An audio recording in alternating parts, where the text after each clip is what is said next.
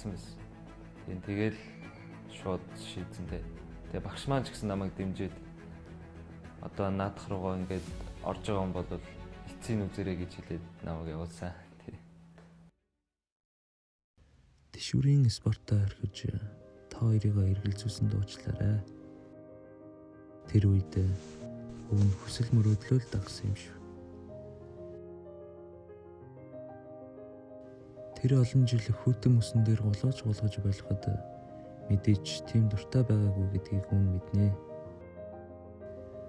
Ээжээ хүн таныхаа хэлсэн үгсээс урам зориг авч ухаантай явах ёстой гэдгийг ойлгож амьдралд алдахгүй тулд хичээж яваа шүү. Та минь хэлсэн. Миний хүү хар багасаа л их мундаг хүү байсан гэж. Тийм болохоор л хүүдээ санаа зовлтгүй итгэдэг байсан баг. PUBG-гийн мэргэжлийн тамирчин болохоос өмнө намайг яг юу хийгээд явааг ойлгохгүй л байсан. Тэр үед санаагийн зовоож байсан дуучлаарай хүүгээ. Хүсэл мөрөөдөл минь хэтэрхий том байсан учраас та хоёртой яг яаж ойлгуулахаа сайн мэдэхгүй л байсан. Монгол тэмцээн биш, гадагшаа өөр улсын багуудтай тэмцээнд орж авраг болж e-спорт гэдэг зүйлийг ойлгуулахыг хүссэн. За, миний аав бол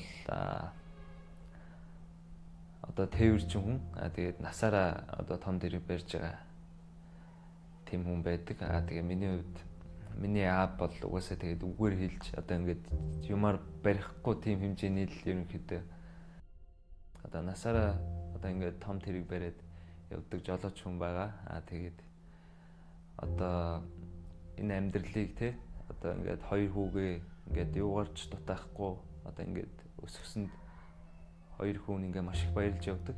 Тэгээд цаг заваа ингээд ажилдаа зориулаад ингээд бүх зүйлээ зориулсан. Одоо тэгээд аав ээжээрээ ингээд амар их амраасаа гэж үздэг байхгүй. Тэгээд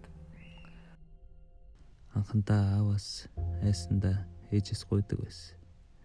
Ээжээ намайг аргалаарай гэж хэлээд бэлтгэлийн байрлал очиж багийнхантайгаа бэлтгэлээ хийдэг байсан. Тэгээд эцэст нь анхныхаа Азийн авраг болж маш их баярлсан. Одоо л аав ээжтэй харуулъя. Одоо л хүүгээ юу хийж явааг ойлгосоо гэж хүссэн. Гэр бүл ойлгож дэмжихгүй бол угаасаа амжилт олоход хэцүү. Тэр цагаас эхлэж хүүгээ дэмжсэнд бас ойлгосонд талархаж явдаг шүү өрнө. Анх Азийн авраг болж байсан бол одоо нийт 7 удаа Азийн авраг болжээ. Бас цөмгүй олон удаа шилдэг тоглогч болсон байна. Хамгийн хэцүү үе дэлхийн аврагын цамыг атгаад алдах байсан.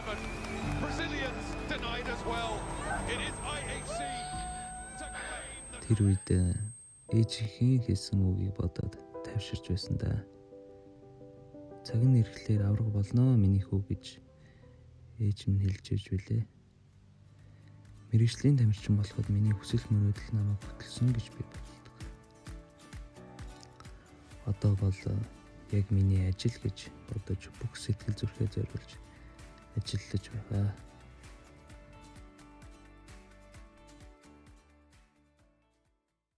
Нэг хотод ойрхон байж л гэртээ очиж аав ээжтэй үнсүүлж чимжихгүй. Хүүн одоо нөгөө яриадсэн том тэмцээнд явах гэж байна. Тэгээд хүүдээ захиж хэлэх юм байна уу гэд. Тэгээд амжилттай оролцоод Монголын нэрийг дуусгаад ажио наалаасантасаа амжилтаас аваа тэгээд амжилт гаргаад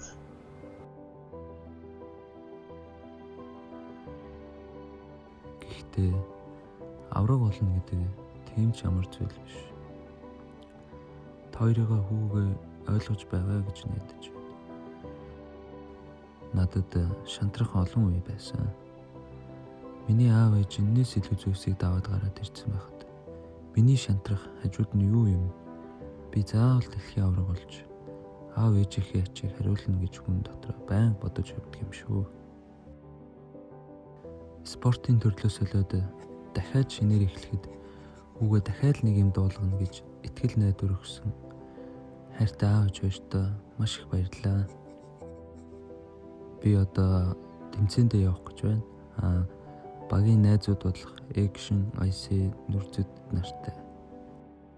Бас сенатор ах маань бидэнд дасгалжуулагч хийхээс гадна төрсөн ах шиг байж хүн ямар байх ёстойг зааж зөвлөж үргэлж тулж түшиж хажууд хамт байдагт ахта маш их баярлалаа гэж хэлмээр байна. Аваа ээжээ хүн авраг болохын төлөө бүхнээ зориулнаа. Зориг мөрөөдлөөсөө хизээж урууж чадахгүй. Бас хизээж бууж өгөхгүй. Удахгүй авраг болоод аав ээжигээ сайхан амраанаа хүн. Надад та хоёроосоо хүсэх ганц л зүйл. Өөрсдийнхөө эрүүл мэндийг сайтар бодож, үр хүүхдүүдтэйгээ илүү олон жил хамт амьдраасай гэж чин сэтгэлээсээ хүсэж байна. Хүндэт гисэн хүү бүрэн баяр гэсэн.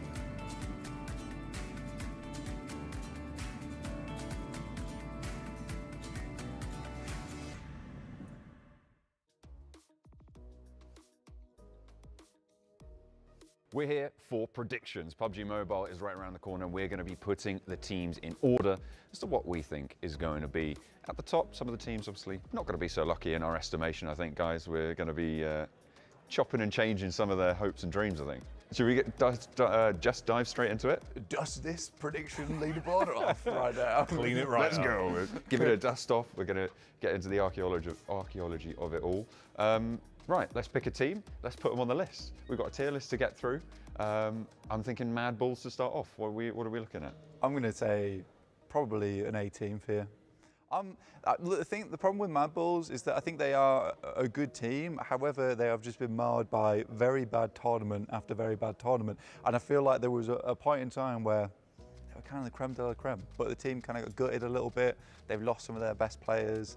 I mean, I just don't see them doing terribly well here. I mean, they definitely lost some of their players to some of the other rosters here as well, who are going to be trying to push them even further down than 18th here. Jackie, are you agreeing with the 18th? I think 18 sounds reasonable. I'd be more willing to go for a 17th. I think 18, as numbers go, I don't like the fact it's so even towards the end there. That is so with true. 17th, that would be 17th. Should we go for 17? Let's knock it to a 17. Tiamba?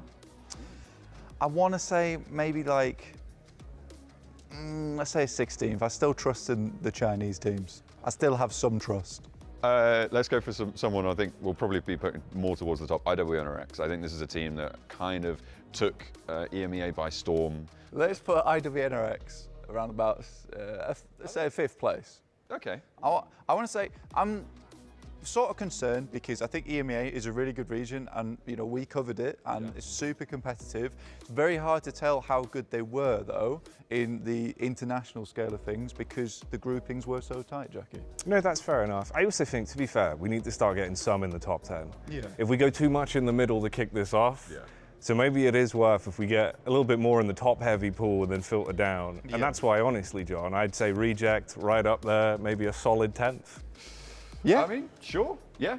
Let's go with that. Yeah, I like that. The big boys from the Brazilian Open, like, smashed it. Get them in there. Yeah. Alpha 7.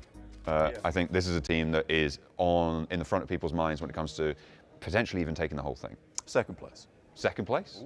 I'm happy. Forever hard stuck 2nd. The team that took the international title from them is also on this list, IHC, now Al-Ula ex-IHC. They're going to be playing around in this tournament as well. Are they going to be able to repeat the performance? Because the thing that was really, really strong for them at the championship at the end of last year was the fact that they were so elimination heavy. Yeah. Are they going to be allowed to do that again this time around? Because I feel like the door's going to be closing. I don't think it's as much as they're going to be allowed, right? Because I suppose you immediately have the optics, so everyone's going to know we need to shut that down. It's not going to be as easy to sort of slip under the rug, right? But I do think they have the talent to do it again and would like to see that happen. I definitely have a lot of time for IHC. I don't know. I think a solid 6th place for IHC would be fair. I would maybe push them down a little bit from 6th. I feel like top 6 is quite prestigious. I feel like 8. Okay, I think 8's reasonable. Let's talk about another team that's been benching a so-called star player, Moneymakers. The Moneymakers they're a team that is, again, kind of similar vibe to IHC, or well, Al Ula IHC, in terms of their style. Yeah, very opportunistic team. I think they like to go for their third parties where they can. And I think that if you give them that opportunity, if you open that door to the money makers, then they'll earn a lot of money from it. But the problem is that they crumble. They crumble so badly. So I want to say a conservative 11th for this team. I think right on the border between the top side and the middle mark. They've always got time to move up, you know. Yeah, they do. True. We could shuffle these a little. Exactly, yeah. Do as the old they go. card trick. So let's go the other end. I want bottom teams. You're not a bad team. I thought I'd give you probably Rook. Okay. I'm so sorry to say it. Jackie, have you got another bottom team that you're thinking? Oh man, it's rough, John, because I feel like the way my brain works for PUBG Mobile teams is entirely in reverse. You know what I mean? I always go for the opposite. I think you quite liked D plus Kia when we last casted them. That's what I mean. They were Yeah, quite impressive. they're not good to me. anymore. Does it really felt like it's They've fallen off the really deep fallen end, off the mate? deep end, yeah. And I think this is one you have to believe. But I would probably put them around about 23rd, yeah. Yeah. Let's start rattling these off, I think. Let's get a couple in. I want to put Team Spirit in the middle. I think that that's a reasonable spot for them, given their fact that they're in the survival stage. It's going to be harder for them to qualify. I feel like 13th. 13th, fair. Put them there. Yep. Get them in Lock there. it in, lock it in. All right. DX Xavier, I want to put them in a 9th place. You know what though? I do think maybe swap Reject and IHC, bring them up a little bit, okay. bring them up a little bit. Yeah, I think that's... Just for, yeah. I'm looking at Vampire. I don't know if this is going to go out before or after our winning predictions are going to go through, but I've put Vampire as my winning prediction. Probably. But they are the two-time defending champions in Riyadh. They're obviously winning the two previous tournaments that we've had here. I'm going to put them probably down towards, I think, 14? I give them a 14 for a 12. I think 14 is probably better, honestly. 14th place for Vampire Esports. Man, I don't know if there'd be a 14. I feel that's a 12. Do you think it's 12? That's at least a 12. What are you doing coming here changing things up on the Because, fly you like know, that? you come in, Okay, put 'em on you're going to 12. have the memories, Yeah, things okay. are going to go better. Okay, memories. It's all about confidence, bud. PUBG Mobile is smell the money. confidence. Exactly. I want to put Power in there, and I think maybe a little bit higher than Vampire. Maybe. I feel like maybe shift those three up one and put Power on 10. 10? Yeah, I think that's cool. Yeah, so Al Ula IHC goes to 7. is. Reject bumped up 1. Jackie's happy about that. DX Xavier up to 9, and then Power. Team Liquid, first place. Come on. We will have very contrasting opinions on one. You want to give them like on the edge of the line? Yeah, Put them on the okay. edge and then On we'll the edge. figure I it out. would personally have put Alpha 7 ahead of Team Liquid, but we'll go with the majority here. Okay. All right. So, Give them a temporary one. Let's have a temporary one third place. up for debate. Yeah, it's temporary third place. Oh, temporary first place. Okay, all right. You're doing well. Thank you. What about 4 Miracle Vibes? These guys are looking amazing. The vibes are looking good. Yeah, the vibes are really good. Hated them in the past, but they're really so good now. I think that would be an acceptable number 1 Yeah. for me, Just for the vibes. for the vibes. Okay, all right, fair play. I'll take that. Falcons in 4? Actually, that's not bad. Like looking at how things are shaping up there, yeah, that's probably reasonable. It's so sad to say because I'd love to see Team Falcons in first. I think they've scraped so close to that first place in the past. But yeah, 4th place is probably where they will end up. Besiktas Black, I was sort of bemused that they made it in. Yeah. And they did well in that finals, but I don't think that they're going to continue that. So I'm going to drop them in a cool 20th. Jukes did want brute force in there, and I must say we had a quick conversation about it in terms of where he thinks they're going to place. John, this is why that one spot is so hard to contest. He thinks brute force are going to take it. I give them a 6th. So yeah, I think we need them at least in that top spot. 6 is open. That seems reasonable. Jukes will be happy. Yeah. I think Reject up to 7th place though. Yeah, switch that. So Reject go up 1. Yeah. They should move up a little bit more. What are you thinking about Team Pandan, Jackie? I think it's more 19th. Yeah. Yeah, that's a big jump down, but I have to be realistic, and 19th is... Inco not breaking into the top 10 right now because there's no slots. Do we want to put them in 14th, or do we want to? I would put them maybe ahead of Vampire and Team Spirit. I dropped Vampire down to 14th, and I would put Inco in 12th. Okay. Twisted Minds, man. Twisted Minds 21st. That's what I wanted. There you go. actually maybe move Reject up 1, And then put them. and then Kagasaka maybe down in 18th. Yeah. That works. So yeah, Reject take up to brute 6th. force. They're up to Yeah. 6. Yeah. Brute force 7th, and then Kag. Yeah, What were I mean, you 18th? You can't talk about Kagasaka without talking about Reject. No. Yeah. Yeah. Which is why we put them up 1, I think. Yeah. Simultaneous in my mind. Yeah, exactly. Two sides of a coin. Alliance 15th. Quite like Alliance in 15th place. Boom Esports 22nd. I'll put 22nd. We've been really cruel to Rook right now because they're just alone in 28th and no one's near them. Oh dear. Give them a 24th. Yeah, bring them up to 24, and then bring Reject up. So we think those are the bottom 4? Oh yeah. Right? Yeah, I think Reject up to 5th. Reject 5th. IWNRX down to 6th. Yeah. Yeah. So yeah, swap those two. Yeah. DRX about 25th. I'm interested about TJB, I think. Okay. I feel like bottom 3 team? A bit of a question mark in my Bit of mind. a question mark. Maybe Team Pandem down, Yeah. TJB up. I think so. It's a kind of a cruel one. Maybe Boom Esports 27th, Team Pandem 22nd. It's difficult to like slot a team in. TJB 19th. Yes. TJB 19th. Bang. And then, Woo. right, what do we think? Maybe Reject up to 4th from Falcons? Yeah, I think Yeah. Reject up to 4th. So Reject from 5th to 4th. Yeah. I think maybe up to 3rd. You reckon a 3rd? Wow, a double jump. Okay. Yeah, that seems Okay, unfair so- to Team Liquid. But Yeah, that's fair. That's yeah, fair. yeah, okay. Alright, that works. Yeah, I mean, can't really talk about Team 3 Reject. teams moving around the leaderboard without talking about Reject. No, you of gotta talk about course. Yeah. Reject. All right, so 2 left. Let's put Talon in 26th, straight in. and then let's put Bro Team in 28th. Okay, I'm kind of happy with that. I think that's perfect. I think it is. I think we've earned that. I think this is a souffle that's come up perfectly risen. Yeah. Well, we have to wait and find out. That's for the tournament to decide. Here's our rankings. Do you agree? Get in the comments. We'll pass it back over to the show.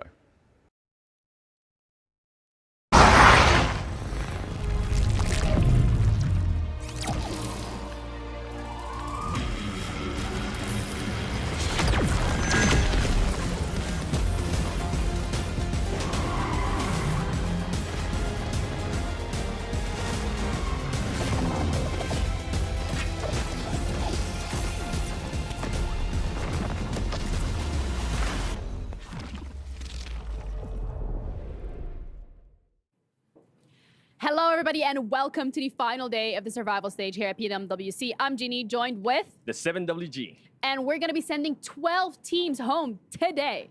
Ooh, we're finally going to be crushing some keys here at the PMWC, but 4 teams are going to be going to the main tournament. So stick around and find out who goes to that main tournament and which teams are going to be going home. See ya.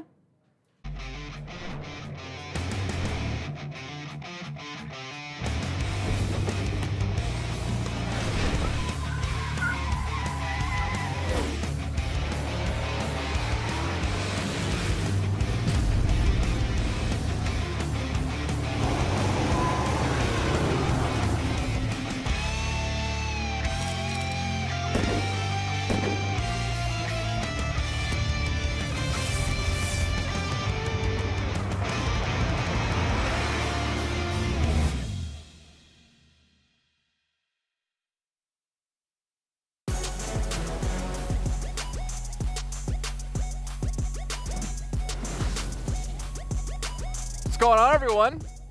We got Maxman, we got Severals Gaming, and we got Flexaurus behind me for the PUBG Mobile World Cup 2024.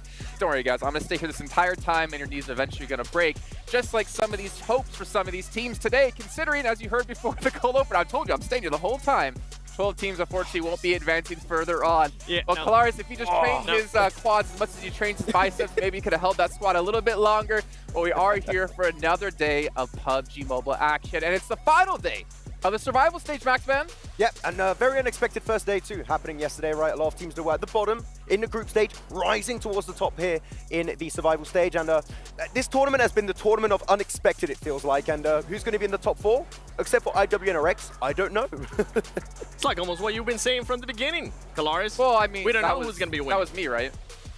No. Remember, I think he said it, no. I think he said it. Well, backstage, I brought up the idea, and Jason was like, "That's a good idea." Yeah, and then that's he's my tried to idea pass it now. off as his own. Unreal.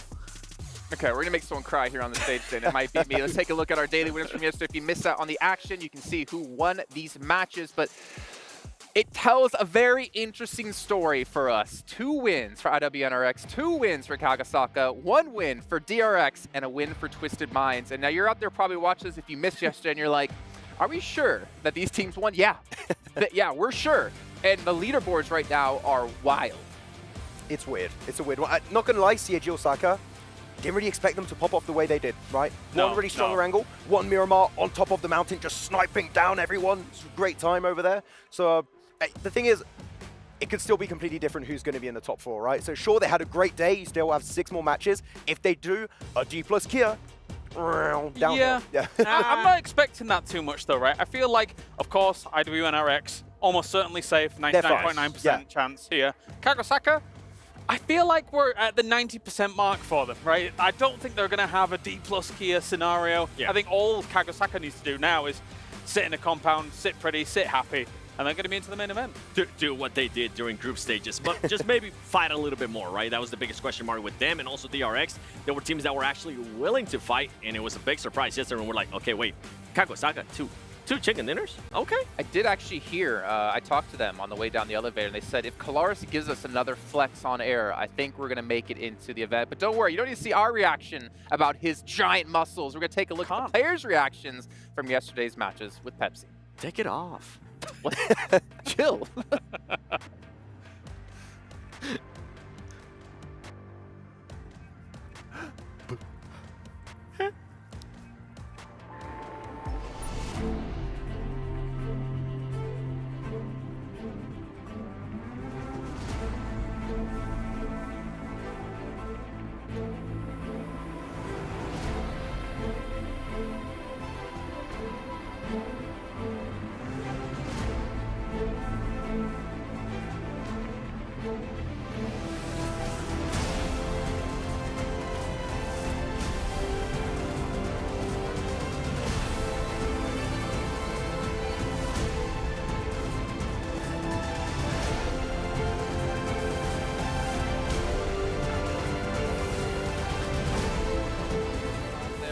Twisted Minds victory.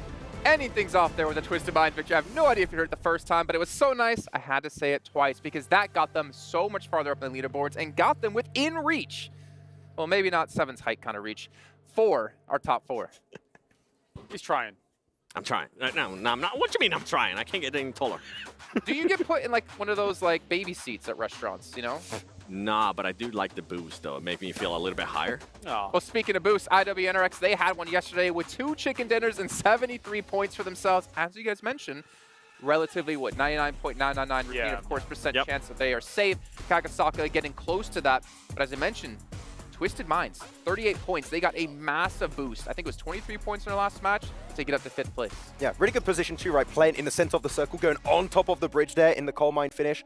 Really unexpected. You don't see those circles happening too often, but you, Kalaris, are talking about their high ground position, right? Yep. He's always the one that's talking about the stuff. It's always me. It's weird. They just get so much information, going for the spray downs, reducing the amount of players remaining at that point. And it's pretty much an easy win, but they played it to their advantage. They had the terrain advantage and just made sure to get as many eliminations as possible. It's an unconventional circle, and they played it in what you would actually consider to be technically the most conventional way. Because why do I say that? Well, for all the teams caught in the kind of industrial area, you can't move. You have to wait and see how the circle's going to end up folding towards you and trying to see if you can kind of wiggle your way through. But for Twisted Minds, they had the pick of the litter on any target that they want to take. Good for them. You know it's not good for, though? What? Team Falcons. 7 placing points, and they have 30 eliminations, 37 points at the moment. I mean, let's be fair. They're currently not in the top 4, no. However, look at the point gap between them and 4th place. It is 4 points. So it is very possible that them, Besiktas, even some other teams on the second page can still jump up the leaderboards here with 6 matches to go, Max. Team Spirit, please hot drop again. Please, please do it. No, if they do hot drop, what would happen though if Team Falcons ends up losing this time? Doesn't happen. It's not. That's a bad timeline. I do not want to think about that timeline. Wait. Put the camera on Max real quick. No. Hold on. I want to do the replay of what happened yesterday in Sandhawk when you were like, yeah, this team is amazing in Sandhawk, and then we played it back. No, wait. So Team Falcon never loses hot drops in Sandhawk? No. Wait, okay. All right, Okay.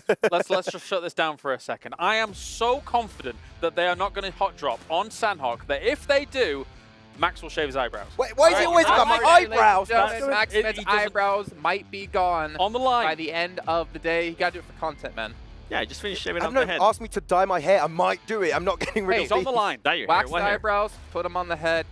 It's a win-win either way. Good shout. Yeah, good shout. I'll do that. Moving on from that good shout, though. TJB, I know, Seven, you were talking about them quite a bit yesterday, and I think you wanted to focus on them in particular going into today. It is. Sorry, TJB. I'm going to become Evil 7 there for a little bit. It is the most inconsistent team out of yesterday, where if they were not in averaging about a second place finish, which they did, I think in like 3 matches, it was a second place, and then a third place. They were more than likely going to end up averaging a 13th place. So there was no in-between this team.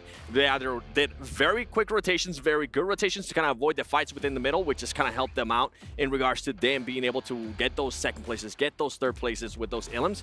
If not, they would just end up losing early fights. So for this team, I want to see them being able to win those early fights. I want to continue to see the great rotations that we saw. Because remember, we even pointed it out yesterday. The rotations that they were doing, the wide rotations that they were doing were really impressive. And on top of that, Flower has been performing really well. Yeah, I think he's right now in one of the top fraggers of this 14th. entire survival stage, so he's definitely popping off. But these long rotations you're talking about, right, is definitely put them in a really good spot for these late game scenarios. They're currently in 4th position though, right? They're the first team to fall if they have a bad day, so they need to start hot here in our first game over on Sandhawk. I want to see a little bit more of GK first too and the rest of the squad, because I felt like it was just mostly up to Flower yesterday. In I want to only S to pop off at some point. That would be cool. Well, I mean, you know, GK First, when he played in Europe, was doing very well. Goes to NA, and of course, the NA curse just inherently makes you play worse. He was good in NA. What you talking about? It's easy to be good in NA. Wow. Facts. Facts. Not wrong. Jeez Louise. What about another team, though? We kind of criticized them heavily. After day 1, they were looking pretty good in the group stage. D+. Yeah, and D+, I want to talk about them very specifically. They had amazing, and I mean amazing Miramar matches yesterday. Very harsh down on that point. That their Miramar was absolutely fantastic, going for these white rotations from one of the southern drops on the map. You know, for these wide wraps onto the cliffside. Yeah. I like what they were doing there. I want to see them bring this kind of success over onto Erangel. Miramar alone is not going to cut it. You know, it's interesting because I've gone back the evenings and watched how D+ has been playing these games. And I do think, actually, yes, on Miramar, as you say, much more kind of success found there compared to Erangel. I think it lends itself to more traditional PUBG Mobile play. Like, it feels like the shotgun meta doesn't really favor them too much. And obviously we're seeing a lot of S12Ks and DBSs and things like that. Whereas when they've got these more long-range fights where they're kind of transitioning, taking fights with people who are 300 meters away as opposed to 150, 100 meters away, I feel like that's where they can thrive. Because they were making great transitions from Partona all the way into these circles, which were very similar to one another yesterday. And they were finding good success in those long-range fights. But maybe we need to see more of that on Erangel. Just Erangel. Really, if they do that on Erangel, I'm telling you, top 4 possible. That's the thing that we saw to them, right? Between day 1 in group stages, they were just pretty much being given the circles, and they really weren't doing anything out of that. But this time, yesterday, we actually saw them being able to do something when they weren't given the circles. That's why I was saying I wanted them to be tested and see them adapt to bad circles, which they did. So now, finally, this is looking good. Get tested! Stop it! Stop it! Stop it, Max! What accent was that?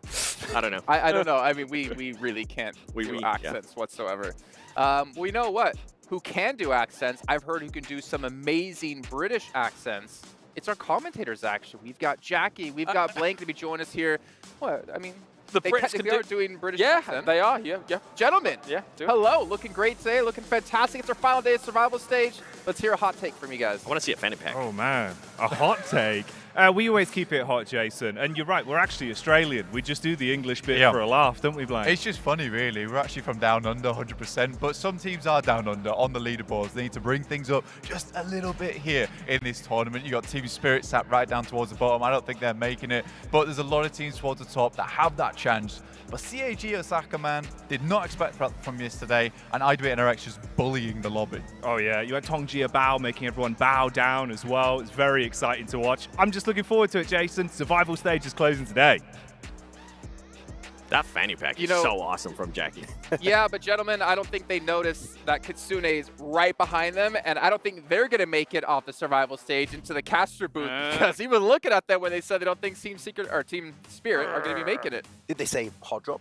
Well, Maybe. they've brought Falcons, we're coming for you. Well, it's very nice. Yeah, very nice. Yeah. You know what's also very nice? What's that? Our team in first place, who had a massive turnaround from group stage to yesterday. IWNRX, I don't know what they did from their day off, but honestly, it is not easy to pull that kind of switch around. And honestly, it kind of worries me to see a team be able to play that hot and that cold. Yeah, coming in so much so that those dogs were taking pictures of them. That was unbelievable. They had cameras and everything ready to go. But IWNRX, I really like how they were able to perform yesterday. Obviously, I think that what we expected of guys like Z-Wolf, and again, even in Miramar, we got to see the Mini 14s coming out and absolutely blasting with them. Bring me more Mini 14s. I want more DMRs on the battlefield. Maybe on a Wrangle one day. Maybe one day. Probably not. But like really cool. Not today. Fact, also, when you're looking at the top 5 fraggers, 3 of those are from IWNRX. So you got Kane, Swain, and Z-Wolf, which you would expect, but also they've been successful on every single map. They got that chicken din on Sanok. They got chicken din on the Wrangle. They got, of course, a really good finish also over on Miramar. So doesn't matter the map, doesn't matter the scenario. They will perform, get consistent points. They know they're qualified, but they're just trying to build momentum to head into the finals with a good start. And something that the other teams need to watch out for with IWNRX is, at this point, I mean, we've been saying, they're already qualified, right? They're going to be not having to really worry that much, but I'm going to be looking at Team Falcons. I'm going to be looking at some of the other teams that I might not want in the main tournament. If I'm IWNRX, I might make their day a little bit harder. That's it. Like, is there any tournament ever where we had an opportunity that you could target a Falcons? It happened. I don't think it's going to happen, but have you ever, I mean, really, have you ever seen a tournament where you could literally maybe ruin the chance for Falcons to qualify at the biggest stage? We know what this team can do, right? Yeah. Maybe at the end, if they're still not in top 4, just... We saw it in, I mean, we saw it at PMGC with S2G and Alpha 7, remember? S2G started targeting Alpha 7 because they just didn't want Alpha 7 to win in their home country. If you've got an opportunity against some of the very biggest teams that are having a bit of a hard time, it is worth it if you know you're qualified. Yeah. Oh, you know, it's also worth it for you guys to head over to stcplay.gg and get your predictions in for the event in general. You heard obviously us talk about the teams, maybe do a little bit different in our predictions and keep us happy here. But speaking of happy, we got 20 seconds to go here. 7 in 10 seconds or less. What's your hot take on the day? Inco Gaming is going to qualify. Just kidding. It's a bit that we're doing, guys. Is it? I don't know. They're not going to qualify. They're They're not all going to. day long, but it is fun to head down to the stage. Let's kick off our final day of the survival stage. Cut it. Cut it. Yeah. Sorry.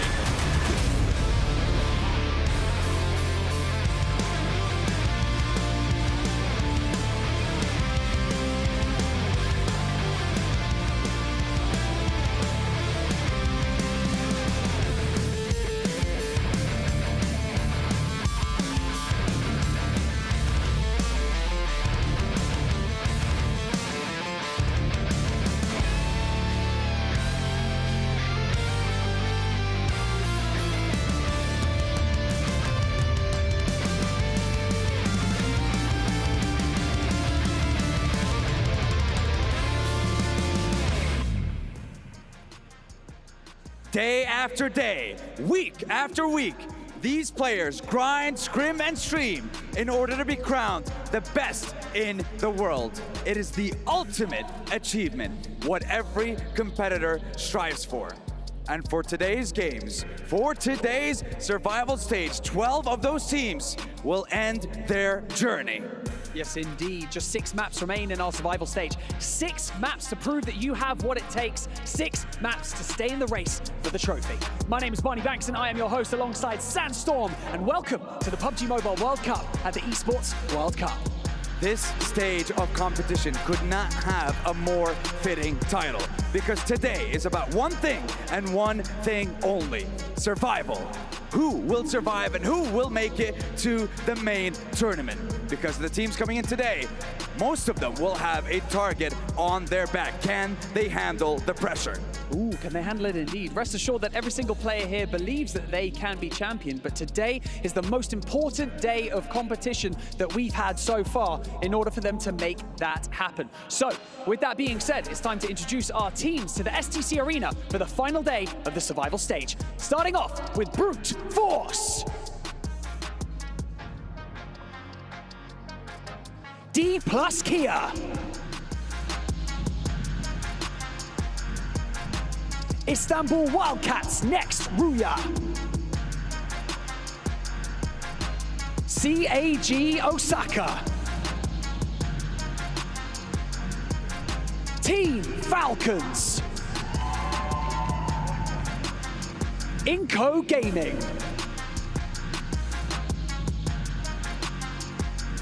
Mad Bulls.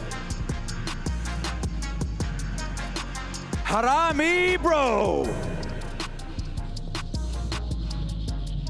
Besiktas Black.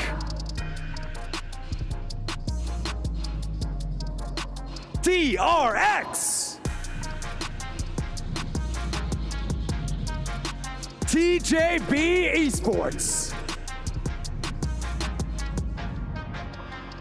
Money Makers. Team Rook. Team Pandem. Twisted Minds. Team Spirit.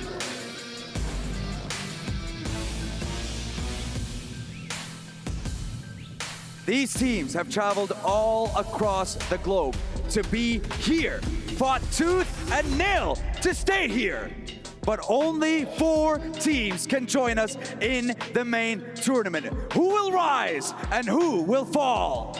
That's right. They've had 24 hours to make adjustments, and now it is time to bring it home. Ladies and gentlemen, it's time to find our final 4. Casters, over to you. Oh, thank you, Banks, and thank you, Sandstorm, for setting the stage with your magical words that really do bring the pace and importance of today's games here in the survival stage. Day 2, Blank. This is where giants will make their leap into the games that are yet to come. And then we have to say goodbye to everyone else that fails to make it to the bar. 12 teams will be leaving us at the end of this one. Spells and rituals will be needed. Oh, yeah.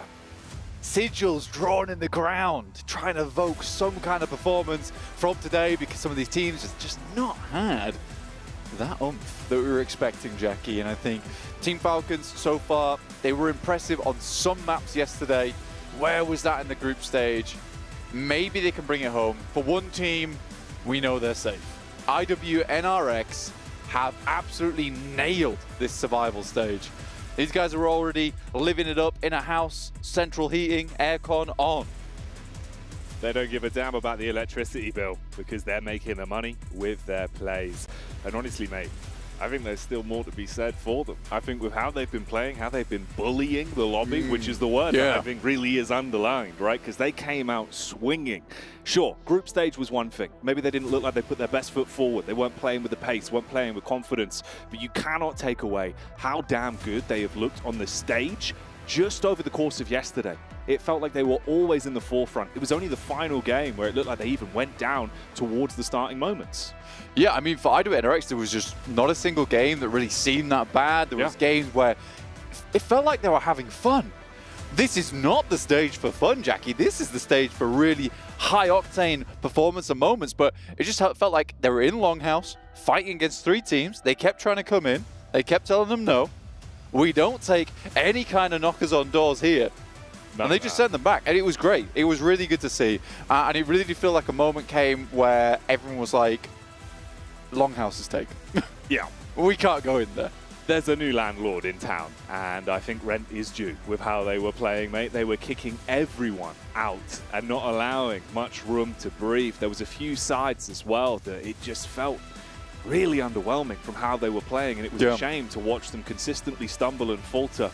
You know who we're talking about. It kind of feels rough to bring it up again and again, but it's a big focal point. If you know, you know. Yeah, if you know, you know. Viewers, you'll be aware with those eagle eyes. Yeah, absolutely.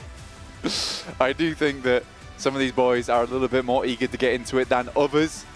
Brute Force, I think that they rallied around Freezer yesterday. Yeah. So proud of that guy on that team, honestly. From what was a rookie startup towards the beginning of the year into PMWC, sort of carrying a lot of these engagements. Frieza has a long road ahead of him, and it's going to be a successful one. I can guarantee that. The optics for that man's career look fantastic, especially with how he's playing now. You know, these benchmark games where he's able to pull ahead of the pack, kind of just makes you think if everyone else could fall in line, if they can pass the baton a little bit, the level of lethality they could have, yeah, that could be through the roof. And the roof's pretty high. I don't know if you've seen, Blank, the STC Arena, that's a tall roof. I mean, I've been exclusively looking forward. Today, I looked up and I was surprised at the magnitude of the arena. The sheer stance of it. The sheer stance of it was intimidating, yet also awe-inspiring. Well, there you go. That's what they've got to go through. All of these players on that grand stage. If you look up, you better not be afraid of heights, even though that would be looking down. But in this instance, you might be afraid of verticality in general. That's why they call it heights. Verticaligo. Other fears are available, of course. What, the sky? What is that? It's a roof. I hate it. Really bad let's fear, let's bring that down a notch. Yeah, you'd have to live like in Hobbiton, wouldn't you? Yeah. That's all you could live in. God, it'd be rough. The Bouncing Shire your head would be off fine. the, Anything that's else what I'm probably saying. A bit much. Hobbiton. The Shire. Yeah. I knew what you were going for. Yeah. You know. You knew what I was saying. Yeah. The beacons are lit. Because the stage calls for our games. A does. PUBG Mobile will answer. It's crying out for it. You can see it's going to be a good day here at the survival stage. EWC calls for aid, specifically in the caster room. That's where you want these games started. We're getting for it. We want to go. We're ready. Oh yeah, we are, mate. We got the gas on standby. You know, we brought the fuel cans in. We're going to top ourselves up over the course of the day when it deserves it. But we'll ease into it. Unfortunately for these teams, you don't really have that benefit. You can't kind of take your time, have a bit of a jovial start to the day. Look, man, the pool's too cold. You get in. That's just the way. That's the only way about it. You can't dip your toe in, be like, ooh, bit cold. You just got to jump right in. And that's actually good life advice for anyone out there as well. That is the best way to do it. Don't go slow, because then you get the cold shock the whole way up. You're like, oh, I don't really want to go in the pool. And then you're going to sit on the side of the pool. You're going to look like a weirdo. Yeah. All right. You'll look silly. Everyone People else is swimming. Everyone's swimming. Go swim. Get in. Just get in. Have a swim. See, remember that. You can be cool. That's a cool thing to do. People respect that. Yeah. And if you're going to cannonball, make sure you check the depth first. Yeah, that is actually a big one. Yeah, that's I've important. cracked my knees before doing that. That's not good. No. Are they okay? Yeah, they were. I mean, they hurt when I did it. Yeah. Now they're fine. All right, well, that's good. Yeah. Strong knees. Yeah, and then I was just breaststroking it around. Just swimming off. Yeah. Like, And I was like, ha, ha, ha. I'm going to do some doggy paddle, guys. I'm fine. Yeah. Which is basically what Team Spirit did yesterday. Just doggy paddling. Nah, they cracked treading the knees. water. They cracked the knees. Are gone. The knees are gone. They've got no legs. No. Yeah, we need immediate assistance for them. Hopefully, man, there's a little bit more to be said for them today, even just for the mentality for yourselves, because there's other squads that have really been ramping up the pace. One of them's name is on your screen right now, CAG Osaka.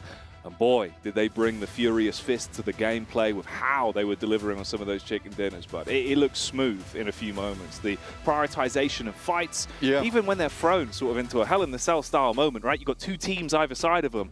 Their brains were just working quicker. They knew how to make the snap-second decisions. And we know how to get you set up for today's games. And that's going to be, of course, with the GT20 Pro, Blank.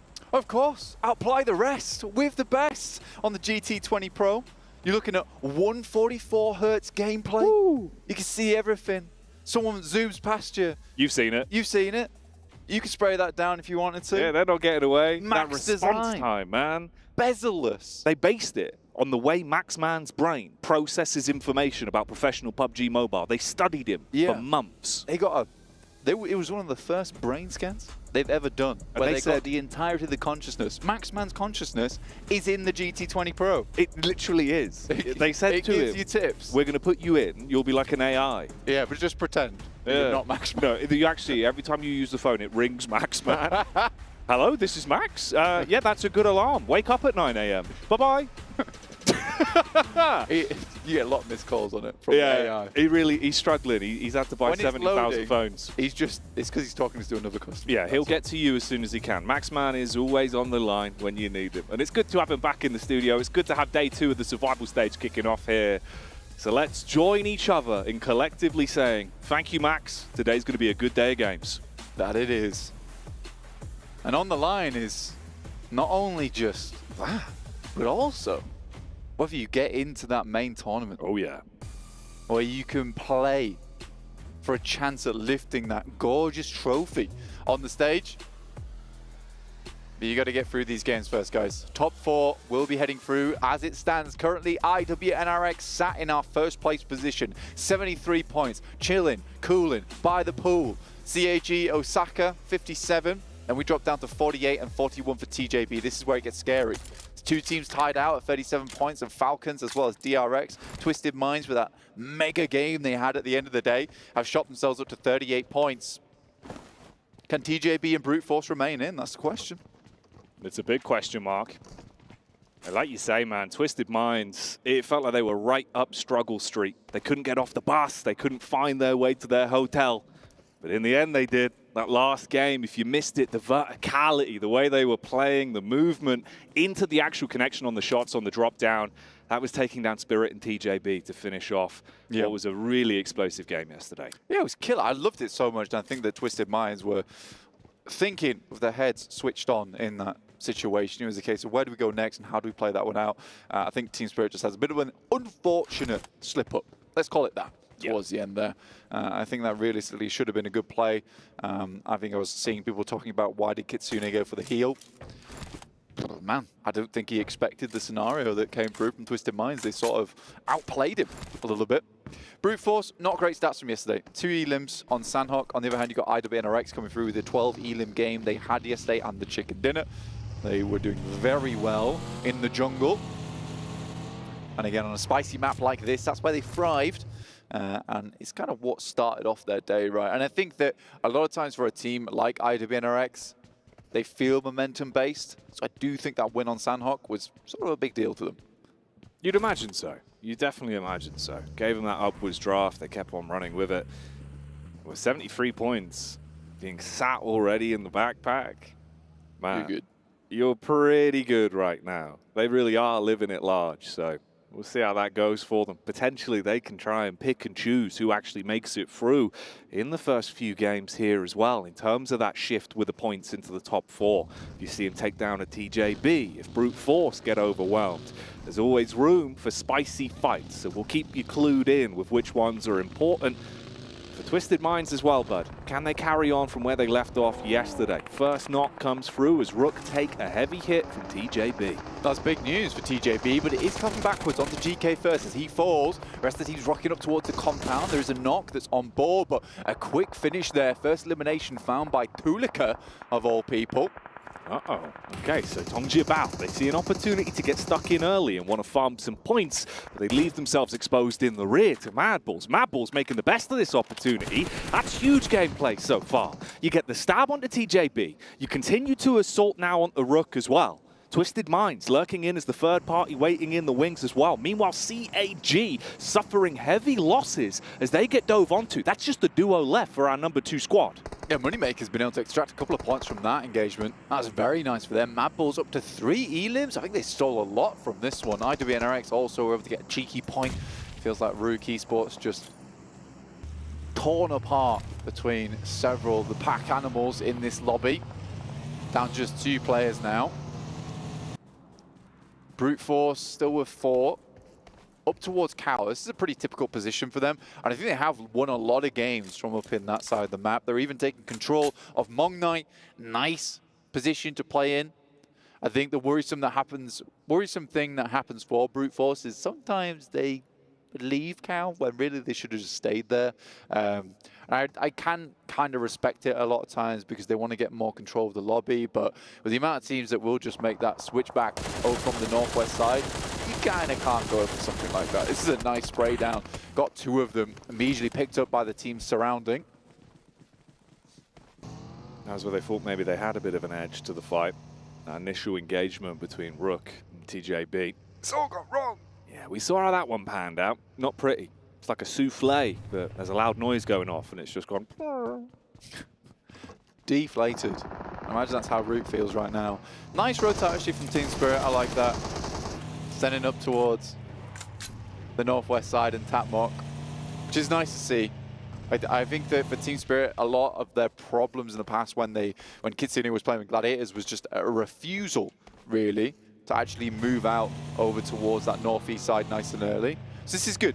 This is really, really good. I'm a big fan. No, it's nice to see, mate. DRX as well. You'd hope they'd have that form from yesterday, bro. If they can try and keep that going, have some cheeky maneuvers, maybe they can peel ahead. You know, it's not much of a difference, like we were talking about, right? 37 points, mirror matchup for them and Falcons. Only 1 point ahead for the Twisted Minds. They were scrambling everyone, making them look smooth with the plays they were making yesterday. It's all about consistency, though, Blank. You need to keep putting up those points. I think Kale was saying at the end of the day yesterday, it's sort of an interesting thing to say. Yeah. Because it's Kale. He always comes out with the interesting stuff. And he's an interesting human. He is, yeah. Yeah, he is, really.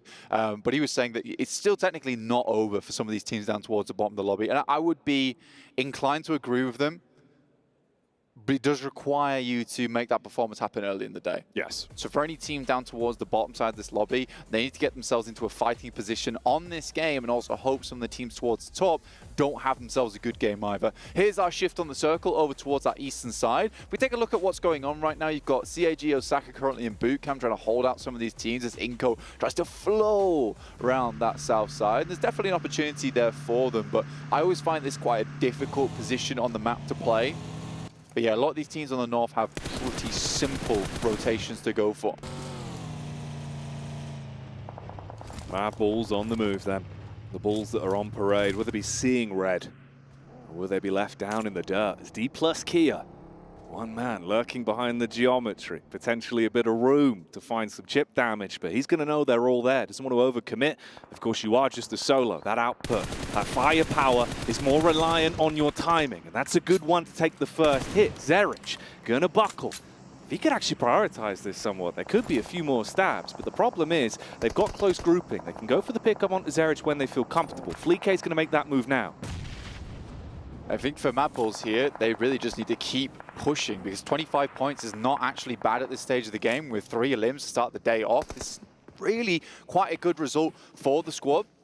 They're going to keep pushing as much as they can. There's shots onto Brute Force from Team Spirit. This is a big actual crash that's come through between both these teams. Now, Brute Force made that rotate on the northeast side, and Team Spirit, they've managed to get themselves sandwiched in between Brute Force and the circle, and that's put them in disarray now. They're all over the shop. Yeah, this is a little bit of Panic Station's moment. So you lose Prepod. He's down. He was taken out in a bit of a rough spot. Okay, hang on a minute then. I mean, there is room. If you expose yourself on these peaks, Brute Force could still take a couple of pot shots back, and that's one of the reasons why. Seizes the window of opportunity, literally, as he pumps those bullets through. Meanwhile, Mad Bulls, they rotate it off, not wanting to face the squad that roamed in from D plus Kia, but they go running straight into the Moneymakers. The Moneymakers switching things up. Goodness me, the double nade on it. It's so readable as well on the res, but a wonderful play there. That drops them down to 2 effective players. I think the rest of Brute Force is coming in to finish off Team Spirit and probably finish off their chances in this tournament. Another insane grenade over the top. Just Kitsune and Nomi to back it up in the action. Ooh, I mean, Nomi does get the first off at least. Big Papa Pump makes an introduction as he'll hit with that one. Be able to commit onto it, so Brute Force now in a similar position. It's all down to the battle of the duos. Little peek on the sideline. Nade through the door as well, trying to keep the pressure on them. Spirit, can you recover from this? They had a bumpy day yesterday, and they're being pelted by gigantic boulders off of the top of the building. Molotov in the hands as well. Isolate their pathway, restrict their peaks. Nearly an airburst that could have been huge. Yeah, that could have been massive. It was pretty well timed there from Kitsune. Nomi was a pretty massive contender for the overall MVP, to be honest with you. In EMEA, even just early on. He's not a bad player, but it just feels like on this stage, he's not able to perform at his best. And the reads coming through from Brute Force are crazy at the moment. This is feeling more and more like it will be an easy cleanup for Brute Force. Oh, mate, he's got his finger on the pulse of the game.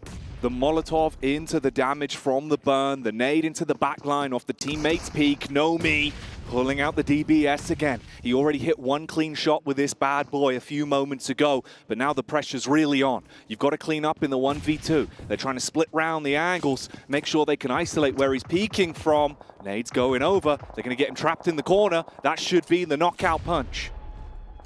Not sure exactly where he was in that moment, but Neos with that Molotov just makes it easy for himself to line that one up, and that's Team Spirit going down 2 points. Just sloppy plays, man. And it's so frustrating because you know that's not how Team Spirit usually plays. Mad Bulls, on the other hand, going toe-to-toe here with the money makers inside the building, watching the stairs. Oh. But really, it's the roof that you got to be aware of. Fleek comes from the side and will flick them off this map. Oh, that's sick, dude. Fleek busts through the door, waving the 4-4. The money makers, well, they ain't making any money no more. Takes them out, cleans up, gets the meds back in. So Mad Bulls, they've kind of been pushed around a lot so far in this game. It hasn't really been up to them where they've had to go, but they've been fighting tooth for nail. And at the very least, they're surviving these tests. Yeah, I think for Mad Bulls, it was a very big eye-opener for themselves in that final game during group stage, where it was a case of, we're playing too passive, boys. We're playing way too passive for a team called the Mad Bulls. You gotta get mad. You gotta get mad. I want to see rage in the lobby. I mean, all these players are extremely good and kind of suit more of this aggressive playstyle as well, I would say. I mean, English, crazy fragger. Fleek, awesome off-angler, but an aggressive off-angler. Tulika, we don't talk about Tulika because he goes a little bit too insane sometimes. Oh, yeah. But again, you should lean into that playstyle. And for the Mad Bulls, they were sort of making the same mistake that IW NRX made, which was a case of not playing to their strengths. Some teams in this lobby are incredible at playing edge and just playing this careful, smart game. And D plus Kia springs to mind immediately. Meanwhile, here we join from the POV of Harame Bro that are bringing that damage down onto the Lions of Inco. They have had a real rough time. Similar scenario for Team Spirit with how their flow of games have gone. And again here, you get isolated, you get fragmented, you're down to just 2 duos, barely trying to patch yourself back up. They pull out the plasters, slap them on, hoping that will block off the bullet marks and see if they can survive through that one. Replay back on your screens here. This was the compound crash that we saw where Moneymakers were overwhelmed by the plays from the Bulls. Some really good grenades there from English. Opens the door, quite literally, for Fleek. Head upstairs and make some of that. A lot of action going on right now. I think the notable one is the fact that Falcons is taking some damage right now from Pandem. But they are living it out. Again, not an easy spot for them. They do have the compound, but they are down to 2 angles right now. But they do get the res over towards Nerzet. He's back up at his feet, pat him on the back. He's good to go. Yeah, Pandem is a bit of a threat to them, and there's quite a few teams in this area. You've got TJB down towards that south side. You've got Rook as well. Goodness me. That's shrapnel everywhere, Blank. That's going to make you feel uncomfortable on the side of Falcons. Action. He has to slow down and instead make a reaction. Opt to heal himself up. Some near misses on the nades as well. Now Pandem, their first elimination in this game, came from guarding the edge on the rotate of CAG. They want to get a bit more proactive. Instead, though, it's the response again from Action. He bombards down with a nade. Nerzet, now a casualty to the result of Pandem's plays. It's really starting to break out all over the shop. Action, he's been lucky to keep himself in this one. Backpedals around the corner, opening the door for the info by the window. He's seen the head, knows the location of the player pushing up, trying to play on the off angle, wants to go for the peek and get a little bit closer into it. Meanwhile, they back off. Panda might have bitten off more than they can chew. Near miss on the shot as well. Slugs flying. They're going to go for the medic maneuver. Icy jumps on his teammate, wants to keep Falcons alive. He's trying to bait him off it. Nade over the top. Oh, the team tag on the nade. It's going to shut things down and almost completely burn the HP of Icy. Panda might still have a chance. I'm not sure what to say about this. This is a catastrophic mistake coming through from Falcons. They had the easy reset on the 3-man. Action. I don't know, man, it's too much. It's too much action. Yeah, bring it down. Bring it down. That was far too much action. Oh, that's going to be gut-crunching. A real sour feeling left off the back of that team nade. And TJB, I mean, you're in a similar sort of scenario, just trying to keep yourself topped up so you don't go down to the blue. This could just be a stalemate. I mean, the disconnect between the team as well. Luckily, he is there. I mean, he's popping off, but he's not playing as a solo within a team right now. Yeah, the old solo duo. Yeah, he's on his lonesome now. The teammate will fall out. He'll clean up, though. He will clean up. Cleans up his team and the rest of the squads in the area. But he's got a long way to go. Doubt he's making it anytime soon towards the circle. 6 elims, not terrible. Not the worst thing in the world to happen to you. And I mean, at least this one's a TJB at the end there. With all the bumps and Smart, ups and downs, actually, right? yeah. That kind of works out at least in terms of your direct competitors. Yeah. So that is actually kind of a fantastic move. It was a good pickup on that, Jackie. Well done. That's all right, mate. Yeah. I told you. We're watching out for you eagle-eyed viewers. Keeping you clued in with our not quite eagle eyes. I wouldn't want to have kept you clued in on that. I mean, that is a wrencher, honestly. Yeah, it's really rough, dude. Especially from like the flow of play where Panama just trying to bait him off the rest and the nade goes in. The sequence of events. It was the disconnect between the team, wasn't it, really? It was like a case of top, I'm going to res you, and we'll get back up in the side as 3. It's not like he's going to peek us. I've got a grenade! Action, what are you doing? Stop it! Stop it, Action! It's Put too that late. thing away! I can't put the pin back in. I fumbled it. I've lost the pin. Oh, man. It's in the grass. Oh, I can't find it. It's like finding the grenade pin in grass. That's literally what you're doing, Action. I've thrown it. It's gone. It's gone. It's got to go. It had to go. It was going to blow up. Oh, right. Well then. Dear me. Twisted Minds up to their old tricks as well. Rattle boy. He loves height.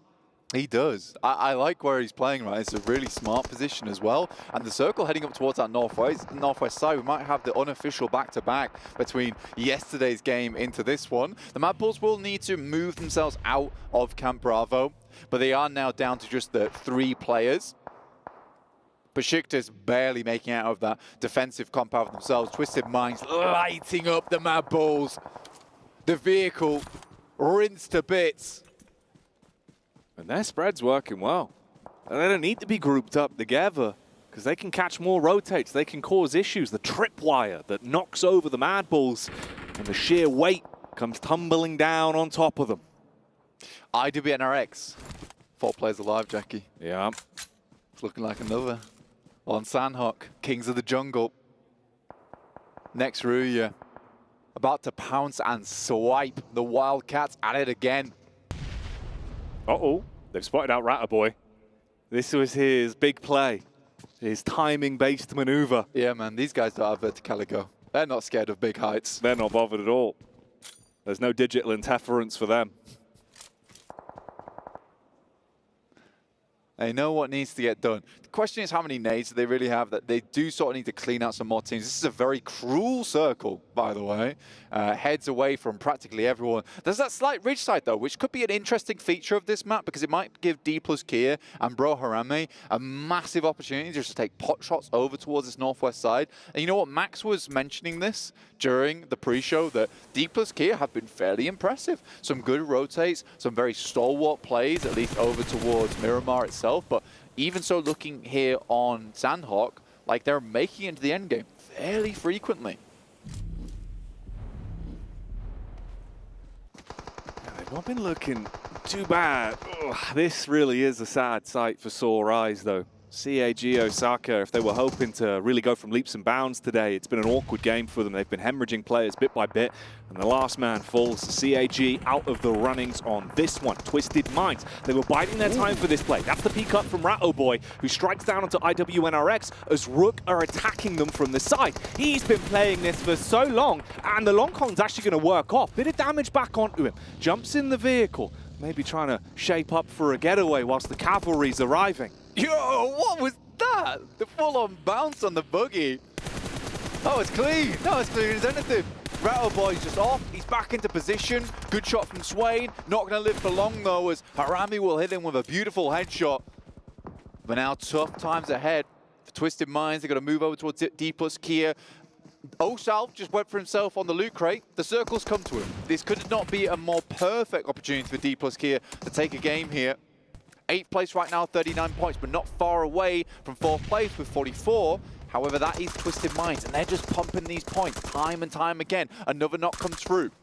Okay, here we go then. They might be able to build off the back of this. I mean, Chips, he's trying to get distance. Twisted Minds, when they group back together, they get that brutish strength, the power in numbers, and they're starting to get close, dive in, bait out shots and information from the vehicles on the maneuver, use the nades to clear space. Oh, Sal, he might have a big gun, but can he have any fun with it? Yeah, he can. First shot comes out, connects on to Rat, oh boy. He's got to make smart decisions on this. So low, bobbing and weaving, ring around the rosies, but he's going to fall down. I mean, he did a pretty good job. Honestly, that gun was fresh from the crate.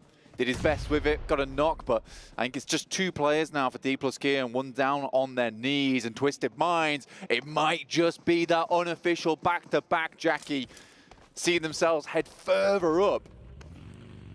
These guys used to be Death Balls. I don't think a lot of people put a huge amount of stock in this team. There are underdogs over in the PMGO.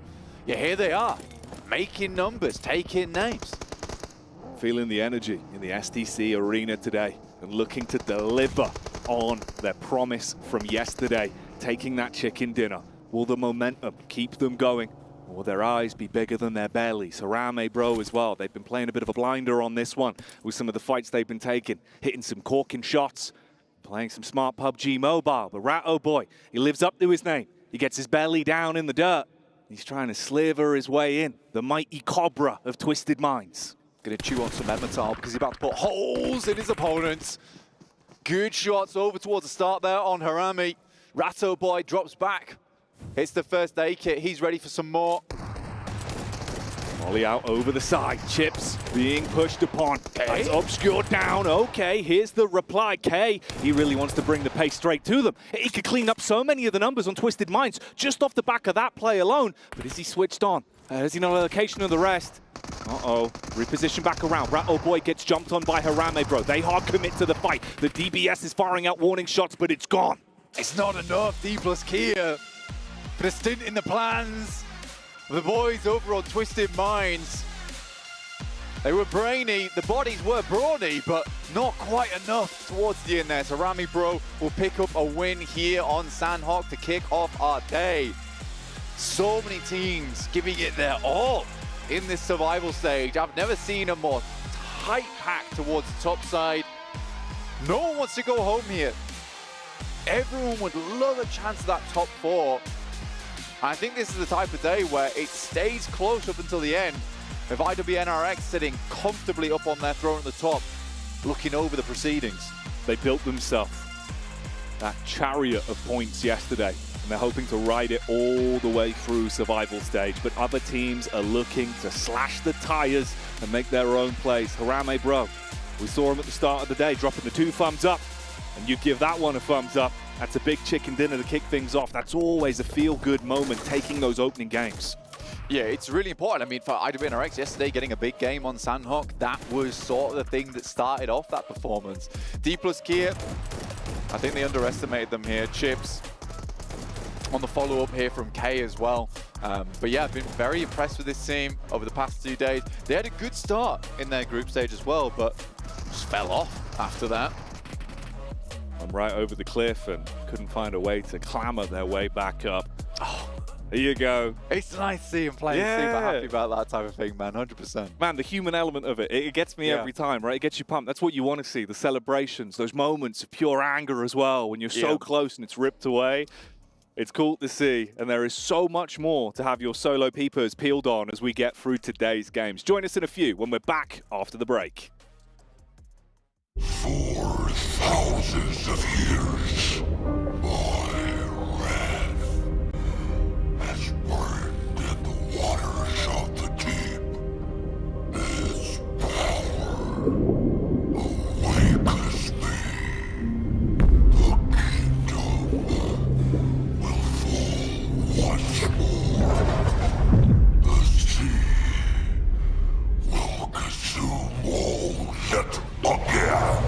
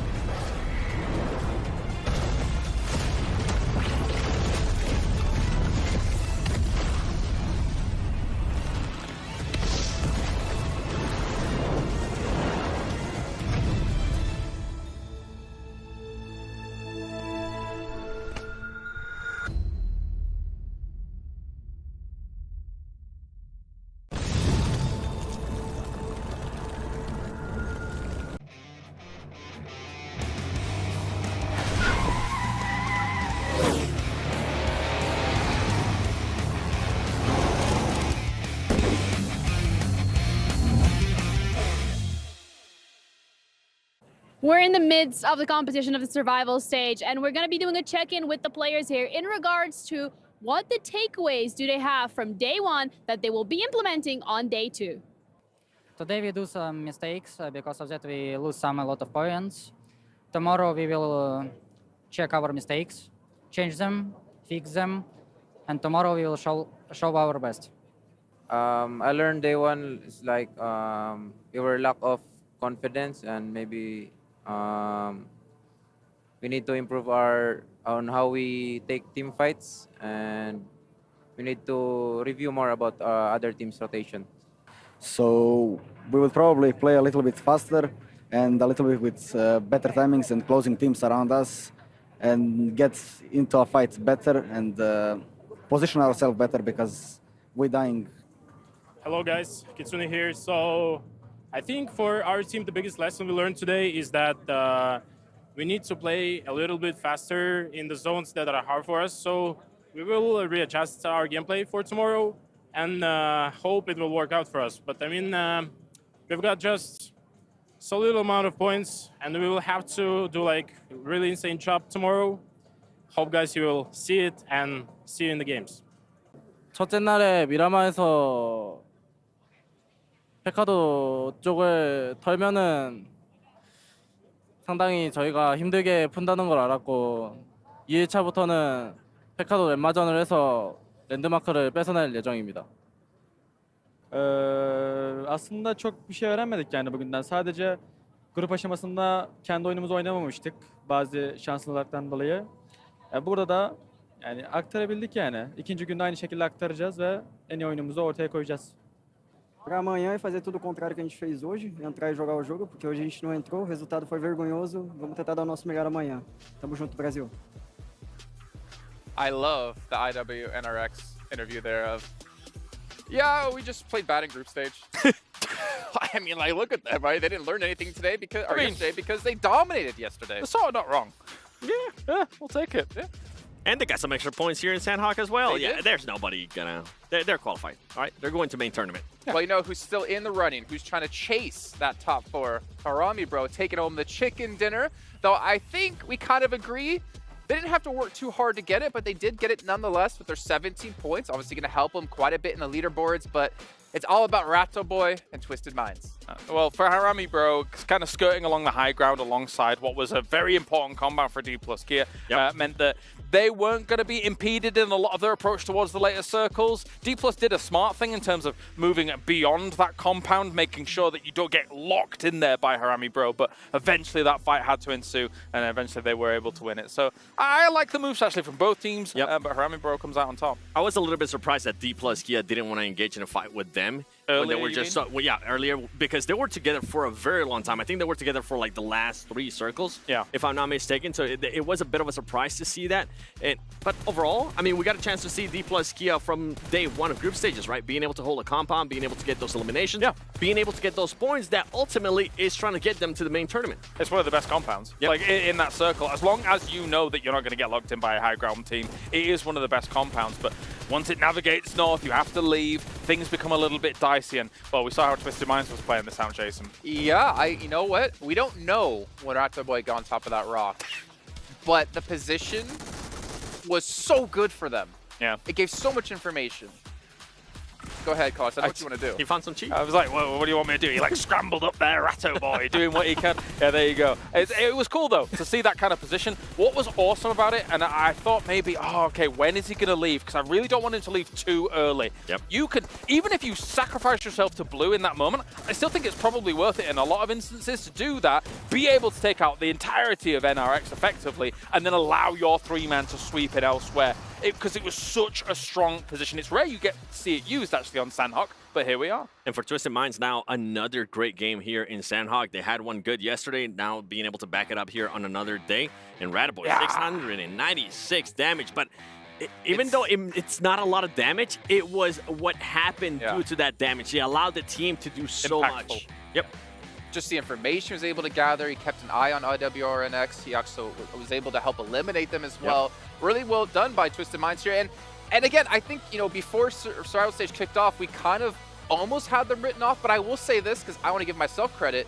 Seeing what they've done in this year has been very impressive for like a new coming team. Seeing them get into PMGO, like passing the prelims, get here into this, as Death Wolves, see them qualify for this event, and now putting themselves into, I believe, top 4 as well.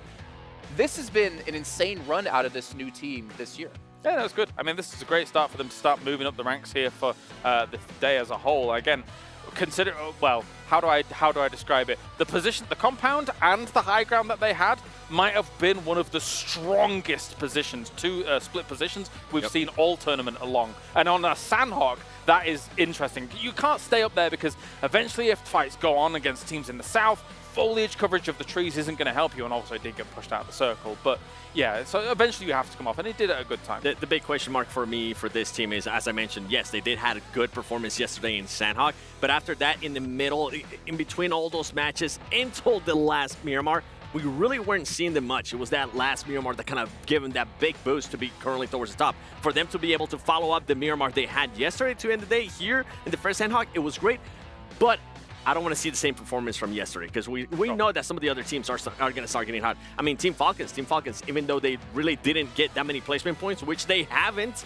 they were still able to back it up with those elimination points. 0 placements, 6 elims, even with nading your own teammate. I think there was actually nading top, and they're still able to pull it off, but not enough for them to get into our top 4. You can see Twisted Minds have squeaked through at 53 points now into 3rd place. Kagasaka still holding on to 2nd, but this is where it gets really interesting. Again, the gap, 7 points between 3rd and 5th.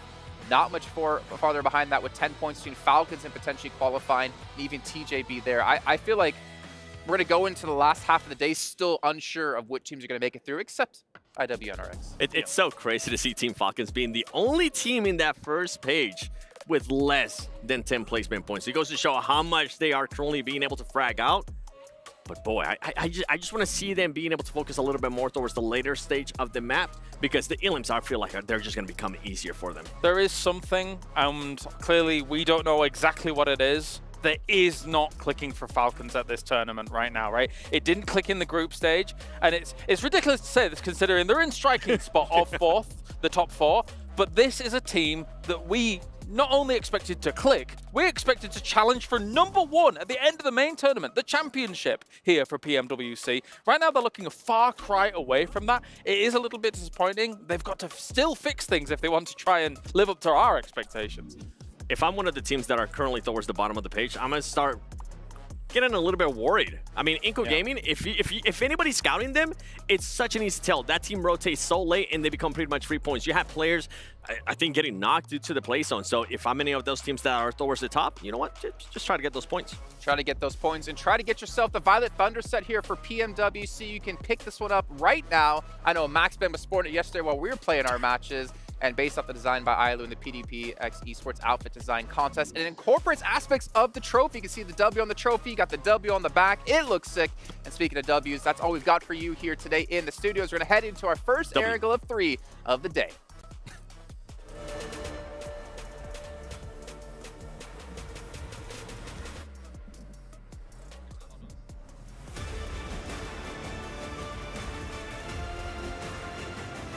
Hello everyone, welcome back. Game 2 of the second and last day of Survival Stage is about to dawn on us. But who will bask in its sun and who will be left in the shadow of the other teams, Blank?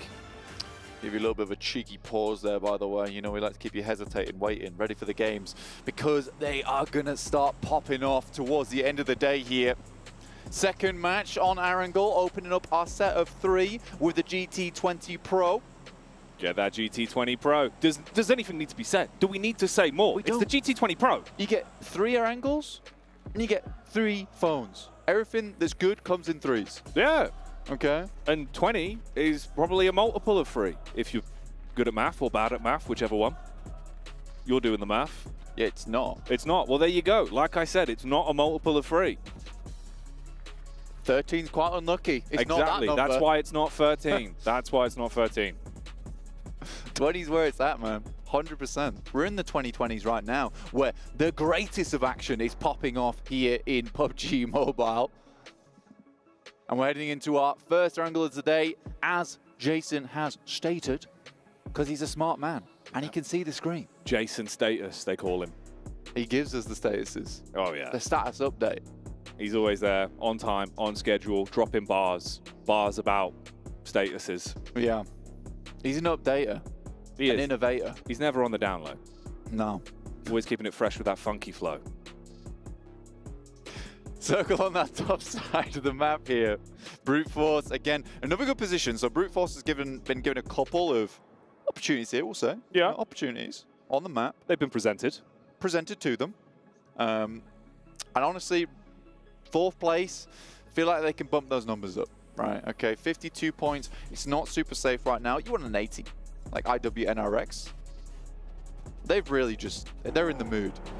As the boys on the desk are saying, for IWNRX, they just played that during group stage, which is fair enough. I mean, you nail it in the finals, in your region, you get the second chance. And this is what it's all about. You know, if you don't have the greatest of starts, at least you can bump things back up again when you get through to the survival stage.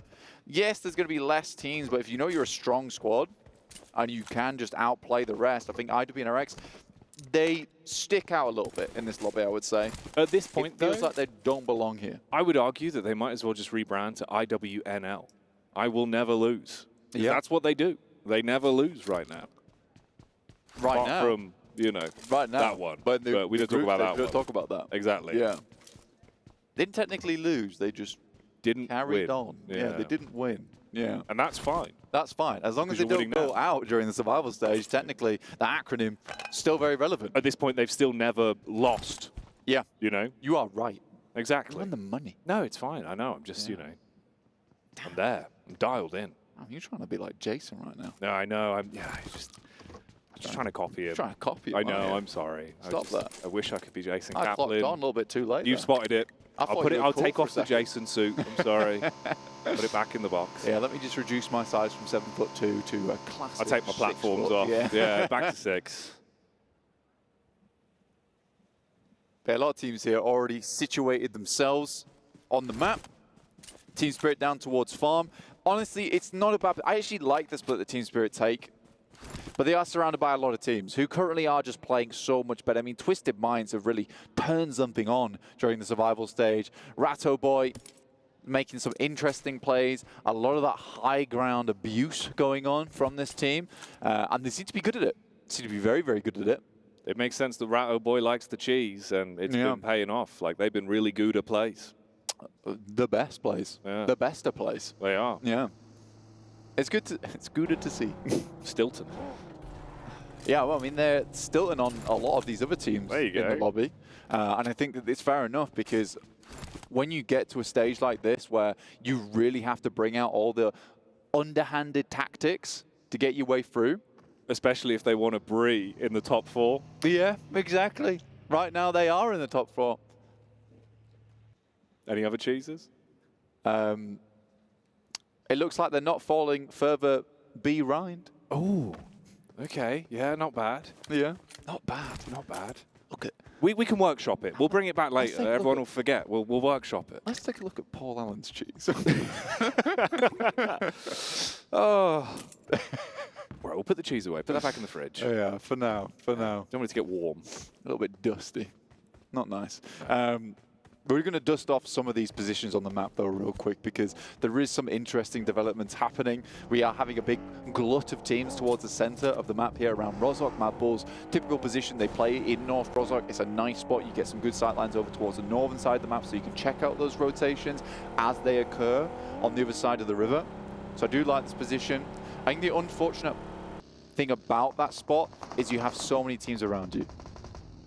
Talking of people surrounding someone, that's unlucky for Morales. Man's out on his lonesome. Yeah. This is off the back of obviously just taking a chicken dinner in the last game for Harami, bro. You've run into Spirit, and you've lost the man immediately. He's completely gone. I think the frustrating thing for me right now is Naomi is such a... All of these players are so good. Right. All of these players are individually awesome. And as a team, they were awesome as well. Like, they were very, very team-orientated. There seems to just be some really sloppy plays coming out from this squad. It's frustrating to watch, really. And I think that we do have a lot of Team Spirit fans in the chat, usually for these events. And I apologize to every one of you guys, because I think both me, you, and Jackie all expected more from this squad, and they have not been delivering. As Kitsune said, they would have to have a blinder of a day to even think about getting in. Inco called their gameplay shameful. And I think that shameful maybe is a strong word in this situation. You are playing against some of the best teams in the world. You've got all the way to survival stage. I think that that is still pat on the back for yourselves. Yeah, but you can see obviously how much it means to Inco with them being a little bit critical of themselves and wanting to present more, not only for them, but for the fans at home as well. And we know they've got some of the talent there, like we've seen it, right? It's good caring. Yeah, exactly. It's not as if they were completely down on themselves. It seemed more like they wanted to light a bit of a fire under the bellies, get themselves back in. It's a fine line sometimes, though, of keeping yourself sort of in that flow state and hyped up versus overcritical. Rather than just, you know, giving yourself some twists on the wrists when you get home to the hotel. I need to do better. I must play better. No, it's just a case of do some VOD review, figure it out, talk to your coach, figure out what's gone wrong, come back in. This is the difficulty with survival stage. It's just 2 days, so you don't really have that midway point where you can like look back and have a really good discussion of what's happened. It is just a case of we fix mistakes on day 1, and if it doesn't work in day 2, we're done. Someone coming in the door. I thought so. I thought someone was coming in. It's just how intense the action is. But hello? No, I think we're fine. Hello? Safe for now. Well, there is a bit of rumbling going on. Oh, is there? We'll let that occur. But yeah, man, it's really interesting. I think, especially as well for me coming into today, it must be hard for some of these teams to sort of prioritize either unpacking the bag and thinking about like how do we reset for day 2 of survival stage, or how do you just keep yourself just drilling on, keep it going, you know, not get over critical of anything and just focus on the individual, that gut feeling. Because sometimes you can plan for something, but the games themselves go a whole different way, and it's just about relying on your mechanics and your decision making in those moments. We've seen some teams are really shining today and yesterday as well with IWNRX with the way they're communicating. Even CAG Osaka, like the way they were coming inside of fights was so clean to watch. Totally different from the group stage. And I think that if you look back on yesterday, there were some games that really went awry, like in terms of the positions on the map you had to play. A lot of it was pretty unplanned approaches to those games where we haven't seen matches end in those positions before for quite some time. So it's difficult. Circle does move up towards the northern side of the map towards shooting range. Brute Force about to be getting hit with a brunt of squads who are all moving over towards that north side and have to hold them back at the barricade because this is going to get a little bit tight towards the northern edge inside the forest that surrounds shooting range and this little overlook they're currently playing. Hello, Rook. They always seem to find themselves in some sort of trouble. And it's Inco that find the bonnet action to shut that man down. Yeah, Rook's just been moved from place to place and hasn't really found a decent home. But again, I think for Rook, this is an unfortunate rotation. The fact that Inco is still chilling around here, the circle is so far over towards that northwest side. I would imagine this is a planned move, a planned play from Inco, waiting for a team to move through. Moneymakers, IWNRX, tough fight for them, considering this team is on point, on form. Oh yeah, they are. And they could add even more points to that big old bag of points they've already found. Icy Boss takes a heavy hit and he's down. The rest of the squad, they kind of scurry out of there, looking to get themselves into whatever covers around. It's not much that they can work with. Bit of a rock blocking the bullets. If they can get the off angle on him, that's an isolated fight. Could be another freebie. Koa and Co backed off massively as well. Cheeky peek up on the top of the rock. Does at least get the initial damage off. Koa's coming for the recovery. Looking to see if he can pick up his boy. Has to be quicker though. I think he understands this team is just not missing shots. An instant reposition as well from Kane. Get the high ground. Oh, the timing on it. Just for the peek down. Bad. Barrage of bullets starts to connect. The Moneymaker having their cash flow cut off. As damage is done from the elevated peak, they thought they had the getaway, but not today. Bishke might have to double back here, pick up Koa, but he's got the vehicle, and I think Bishke just has to move on with his life. That was a great reposition from IWNRX, and I think that's the cool thing that we see from this team. As soon as they sense weakness or blood in the water, it's a case of it's all go.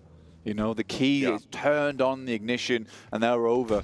So they finish fights very quickly because they immediately know when the tide's shifted in their favor. And it's a very, very smart thing. It's a difficult thing to do during these fights. They seize the initiative whenever there is an opportunity that's presented for them. And there's respect in that alone with how they play it. Oh, huge backstab. This is the off angle they were trying to find for so long. Making focus on the majority of the squads. And Frozen can find the backstab. Yeah, dude just splits up, confirms that one. Makes it look easy.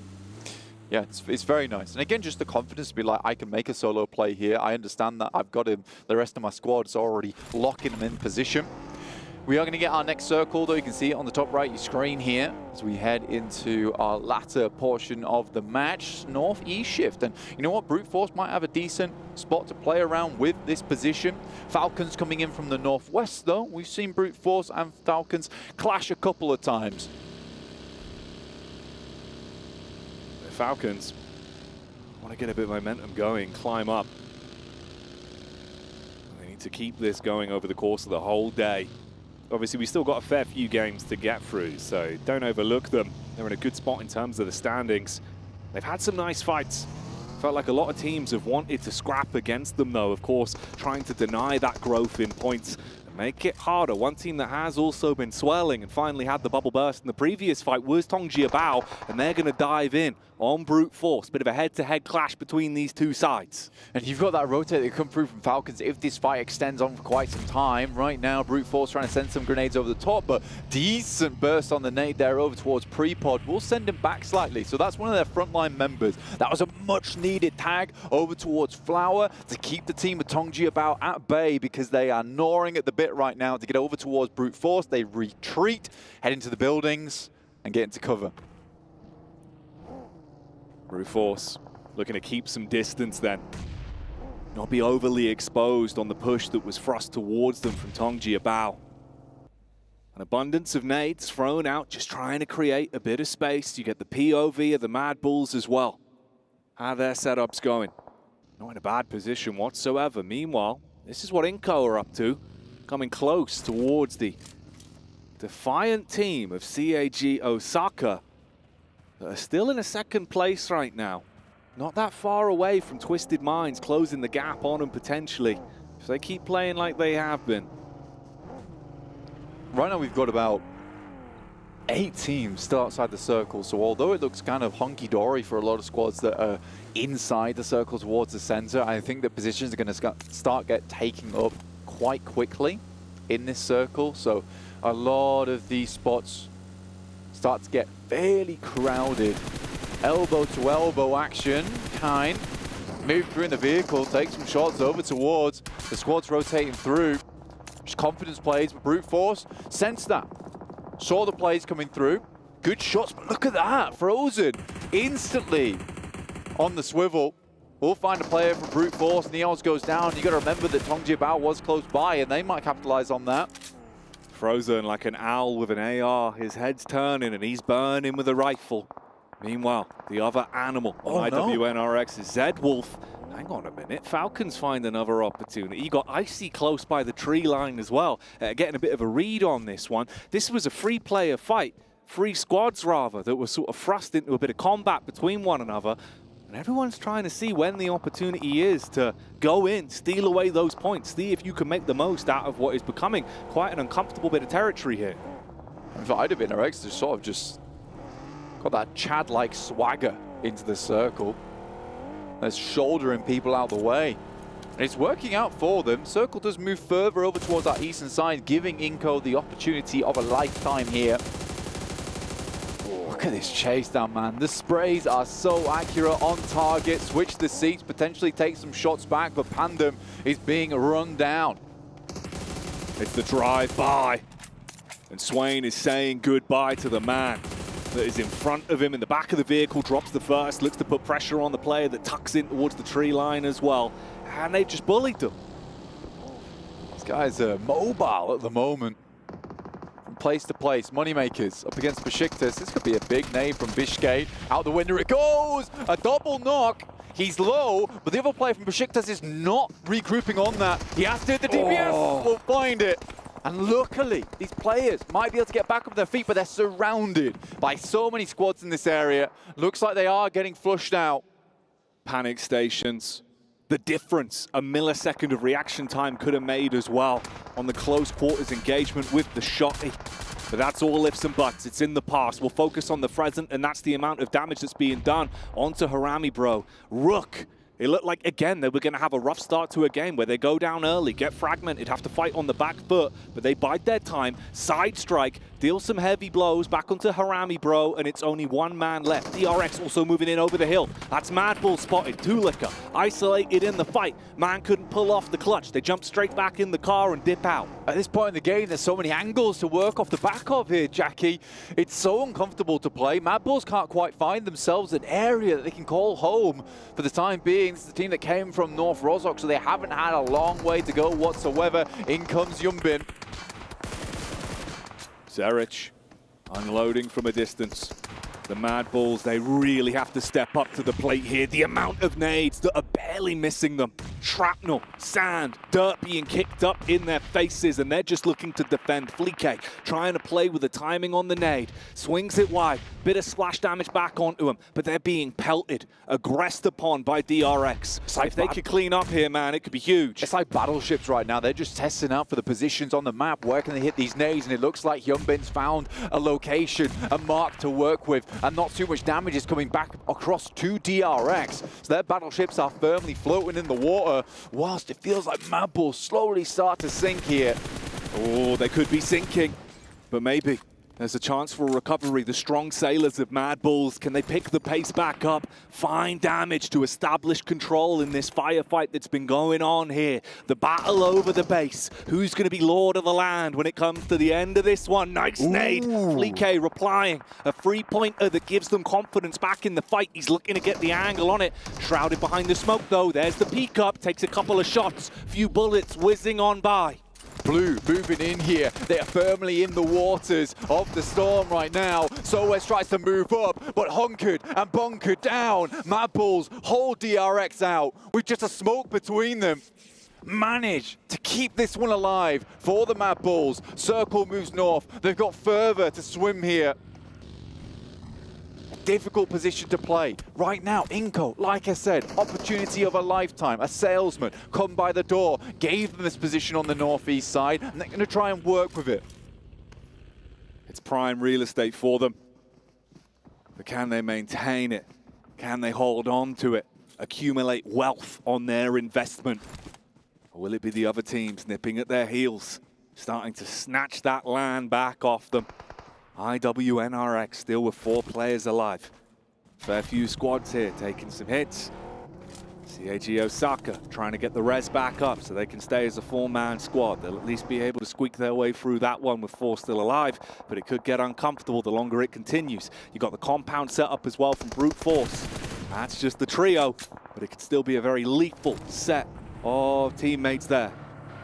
You've only lost Neos there, and he got caught off by an unfortunate position. Coming through from the Falcons, Twisted Minds though take down Zerich. Nicely done. In comes Brute Force. Looking for some more here. Falcons though don't want to let this one go in the favor of the team trying to push in. They've got 2 teams to worry about here, Jackie, and just 1 player to rely on. Icy. Oh, I see. This is going to be your hardest task yet, and they tried to use the elements against him, turn up the heat and make him feel uncomfortable with the Molotov. Throwing in those wide nades, the reposition barely over the top. That one wasn't cooked long enough to blow him out of commission, so they closed the distance on the Falcons and shut them down. Not even sure. I thought I saw Freezer in the elimination feed there, but IWNRX, what a game this has been from them. So incredibly aggressive, moving from post to post here. Setting up a line of operations. And they've got all the executive decisions going on inside this map. Everyone else just bending to the will of the Wildcats. Oh, they do not want to stop either. They get that spot down onto Rook. Barely a thin shroud of smoke cast out from Vic to back up his 2 teammates that are further away behind the tree. But they still find opportunities to punish, and you get the backline stab in from Inco. The Lions that have been waiting to pounce, but look what's happening here. That's exactly what's going to occur. Spirit, slide in, try to bring the hammer down. Panicking on contact, Effect gets hit. Nomi replies. You got the distance firefight from Kitsune as well as Inco bail. Inco crumbled under the weight of Team Spirit there, and they don't lose a player.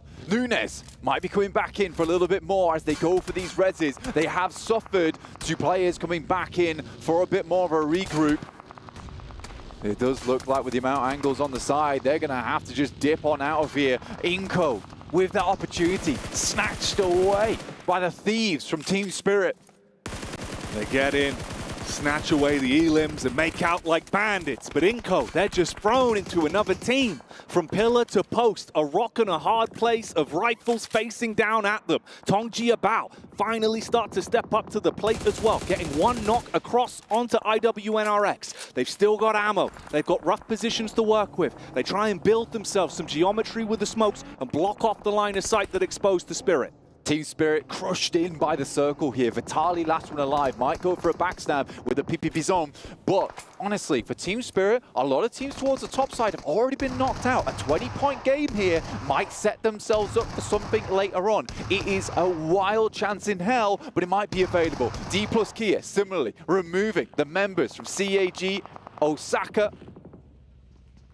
Another fight that's broken out. Control the compound, relying on 1 man to make hero plays with the shotty. But there's no chance to deliver that lethal package as he's gone down. The postman removed and the team out of luck. CA to the GG for Osaka there, as D plus Kia will take them out of commission. Flower, the rest of Tongji Bao fighting for their lives in 8th place. 4 elims now for Nomi and Team Spirit. Only bringing back some of that caliber we saw from him in the past. Takes down another in Zedwolf, and he's got eyes on. You don't know me, now you do. Ooh, strikes from the side. Shots, bro. Unloads onto them. Pinpoint precision. Team Spirit saying that they wanted to bring themselves back alive today. 5 elims attempting to go toe-to-toe with any team that steps in front of them. Even with the big dogs in the lobby that are racking up points non-stop, they win out versus IWNRX. We thin the herd some more. Our squad's starting to drip down now. The drip goes through. Teams are going to be lapping up those points at the same time. Tongji Bao retreats, scared by the onslaught coming through from Team Spirit. Twisted Minds. They've had a quiet game, but they've still found opportunities for elims. Taking smart fights and keeping their distance. It's D plus Kia that are ahead of them. I mean, Twisted Minds right now, they're just consistently in this top 5 every single game. Scary prospect for teams trying to move up. 5 eliminations right now, pretty decent. Bounce on the nade, won't go too far. D plus Kia with 4. Some fearsome teams still in this lobby. Twisted Minds, D plus Kia, Tongji Bao. And it feels like yesterday on a repeat with Twisted Minds, TJB, and Team Spirit. They really stepped up in the latter portions of the first day of survival. And now we're starting to step up the pace. The roam in, the aggressive crash down onto Twisted Minds. D plus Kia, can you make this play count? The first connection comes out from Rattleboy, but there's an instantaneous trade back. They're going to be able to get that one off. There's nades primed over the window. He might just run in, a little bit of splash damage on the side. They're thinking if they want to go for the Resident Wholesale, but the nades make it awkward. They take the peek again. Obscure, prime time nade. Hits that one in, and he's not content with a single pickup. He wants to wipe them away like a spilt drink, and D plus Kia down and out to Twisted Minds. Tough position, space taken away from them instantly. In comes Tongji Bao trying to capitalize off the back of this one, but Team Spirit got all of the circle on that north side. But they cannot afford to have a low elim game. This has to be a banger of a match for them. Although they might be feeling scared from yesterday after that game where they thought they could win, but they just couldn't go toe-to-toe with Twisted Minds. Tongji Bao know this. They realize they've only got the 2 elim points to play off in this current matchup, so they got to think more about the longevity, the bigger picture. The devil is always in the details, and that's what they're going to be aiming for. A bit of a lull in the battlefield. What remains of Harami Bro, trapped dead center amongst all of these squads that are playing with passion. Looking to secure their positions. 3 stories on the go at the same time. Twisted Minds maintaining their position in that top 4 right now. TJB looking to leap up into it. And Team Spirit, they're playing for a hope in hell. This morning, Kitsune was saying, we need some big, and we hope we could show it. And this might just be the beginnings of that greatness, of a comeback. It just seems so unlikely. Kitsune drops wide, spots players rotating in, gets a bit of a tag on, but will back off. What's this? Masters found one from Twisted Mind. An opportunity presents itself. Oh, saved again by the backline of Obscure. But this is what we were waiting for. TJB sees that opportunity. They see the moment to go in for the side sweep. It fragments the setup from Twisted Minds. Obscure's down all the way towards the backline. The Spirit, barrage bullets, unleash the hellfire, trapped on the players towards the middle. Some big damage coming through, softening up everyone that's stuck there. There's a reply back onto Tong Jiabao. Good connection on the first, looking for the distance shot as well. Nomi still putting bullets into Twisted Minds. Effect from the side here, getting a lot done. Both teams absolutely battered and beaten. Can Team Spirit pick up the eliminations they need here, though? This should be a free game. If they can keep this rolling, keep it ticking on over, Team Spirit could finally get their hands on a chicken dinner and put the bad times behind them. So important. Guizhou will find himself only from TJB. 2 teams remain, and Team Spirit, they have the lion's share of the circle. They need even more. Naomi, the nades were on point. This is more what we were expecting from this player. One of the best naders in the game. But again, Guizhou, out of nowhere, in the smoke like a phantom, finds the pickup, and there's no answer. Naomi is no more. Man down for Spirit. Twisted Minds, they know how to play from the back foot, swinging with the full weight on every punch that comes out from Guizhou. He's got so much to do on this one, and you're penned in the middle. 2 lethal squads either side, Nice. The nade stripping his HP away. Second won't do it in effect. He's out of nades, he's out of util. 1 stun grenade in the back pocket, gotta make it work. Playing hidden. Nomi, 5 elims on this match. 4 potential more for them.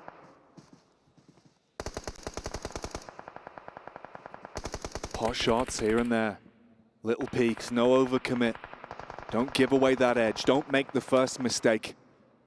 Either squad waiting for the go signal to swoop in and commit off the back of a nice opening engagement, making the most of the limited utility that's left. GK first, Flower. Nomi on a wide rotate on that northern side. Looks like he might have been spotted though. He curtails back to the rest of his team as we hit a bit of a lull in the moment. The action. Molotovs sent through, preventing Team Spirit from walking too far forward. Kitsune gets hit by that, but a nice nade. He moves forward through the fire. We'll take a tickle from it. That's the man that could have made issues. Guizhou lurking in the middle. If he got some important shots off, he could have thrown this game in either direction. But now we're just down to the last 2 squads. Tong Jiabao versus Team Spirit. Tong Jiabao looking to guarantee this one and keep on climbing up. For Team Spirit, it could be the start of something new. They'd have to have a hell of a day ahead of them in the last day of survival stage, but it could all start here. A lot to play for in this one. You can see that with how confident they're being in not overextending, playing the long con, smoke walls up, give yourself a shroud. Nomi went for that initial split from the team, trying to play on the off angle. They mirror matched it, both of them recoil. Slight split now. They don't want to over-egg the pudding on this one because they need this to be sweet, sweet victory. 9 elims feels good, but they need the 12 elims and the win to have a shot. That would be a comfortable position. Stun grenade out, over towards Flower, being pushed in by the blue. Out comes the shot. There's the first one to TJB. Spirit opening it up. They get the initial engagement they were waiting for. That first strike. Shut down the Flower, leave him pushing up daisies. Start to set yourself for the summertime to shine versus Tong Jiabao, but they want you to go down heavy. The punishing plays come out. They start to push the initiative. Bullet after bullet rattling into effect. He's panicking behind the tree. He's trying to make the plays. They close the gap, find the pickup. Tong Jiabao with the win. An unbelievable play from Tong Jiabao. One knock into another. And Team Spirit do not have the spirit within them to keep them cool, calm, collected towards the end. And it all comes crumbling down again around them. Luckily, they at least secure the elimination. 16 points, but not the game that they were searching for. Again, Spirit with a meteoric rise in some of these games, but when they reach the final hurdle, they crumble. This time around, it's TJB that are able to upset them even with the initial knock going towards their squad. They still reply with good movement and good target prioritization. That's a hell of a comeback from TJB. Should not have happened. Should not have been able to happen. Kitsune just makes another grave error towards the end of the game, peeks out too far, and it sets things off because Nomi was on a really nice approach to the side. As soon as Kitsune goes down, all of a sudden that position becomes so much more weak in that situation. So frustrating, I imagine, for Team Spirit there. But again, this is a start. It's not what they needed.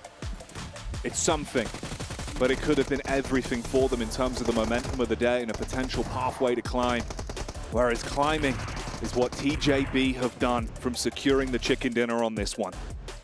Direct competitors with Twisted Minds at the moment, man, because I think they've been so close to getting ahead of Twisted Minds, but Twisted Minds constantly there every single game. And getting 12 elims on that match for Twisted Minds just pushes them further towards the top right now. And I think that those teams in that top 4 are absolutely differentiating themselves because although, yes, Team Spirit were able to get quite a few points, they're now firmly in the middle pack, which is like 40 points. And then we're jumping up into the 70s, into the 90s. It's tough. It's very tough now. Yeah, the buffer that they have built themselves at the top of the food chain is going to be hard to get into. We'll see if maybe miracles can happen here when we get back in after the break.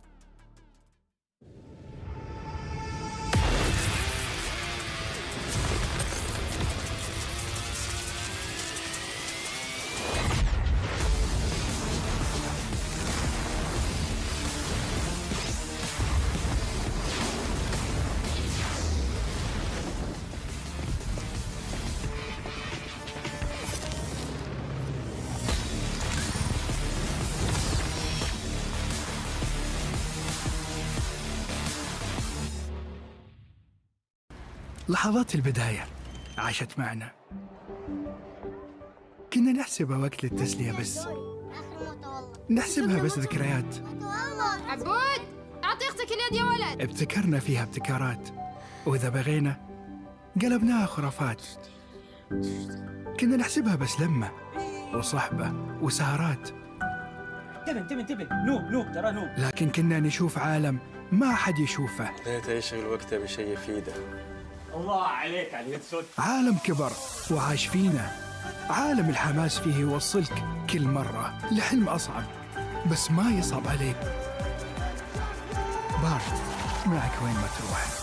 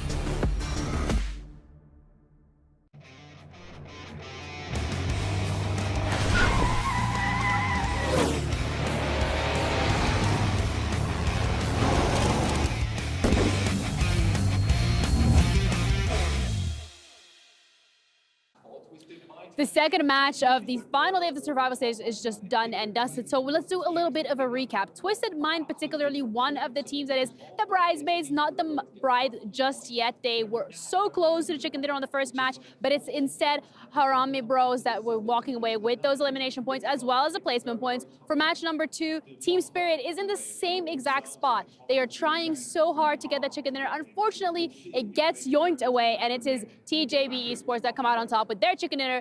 And those are the winners for our first 2 matches of today. T. Yeah. Oh my God, come on. We practiced this. No, we didn't. I say T. Is Max here on the desk again? Like, yeah. Hold on. I just like that we both left him hanging. That was amazing. That was really good. What? Oh, Max almost came up here, actually. He got up and ready to go. But TJB take the victory again. TJB outside the top 4, trying to get themselves through, trying to lock a position in. But then again, we've seen a... You good? Yeah. Twisted Minds. Channeling my inner Max. Able to hold on against a push out of D+. We've also had Falcons meet their unfortunate fate.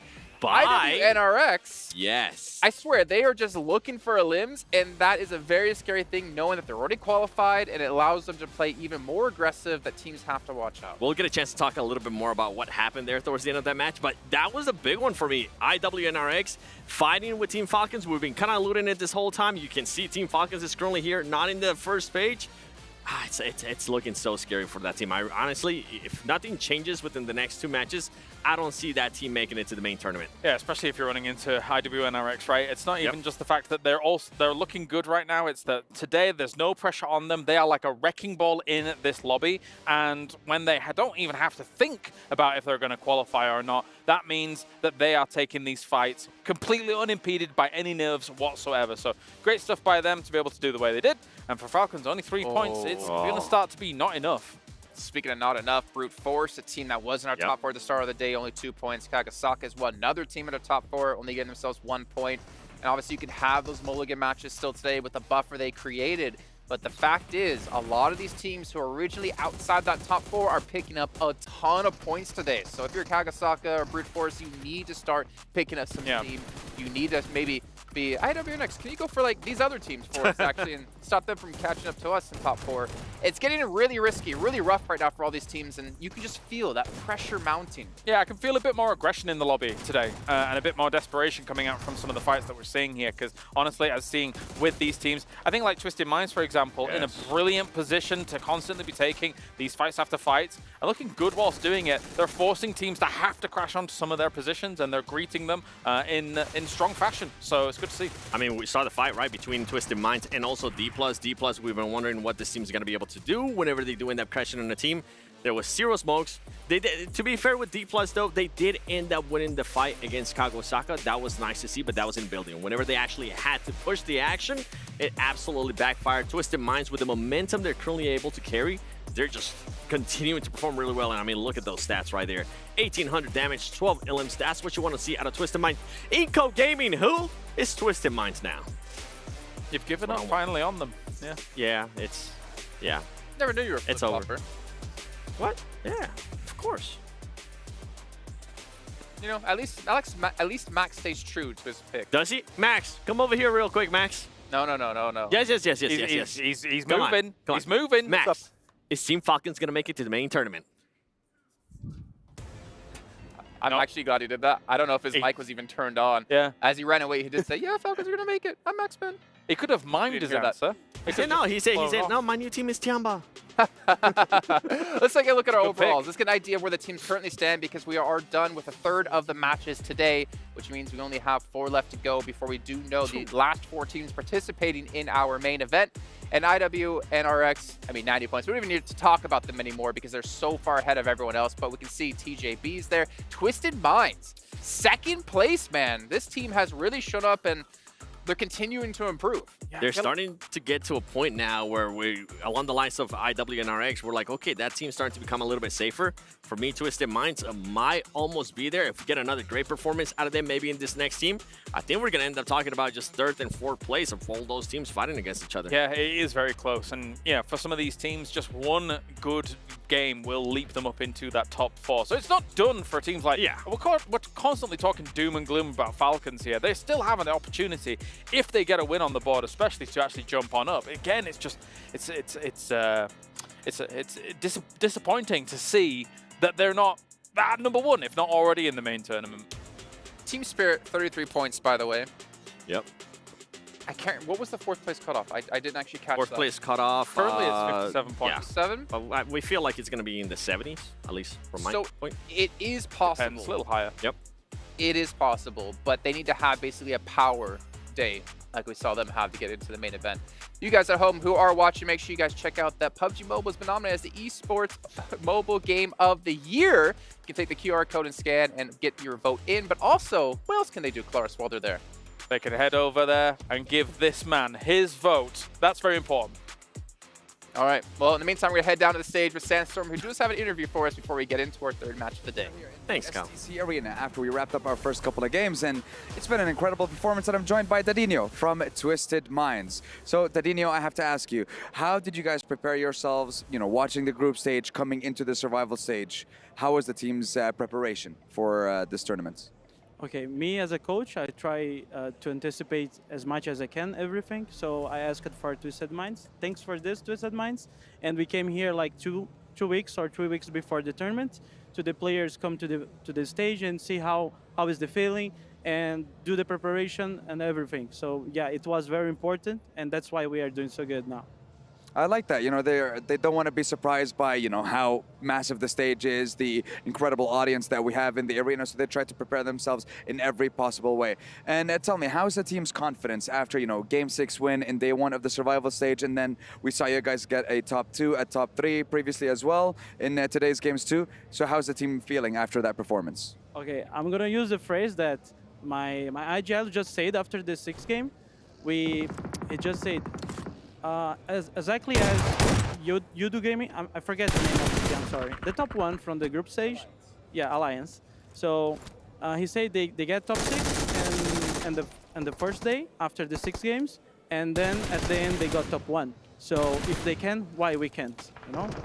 I like that. If they can do it, we can do it too. It's as simple as that. And when it comes to your team, do you feel like they perform better when they are under pressure? Yeah, this is one thing that me and our psychologists notice about this team, about our team. This trait from our team, like we used to start very, very slow, like being passive sometimes, and then we go to another extreme that is be so fast, and with the time we just find the base, the equilibrium.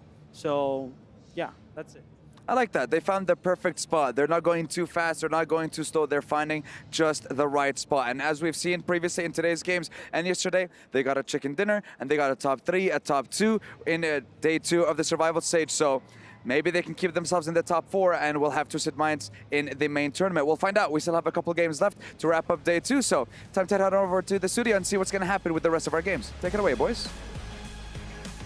Thank you so much, Sandstorm. Always nice to see the inner workings of these teams that are playing really good here live at the STC Arena, and to get that check-in with Twisted Minds. Twisted Minds that have been having a blinder of a day so far. As we reach effectively the halfway point for the last day of survival stage, that big question mark blank. Can they keep it up? Is there any room for other teams to sneak their way in? Will IWNRX continue to just look unbeatable? And I think that we've been looking a lot of IWNRX, and we had a little discussion, a little bit of a chin wag, let's say, before this game. And it does feel like because they're so secure, they are just going for the teams underneath them, right? The teams that are looking to move into that top 4, they're taking them out. But it's not D plus Kia, Brute Force, or Team Falcons they're worried about. They're worried about Harame, DRX, Besiktas. These are the teams that they're going after, teams that they think are relatively weak right now, that they can easily beat, because they are so far ahead that if they can just secure Twisted Minds, TJB, maybe another team underneath them, which feels a little bit undecided at this point in time, that's fine because they're going to stay at the top. So if they can enable those teams, this is great. This is good news for them. Yeah, try and keep that distance between them and everyone else so bolstered off of smart tactical fights. They're just influencing the top 4 right now. Yeah. But it's intelligent because it will sit them at the top, nice and safe, not give anyone an opportunity at a banger day out of nowhere. No, they're controlling the flow of the games. And it's not only because of the smart decision making and sweet moves they're making, it's also because of those GT20 pros, Blank. 144 hurts. Taking us to the next level, to the extreme, because some of these players are having to play at that extreme, like we heard from Didinho. It's important, it's imperative. And for some of these teams, they have found that sweet spot, all right? The money position where you want to be in, where you're playing at your highest caliber, and you just feel in the game. You are in the game, you're totally immersed. You hit that flow state, you're able to make the right decisions, rely on your gut. The communication's flowing, everything's good, comms are pumping out, no one's jittery. You've had long enough now to acclimatize to the stage as well. So breezing your way through here, knowing that you're running in the tournament itself is still going, it can do a whole lot for your mental game when the games pick back up, when we know our top 4 that have withstood the test of the survival stage. All right, now that top 4, basically between TJB, D+ Kia, and Brute Force. Falcons just seem to me be making too many mistakes for a team that is well known as an incredible squad. It just feels like some of these mistakes that they've been making, it just feels weird. It feels very weird to me. Yeah, there's been some little issues here and there, problems that have been cropping up, and other teams have been taking advantage of that with the fights they've been taking to them. Always feels like there's 2 sides surrounding them in every encounter we switch to when we get the Falcons POV. Never an easy fight. Moneymakers consistently dropping down the rankings despite what felt like some good rotations yesterday and getting themselves set up, just never hitting those big points. And Team Spirit have actually overlapped them now in terms of points at 33.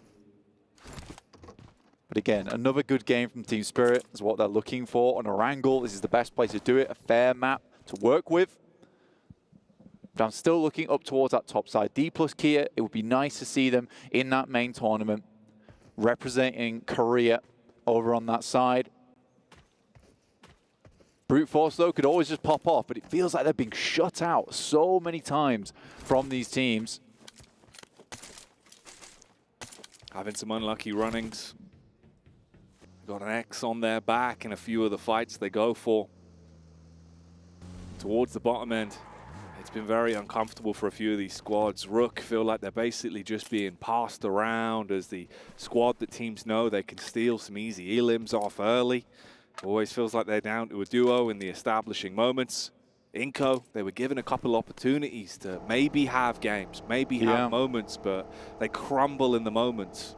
I mean, that last game, even just getting that northeast edge and then being crashed on by Team Spirit, who arguably, you know, sat down there with Inco as the worst performing teams. Just to get taken out by that feels really rough. I mean, QXZ's not getting that vehicle back off. It's back there, fully turtled up. Hasn't got the momentum to roll side to side. Always a sad sight for sore eyes. The vehicle on its back like the mighty Galapagos turtle. The mighty, but not so mighty when it's rolled over. And my eyes are feeling pretty sore after that one, and only sorer. You should probably blink. I do love going from like the loud noises of a roaring engine to sweet cadence on a bicycle. That's what we've got here at PUBG Mobile. It's Bicycle Cam segment with Pandem. If you enjoy cycling, make sure to get regular scheduled time outside, cycling around, getting that vitamin D, and enjoying the high life of exploring nature in beautiful Erangel. Make sure you get home as well. Yeah. Safe and sound, just like Pandem here.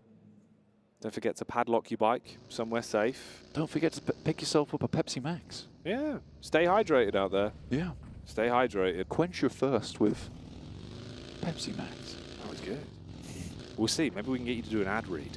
I could do. Yeah, that'd be good. I'm a big fan of Pepsi Max, to be fair. I've been caning them. Yeah, there's a Pepsi Max graveyard under the caster deck. There is. There is, dude. The other day I was like, I think I'd had so many. There was a point where I went back and was like, there's no more Pepsi Maxes. And I only had me to blame. Yeah, you've taken them all. I couldn't even blame anyone else. It was my fault. It's ridiculous, mate. Let's see if this will be a maximum maneuver here, though, from D plus Kia. Taking shots uphill. Harame broke. They could buff that one out. Bit of damage to the actual bodywork of the vehicle. Bit of damage to the actual bodies, but still alive, still kicking. Yeah, Circle's kind of in a position where it could head down towards Sosnovka, but it's not likely to. So a lot of teams trying to pick up these compounds that sit over towards the cliff face, potentially even rocking up over towards the rocks. See what it did there? But yeah, there's a lot of opportunity to play some strong positions on this south side of the map, which I like to see. Falcon's already in one of those spots after moving out from Sosnovka on Novorepnoye way. Twisted Minds, yeah, it's been a nice survival stage for them. Consistently making good plays as well. I think that's the main thing to look at. Even that last game where, you know, they were dropped down to one member, he still performed admirably well in those final moments to pick up some more eliminations in what was pretty terrifying position for himself. Yeah, he was in a horrific spot. Was able to stretch out the game for as long as he could, try to squirrel away elims where possible. Ooh, talking of elims though, Besiktas Black, they're moving uphill. Ooh, hello, quick maneuver there. That was a Texas two-step. He's dodged the bonnet of the car, been able to turn on him. Uh-oh. This is Grand Theft Auto Blank, but they're taking the points with it as well. Nade's back onto them. Topstick going to get that one right on target. And he's moving in with a shotty. Wants to see if he can build this back up now. This is a really big fight as well for D plus Kia. Losing members off the back of this one feels very bad for a team that is on the cusp of making their way into the top 4.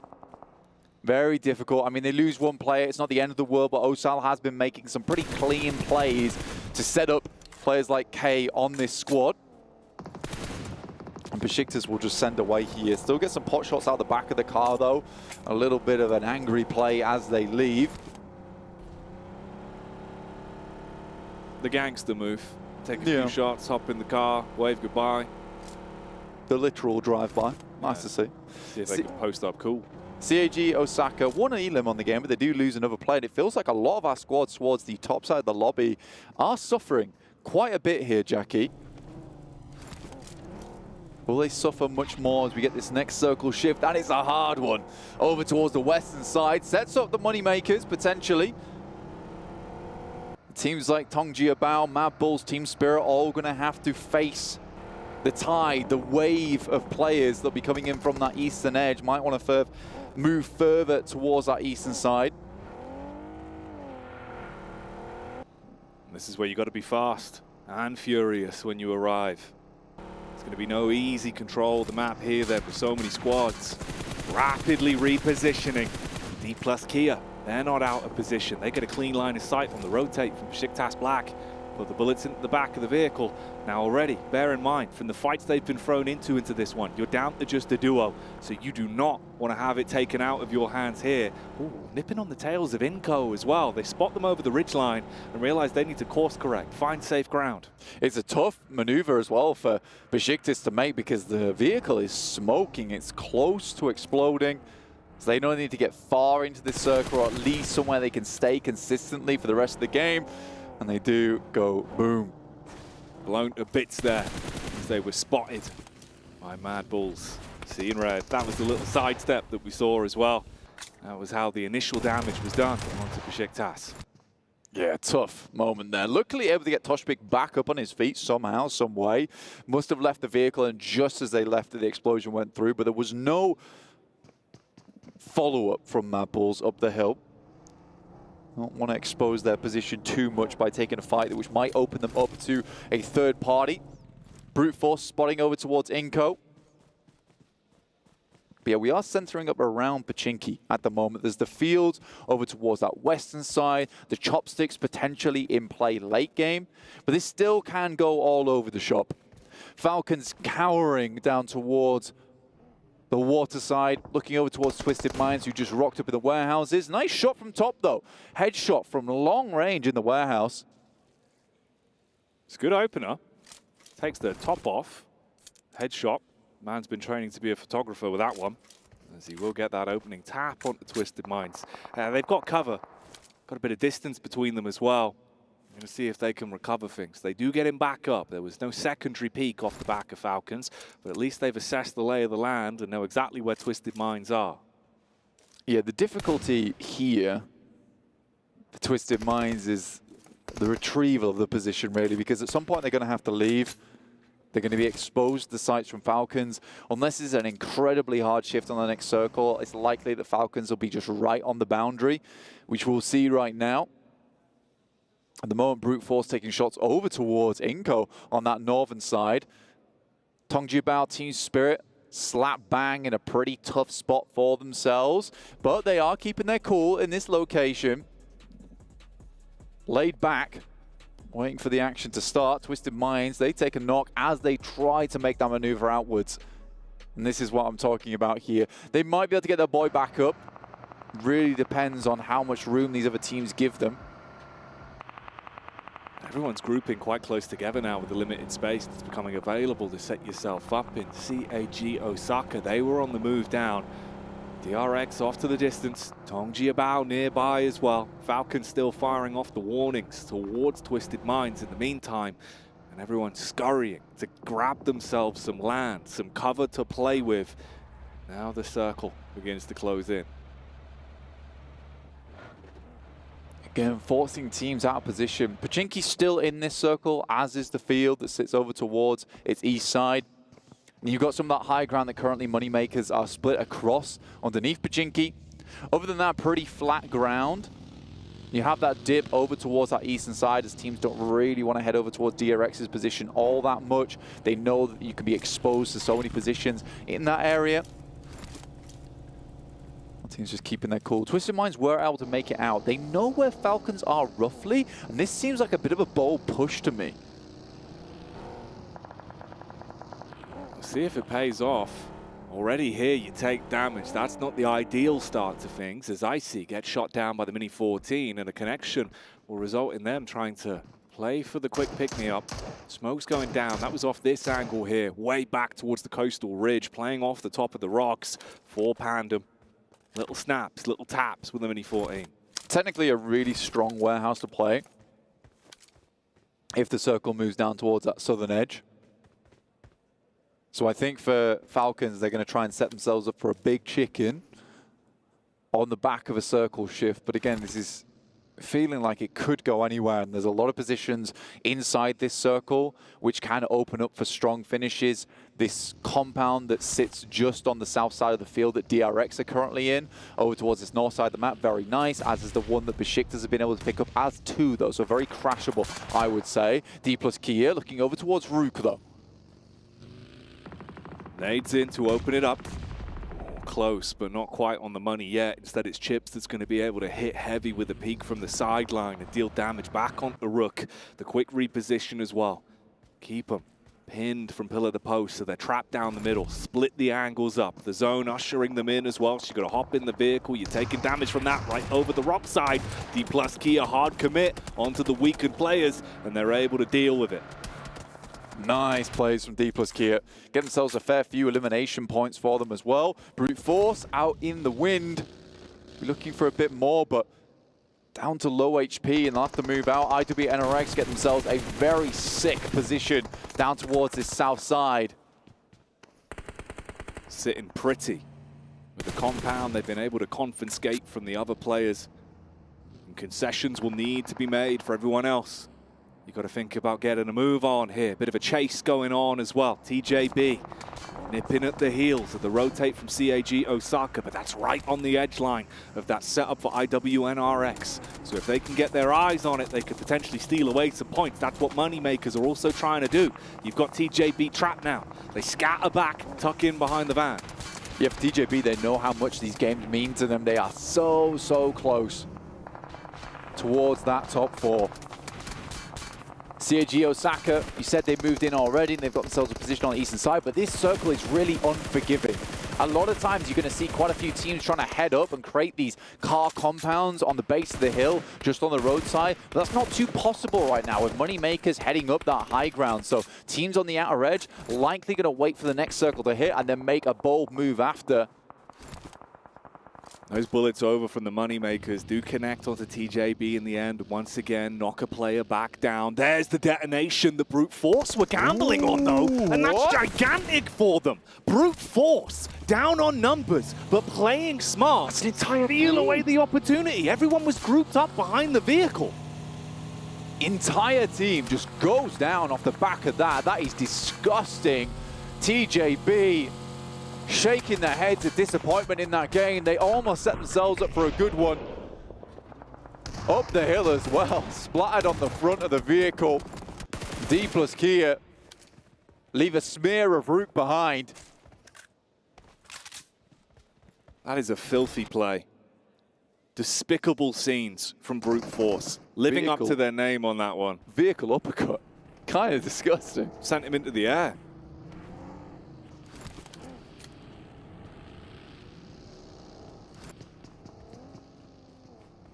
Arame, bro, though, close towards Spirit.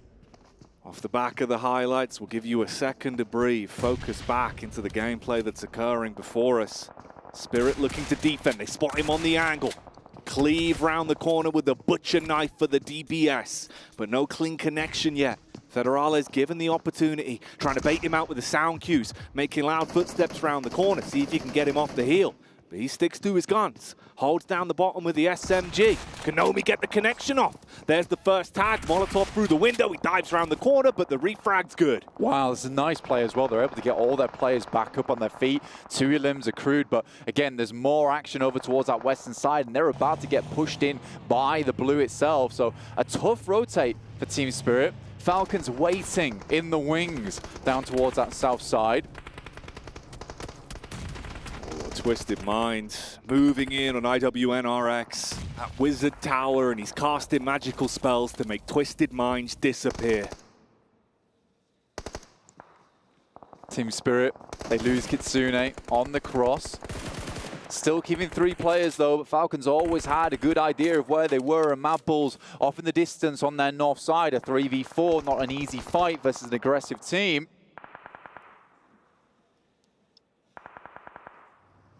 Spirit, limited cover to work with. Belly's down on the ground. Fleek trying to get a bit of a spot on the ridge here from the vehicle. Ready for a quick getaway if he has to put the pedal to the metal.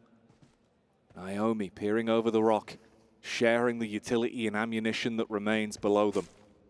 It's a real question mark to be had for Falcons is whether they head back down towards that south side or continue to pressure up towards Team Spirit.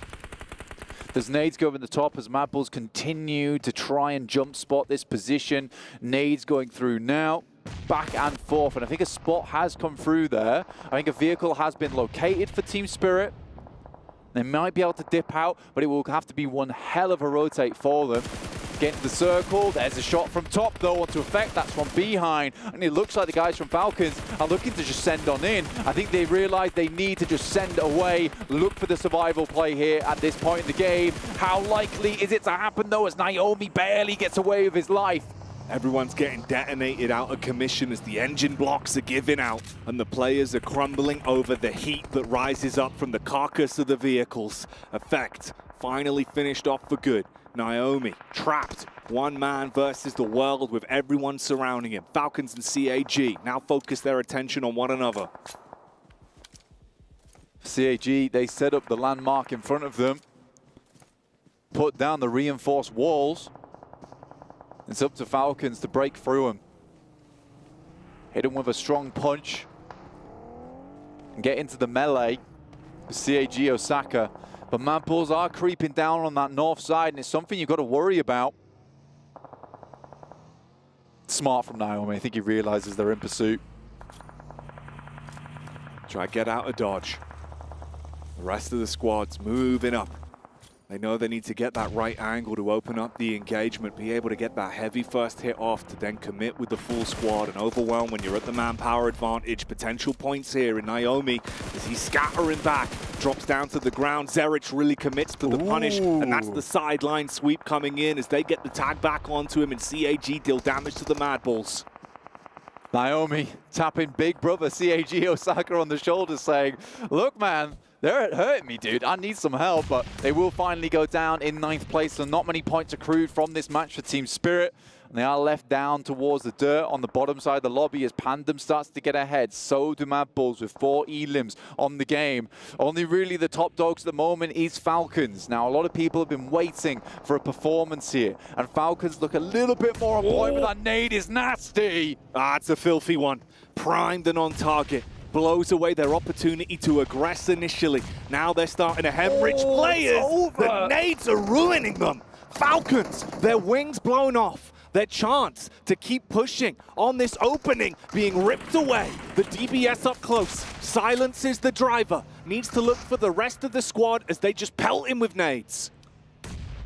Oh, I see, once again in this position where it's just him alive, trying to keep his team at bay, but the shots coming through from the sidelines. Nurzed desperately trying to keep the Mad Bulls at bay, taken by the horns here, but it's just not working out. Matten even taking huge amounts of damage as Mad Bulls are capitalizing off the back of this engagement.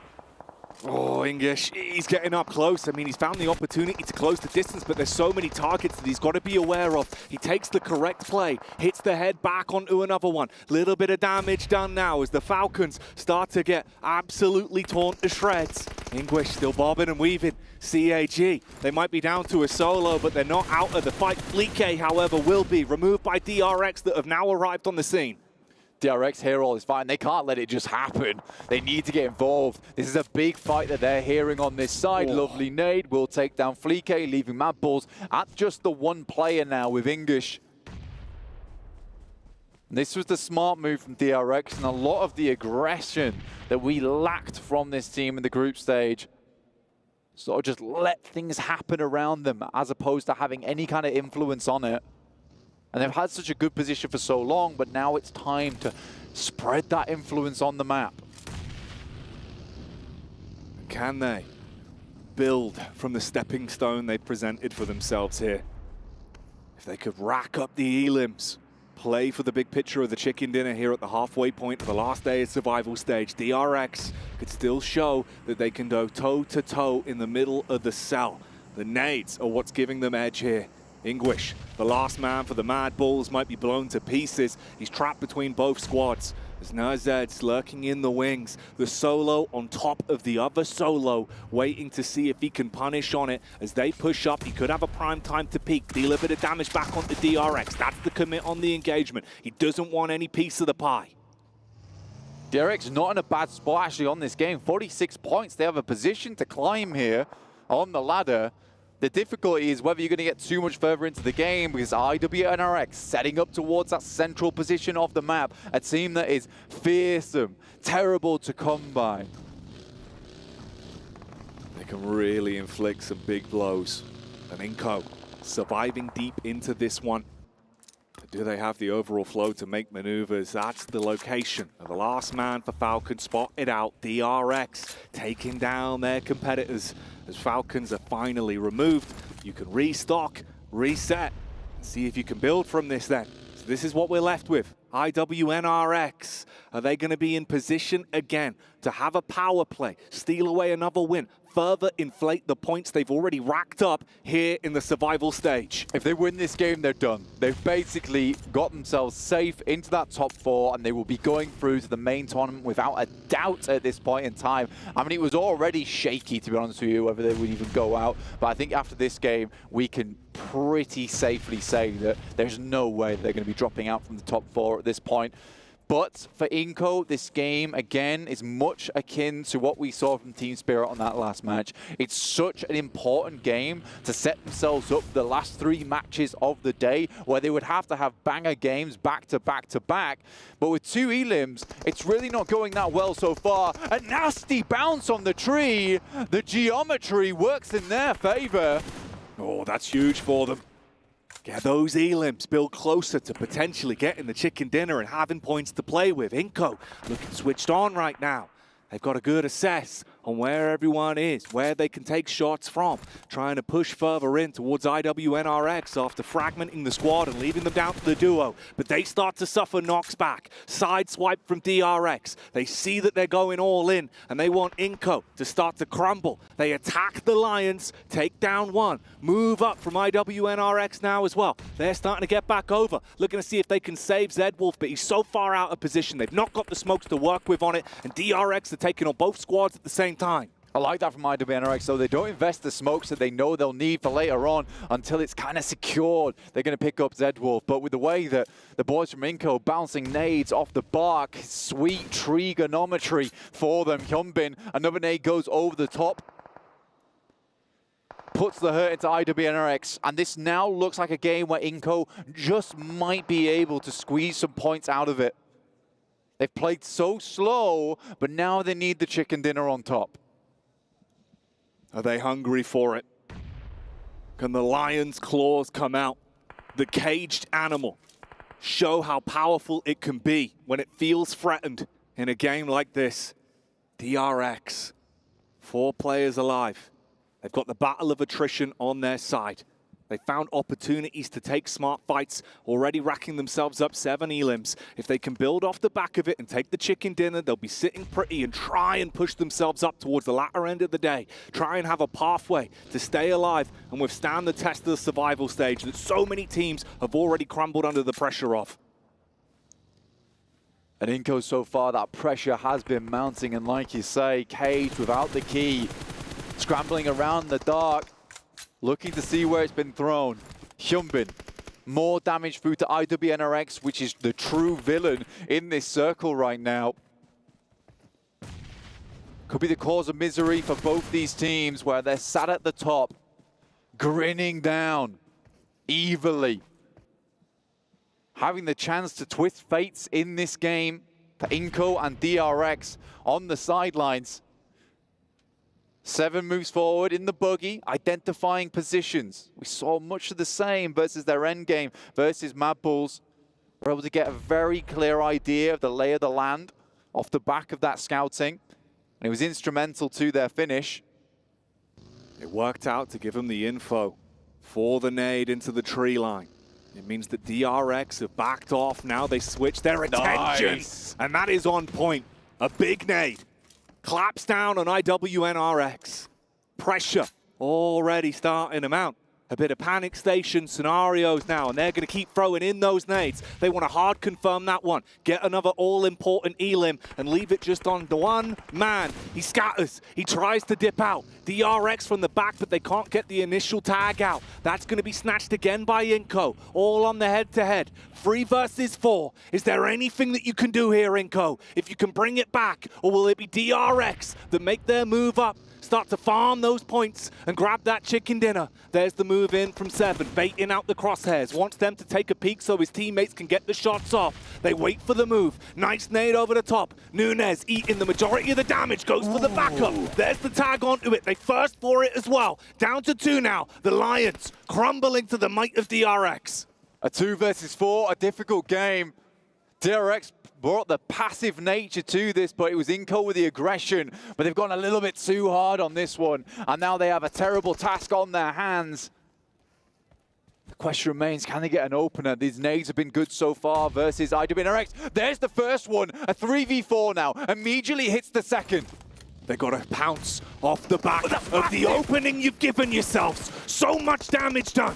They know they're weak. They know they can buckle them. What's push happening? up with the shotgun. That's how you make it work. 7 strikes with the DPS. DRX are buckling, and the Lions of Inco are rising onto their hind legs. They need one foul swoop. It could still be a winnable game. They slow down the pace for DRX. They look to recoil and try and reset, seeing if there's an opportunity. The nades that have been so prime going again, but it's off target. Last one in the pocket as well. The pin was pulled, but there's no more to work with here. Similarly for DRX, this is going to be a battle of attrition. 7 on the other hand, he's still got ordnance to work with. It goes wide, but he gets a tag. That's a bit of information, Jackie. This could be a big one as well. Ooh. Slightly shallow. Splash damage done. Fragments their HP. Sends them, scatter, that one's good as well. The nades from Inco have been the money for them. That's been the difference. But look at the play. 7 in the buggy. He gives no damns about his own self-preservation. He just wants to kick off the fight and instigate a potential game-winning play. As we see the flick up, that's the damage back. And DRX in the end, barely by their fingertips, clutch on to the chicken dinner. Unbelievable maneuvers there from Inco. You can see how hungry this team is. They're in the savannah right now. They're dry on food, but they are looking for it wherever they can. You can see the passion is still in this team, but it's DRX to take themselves a decent win. But it's too passive. And this is not what's going to get them to the top 4. I feel like teams underneath them might just be able to overlap them, but it's still a good game for them. And they get ever closer to being in a safe position. But can they keep this up, Jackie? Yesterday, started off strong, dropped off towards the end of the day. It's a difficult one. The next 3 matches are going to be heated. Is it sustainable? Is it repeatable? Is it something the DRX can do again and again now? Give themselves that chance. Best out everyone in the survival stage, break the top 4. A long path ahead of them, but a start here, and Inco's recovery in the day, at least showing they can tussle. They can fight. They made that one look ridiculous with some of the plays that were made, showing just how good Grenadiers they have on this team. Yeah, it was nuts, the amount of good grenades, and the amount of grenades that could have just finished off this map here. And this is a spark in the night for Inco, and one that might just ignite into a bit of a comeback. And we have a lot of teams here down towards the bottom, desperately clawing their way up to the top. Hunger in their eyes. It's me. It is indeed. Wow, that was an intense one. You could see we were absolutely drawn in, mate. The quality of competition has been ramping up here in the survival stage. And like we said, that was the halfway point. The last 3 games of the day, the sheer level of intensity that's going to have to come out, you won't want to miss it. Grab your seatbelt, click yourselves in, and we'll join you after the break.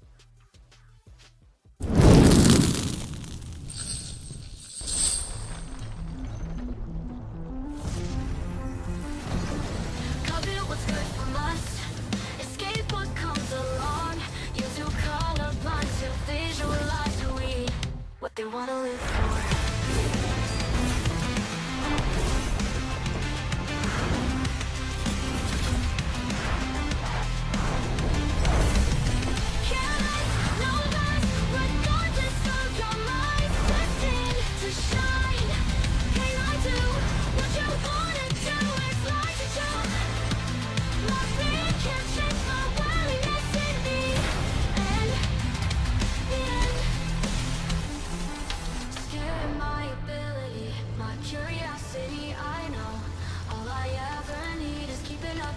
Why'd you prison me instead? Covet what's good from us. Escape what comes along. You have to colorblind to visualize who we are. Light, careless, no less. Regardless of your mind, destined to shine. Can I do what you wanna do? It's like a joke. My fear can't change my willingness in me. And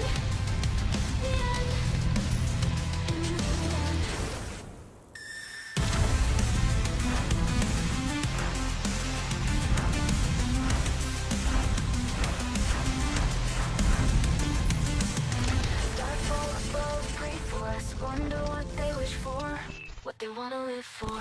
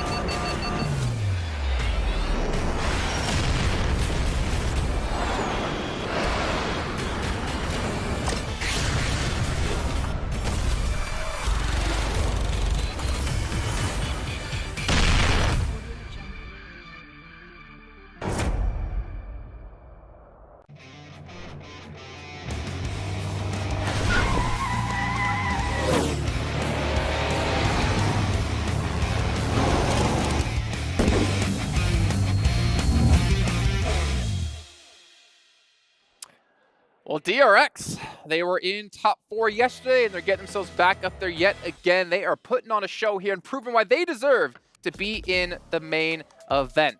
But you know what? Speaking of events, Maxman, we do have the Ocean Odyssey currently happening within PUBG Mobile right now. And by the powers invested in me, I now pronounce the Trident's arrival. Perfect aim. That's exactly what I was going for. So, Claris, it's just you and me here on the desk. We got rid of Maxman. This is actually what... Oh, okay. They're actually saying all Falcons fans out there summon this Trident. What the hell, guys? To destroy Maxman. Oh, you're dead. You're dead. Oh. You're dead. You're dead. Stay down. This is awesome. I got to play a couple of games last night with this one. Okay, Max, I kind of need you for this part. You, Seven and I were playing, and we saw some, like, we had some sick thing happen, right? You picked up the Trident because obviously we dominate every time we drop. Gone. Not for you. Max. You'll have to claim it. You had your chance. Every time we actually dropped where there's Ocean Palace, we get the Trident, and we had a game in field somewhere. I don't remember off the top of my head. And you caught some guy out in the water spout, the tornado. And of course, Maxman has him hovering in the sky, and I'm just sitting there taking him down. It was phenomenal. The poor guy was just like, oh no, get me out of here. Oh, I didn't have comms on. I didn't hear him say that, but that does sound like something he would say. Yeah, exactly. What the hell is going on? Or the stingrays, right? We're flying around shooting little bubbles at people, picking them up in the air, though. It's great when you're driving it. It's not fun when you have people driving it against you. Yeah. They're really hard to hit, but it's really cool to get from point A to point B super quick. Oh, Loving yeah. it. Super fun. Yeah. You guys should check it out if you haven't already.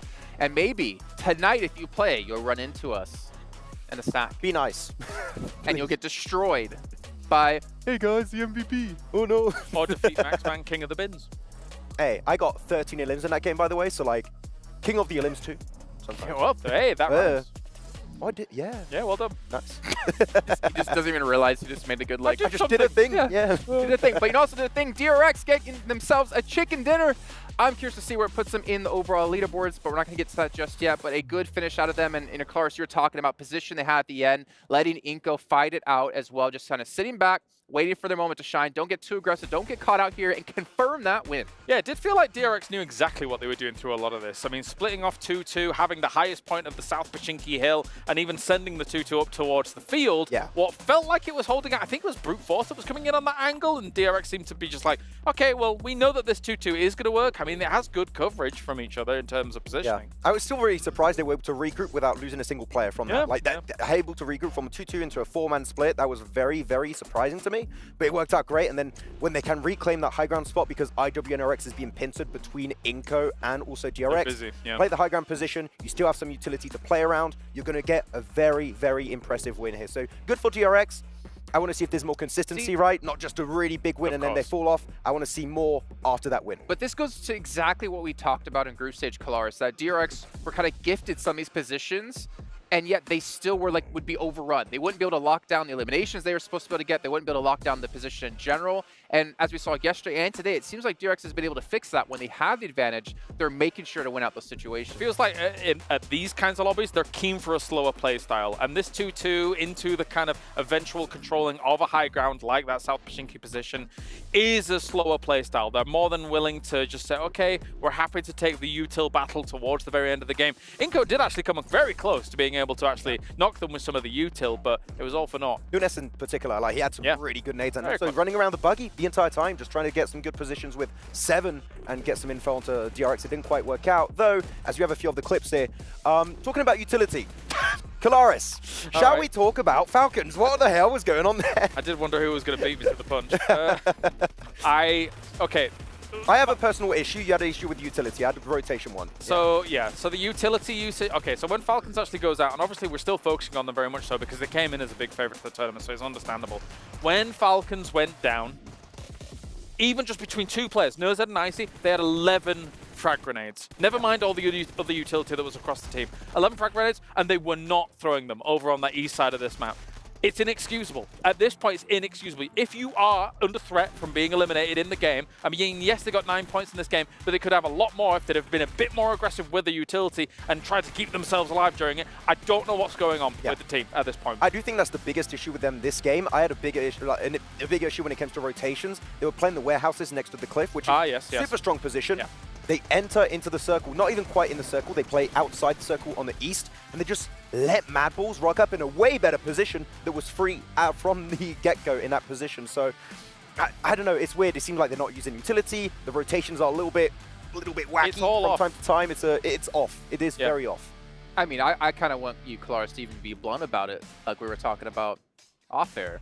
What did I say beyond that?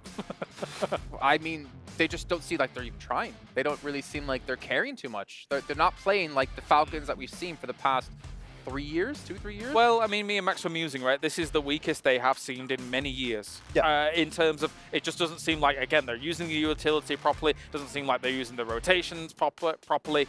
And, I mean, the numbers from this, I mean, yeah, they get 5 elims, yeah, they get 4 placement points, but it's just still not really enough for a team that should be challenging for the championship. We keep stressing this. They're not making it top 4 with this kind of pacing, for sure. Not right now. And like we're saying that this is the worst they've looked, I think this is what they would have potentially looked like when they had that big roster change, right? Adding the Z, adding Icy. This team was doing good after that big roster change, right? And now it's just dwindled away. They're just not performing up to par. So literally, I would love to know what's happening internally, because it must be an absolute fiasco inside there. What's going on in their minds? Because we've seen them in so many tournaments look so confident, look so strong, so powerful in the team fights, in the rotations, in utility usage, and none of it's clicking. Yeah, and it's really scary when you have teams waking up like IWNRX. You now have DRX that got himself some good games like this. They are going to fall behind, and it's going to be tough to catch up when you have now 3 matches left. And the thing is, it's not a significantly weaker lobby than they were just playing in group stage. Well, technically it kind of is, right? Because 12 of the best teams moved up into the main event, and then they're playing against the bottom 12 teams with 4 survival stage teams. They should be playing better than they currently are, but unfortunately it's not to be so for now. But we do actually have, as I walk over and get my daily steps in, a check-in 3 steps with our new commentators. Yeah, that's actually the most walking I do in the day, is from there to there. We got Hot Jukes and John Allen, the red duo, coming in for the final 3 matches. Gentlemen, it's looking grim for a couple teams out there. That's right. We wore our red shirts for a reason, buddy, and that's because 3 games left, and we're going to see quite a few guys go home. And it's so surprising to see the squads that we still see at risk here. Yeah, absolutely. And obviously the big story over the last 2 days has been the emergence of IWNRX, or rather the resurgence, given their performance back in EMEA. They're looking too good right now. That's for sure. Let's go ahead and take it back to Jason in the Cube to talk some more. Speaking of looking too good, the Cube. The Cube is very ominous. Is this a cube? I mean, I feel like if you say we're in a cube, we're kind of like trapped, but we do have the ability to walk out of the cube. Have you seen the film The Cube? Yes. Good film. Anyway, pretty cool. Cool. It's very old. Good chat. Let's take a look at overalls, because this is what it's all about, right? We have 3 matches left to go. IWNRX, yeah, they're through. They've been able to make it. Falcons even getting 4th place in that last match, ended up in 8th place. TJB has fallen out of top 4. DRX has been able to get themselves into top 4 yet again. But this is like stupid. 7 points separates 4th from 8th. Like, DRX are not safe whatsoever. Kagasaki, which we talked about as being, what was it, 90% instead of 99%, they're not looking safe anymore. Yeah, big drop off for them. D plus Kia happening for them this time around in the survival stage. I feel like it's going to be down to the last game here to see who's going to be outside of IWNRX, of course, who's going to make it in. Twisted Minds are looking good to also make into the top 4, but I think it's like 2 slots remaining now, really, for the main event here. It's so unreal close. Unreal close between these teams. Again, you know, we're being hypercritical of teams like Falcons because we just expect more of them. But, I mean, even for some of the teams that are just slightly shy of that 4th place spot, right? Like TJB, I feel like they should reasonably, from their PEL performances, be in that top 4, but not currently. We were talking about it a little bit during this game also, Kalaris, that IWNRX, they don't really care anymore. So, like, that point sponge, they just become an even bigger threat here. And that means the point barrier into the top 4 is going to get lowered and lowered, which makes it even closer to the last game to make it into that top 4 position. So they're a big threat for this lobby there this time around. Yeah, there's money on the line here in the survival stage, but it's like, it's very it's very small, the separation between 1, 2, 3, all the way down even, I would say, to 16th place. What everybody's fighting for is absolutely just be top 4 here and then get yourself into that main tournament, because obviously the prize pool at that point is ridiculous.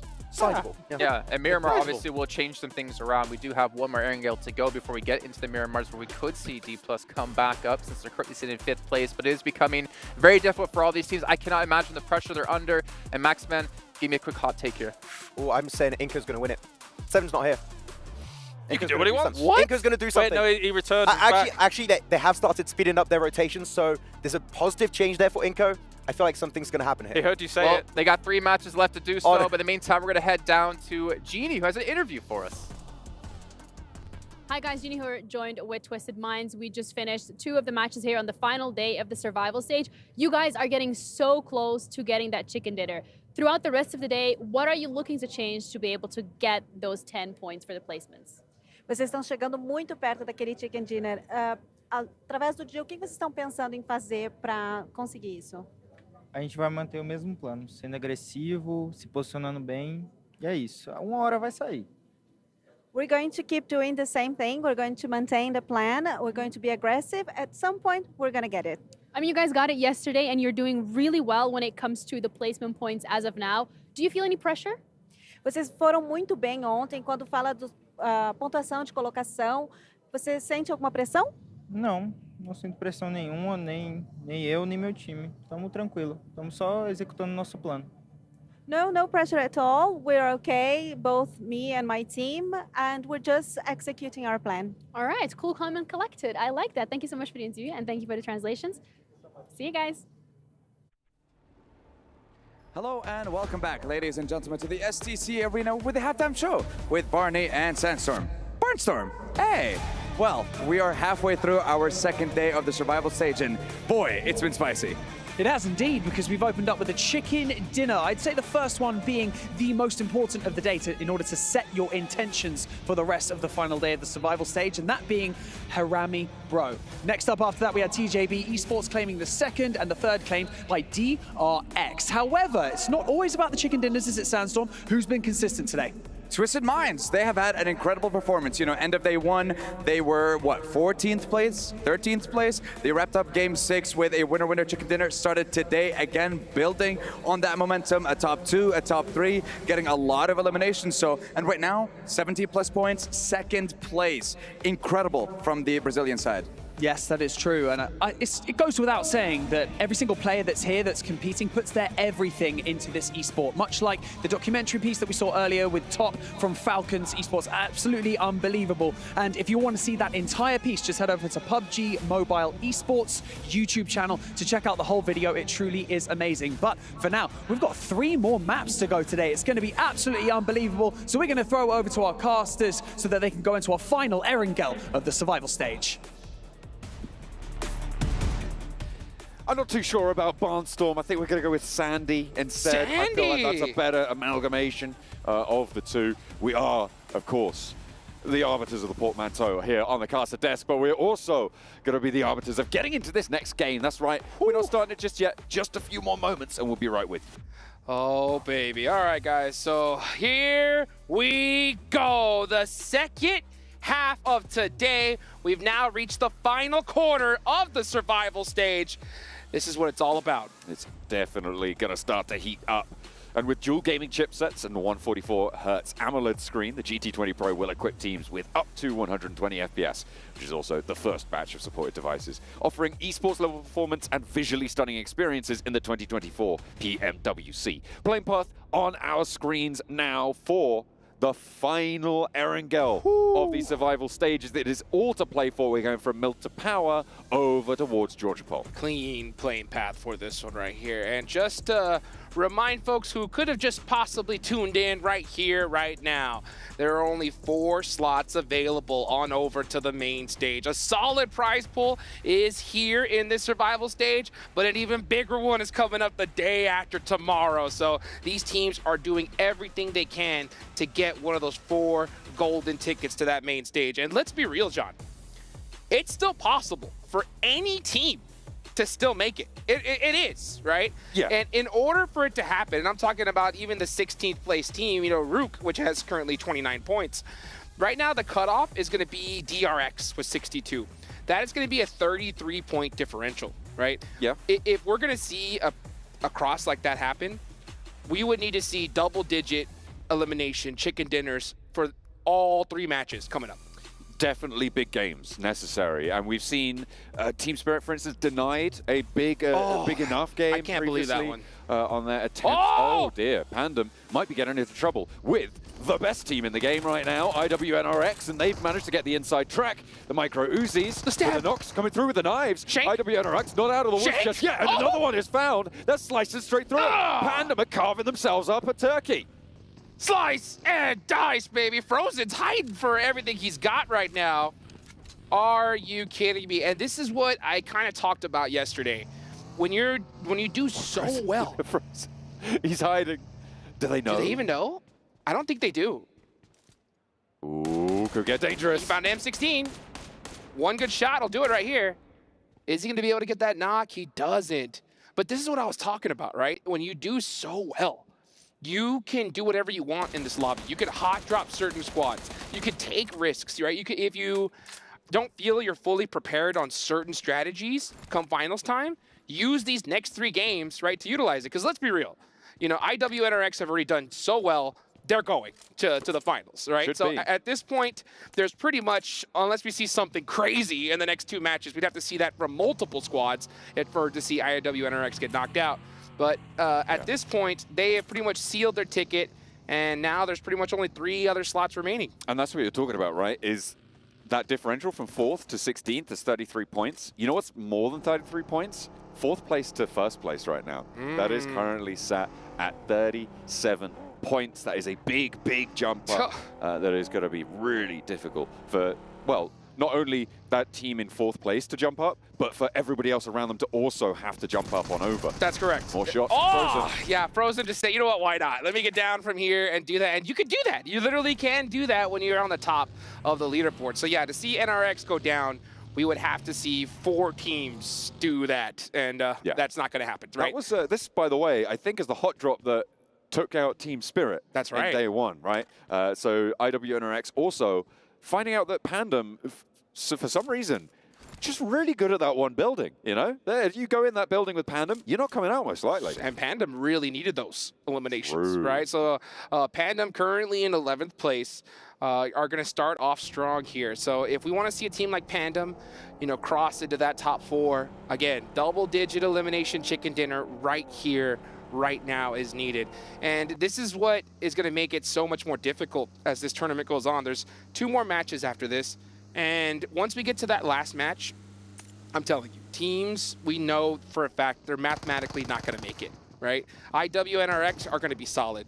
So there's too many factors there to think you're going to play a regular game of PUBG Mobile towards the end. So if you desperately need those points, I think it's do or die right here, right now, especially in Erangel, right? And they were certainly able to do it. This is a crazy fight for them to be able to win. Against the weapons as well. Remember that IWNRX actually got inside first, right? They picked up the Micro Uzi. I think they got a pistol or 2.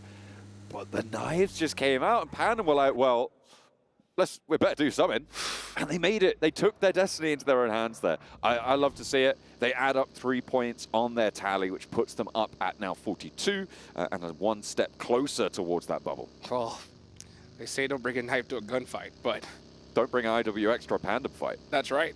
That is right. Take it to the bank right there. So a good position for Team Pandem to be in right now. Now the zone does go on over to the west side of the map. So we have Chopsticks in play, Hospital, North George. Moneymakers are going to get a good circle right here for their final Erangel. And they're all the way down at 14th, so they need every advantage they can get. I'm looking at Team Spirit. Team Spirit is currently near Quarry right now, so they're trying to center up the best they possibly can. Yeah, trying to get a little bit more central here, just to the south of those Gatka fields, near that Quarry sort of area. We'll be trying to make this one work, but Besiktas are getting taken down, and that point's going to go over to TJB. Just the one player goes down, but this is around Everest, right? And on the northern side of this circle, it is, again, a really important position on this side. Looking for the match. It will be easier to descend from this position if you can get rid of those players around your area. And that's what they were doing, opening up a point onto Besiktas. Yeah, you know, I want to see different play styles right here, John, from pretty much every single one of these teams, because they got to know that if we want to make it on into the finals, we want to stay a little bit longer here in the beautiful Riyadh, Saudi Arabia, they need to do something special at this point. So I want to see very, very calculated rotations, aggressive play styles, because let's be real, a lot of these teams, they're not going to be able to do it with just placements anymore. Like, they need crazy elimination. So it's about time we see all these teams turn on that full-fledged aggression switch.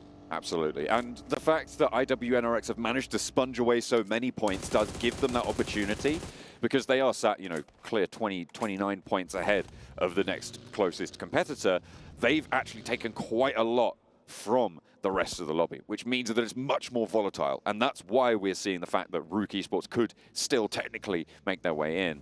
So when volatility strikes, that's when eliminations matter more. That's when their import increases exponentially. Yeah, and let's be real. As far as Rook having a possibility of getting in, it's only for this game, right? If they don't do a double-digit elimination chicken dinner right here, right now, they're done. Same for Inco, right? True. Same for Inco. And to be honest, anyone from Team Spirit and down, in those 13th through 16th places. I agree with that. They just can't do it unless you also have all of the teams around the bubble also going down early, right? Then with 2 matches, I mean, obviously we've seen, I think the highest eliminations we've seen so far was 20 back in the group stages. So a 30-point game is possible. It's just highly, highly unlikely. It's very rare that it ever happens. Yeah, and it's really hard to happen, especially when you got your tournament life on the line. So many of these teams, tournament lives on the line. I honestly, I can't wait to see some keys get crushed. I'm not gonna lie. I don't want to. I am looking forward to just witnessing that, because that's gonna be crazy. But I know these teams and fans don't want to see their squad go out in that manner right now. So this is the game, folks. If you are cheering on your squad, and I'm gonna say pretty much 9th place on down, they need a big game right here, right now, as it looks like we're gonna head on all the way to the beach here. So a very interesting circle. We've seen this one already. So teams should know what to do when it comes to their rotations. Brute Force rotating around on the north side of Georgia Pole, potentially coming through behind Besiktas here, if they can cross on this close east bridge on George. But they look like they might be thinking about going further, but no, they're just drawing up short, looking for the scout, making sure that they're not going to be cross-fired across this edge of the bridge. Yeah, real smart. Just double check every single position. Don't just blind rotate. You know, just scout and move, scout and move. Call that leapfrogging. That's what you got to do here. DRX, we saw them with a good bounce back game in the last one. They're currently sitting on that cutoff, so everybody's going to be staring at them. And that's another factor is, oh, hold on real quick. Toss pick, getting blown up. And thirsted. No, he's just going to go down. Yeah, he was open to the fields at the back. That hurts. That's tough for Besiktas. That's 2 players down in one of the most critical games for you. Honestly, it's already looking like nail in the coffin for them. It's so difficult. I mean, for each of these teams, there is so much hope, but it's just every time that someone goes down, obviously, except for IWNRX, it's just a massive hit. Because of the short style of this stage of the tournament, 12 matches only, it does get hairy. Nomi potentially going to be given a shave here as well, but the magazine empties and only 1 bullet connects. And Team Spirit will be able to stay as 4 for now. Currently, they're split, I believe, 3-1, with Kitsune all the way further out east on the south edge of this circle. Yeah, yeah, this is a real common position right here. This Wizard Tower is a very, very strong chokehold. You're going to get vision on pretty much anybody rotating on this side of the map. So they're very happy to just stay in that position for now, but it's going to be really up to Effect to hold down that Wizard Tower in case they get crashed on. But let's see what ends up happening. It looks like Kitsune is going to try to be able to make it to his squad. And at the same time, John, I mean, even Twisted Minds are not safe right now. No, I mean, there's a lot of open ground around certainly the northern point of Twisted Minds, a lot of fields there near that sort of swamp town area, just on the south edge of it as well for the rest of them. It's going to be quite an interesting hold on their western side, because a lot of teams on the south are close together, but because where brute force sit, it's not unlikely that teams start to skirt around on this western edge and try and push in towards that Gaka radio area where they're currently looking to hold on the south side. Yeah, speaking of the south side right now, we're seeing a lot of congestion. Let's see where the zone goes, though, because you can see Team Falcons are looking to possibly get into an engagement here, but the zone goes north, so they either need to fight it out. They are challenging Team Spirit for this Wizard Tower top. Oh, with the double knock, can't get the last player. Effect is going to stay up, and he's going to be going for some thirst here in the next few seconds. Here comes Action, but it's just a little bit too late. Only one player, though. It's 1 versus 1. If Action can't get in with a good shot, it's going to be all curtains, and there's a third-party potential from Pandem. They could be rolling up as well, and that is going to be Team Spirit surviving, but Pandem are here to play. They've taken down IWNRX with their knives, and the weapons are drawn now as they scythe through Team Spirit and their hopes. Unbelievable. I cannot believe that Team Falcons took that fight. It makes no sense to me. If the zone did shift south, I would have totally understood it. But the fact that it went north, they should have just completely tried to circumvent them and avoid that fight completely. It ends up being a devastating play and decision for both Team Falcons and Team Spirit. Oh, and yeah, like with that game gone, Team Spirit, that's pretty much nail in the coffin right there. Might be. That is only 38 points now for Team Spirit. Miracles needed on Miramar. And they'll be looking for any help they can get now. Big miracles. Their first day let them down severely. And now they are reaping those rewards, as gloomy as they might be. Top of Everest, though, as we turn our attention to the rest of this match. TJB. Kalaris has been rooting for him with their PL results. I think he likes them. I think he looks for them going into the top 4 here. And with their position, it looks likely that they can make that happen. Yeah, they're right there on the top of Everest. They're going to have sight lines pretty much full 360 here. They just got to watch out for those pushes to see one team just kind of full send it on into them. If they're able to hold them off, they're going to be able to soak up some points big time. But you know, as a matter of fact, John, you and I, we were in the players' lounge here earlier, and we were talking to Sertani, the coach of Vampire Esports, and he was like, he had Team Spirit to win this one. Well, I think I did too, to be honest. And I don't know what it is, man. It's so unfortunate to see them. They look like they're in disarray. They're not winning the fights when they really feel like they should be. I feel like they have shown much more mechanical skill in a lot of scenarios, but I think for the most part, it feels like just a lack of comfort here in Riyadh. Yeah, I'm not sure what happens. Or maybe Team Falcons were looking to get some revenge after those Sandhawk hot drops. Who knows? Who knows? But let's take a look here at Rook. They are currently sitting in last place. They're trying to make a hero underdog story. And in order for that to even be possible, 100% double-digit elimination chicken dinner needed right here, right now. They have Harami Burrow right next to him, and D plus Kia waiting right next to that hill. So it is not looking good for them. The zone does center up here, so not a ridiculously hard push for them to make, but they are going to have to battle. This is huge for Inco, right? On South George, on those crates, the fact that they catch a part of this circle is massive because they can hold this for quite a while. They're going to get some visitors, but Twisted Minds holding on their west, TJB controlling the entry from the south from the top of Everest. It's going to be a pretty decent chance for Inco to get a good match here. I feel for Team Spirit as well, man. They won this fight. It was a third party, which obviously when everybody's moving around, you know it's going to go through. And it just didn't happen for them. They weren't able to clean it up. A lot of that was because of the damage that Falcons did to them with that double knock. I think it was from top rolling up a little bit earlier on, able to find 2 of the Spirit players where by all rights he should have just been instantly on the floor. Yeah, that wasn't a misplay by Team Spirit at all. I mean, it's just Team Falcons that just full sent it on them. You know, there's not much you could do in that situation. So just an unfortunate fight for both ends of that spectrum.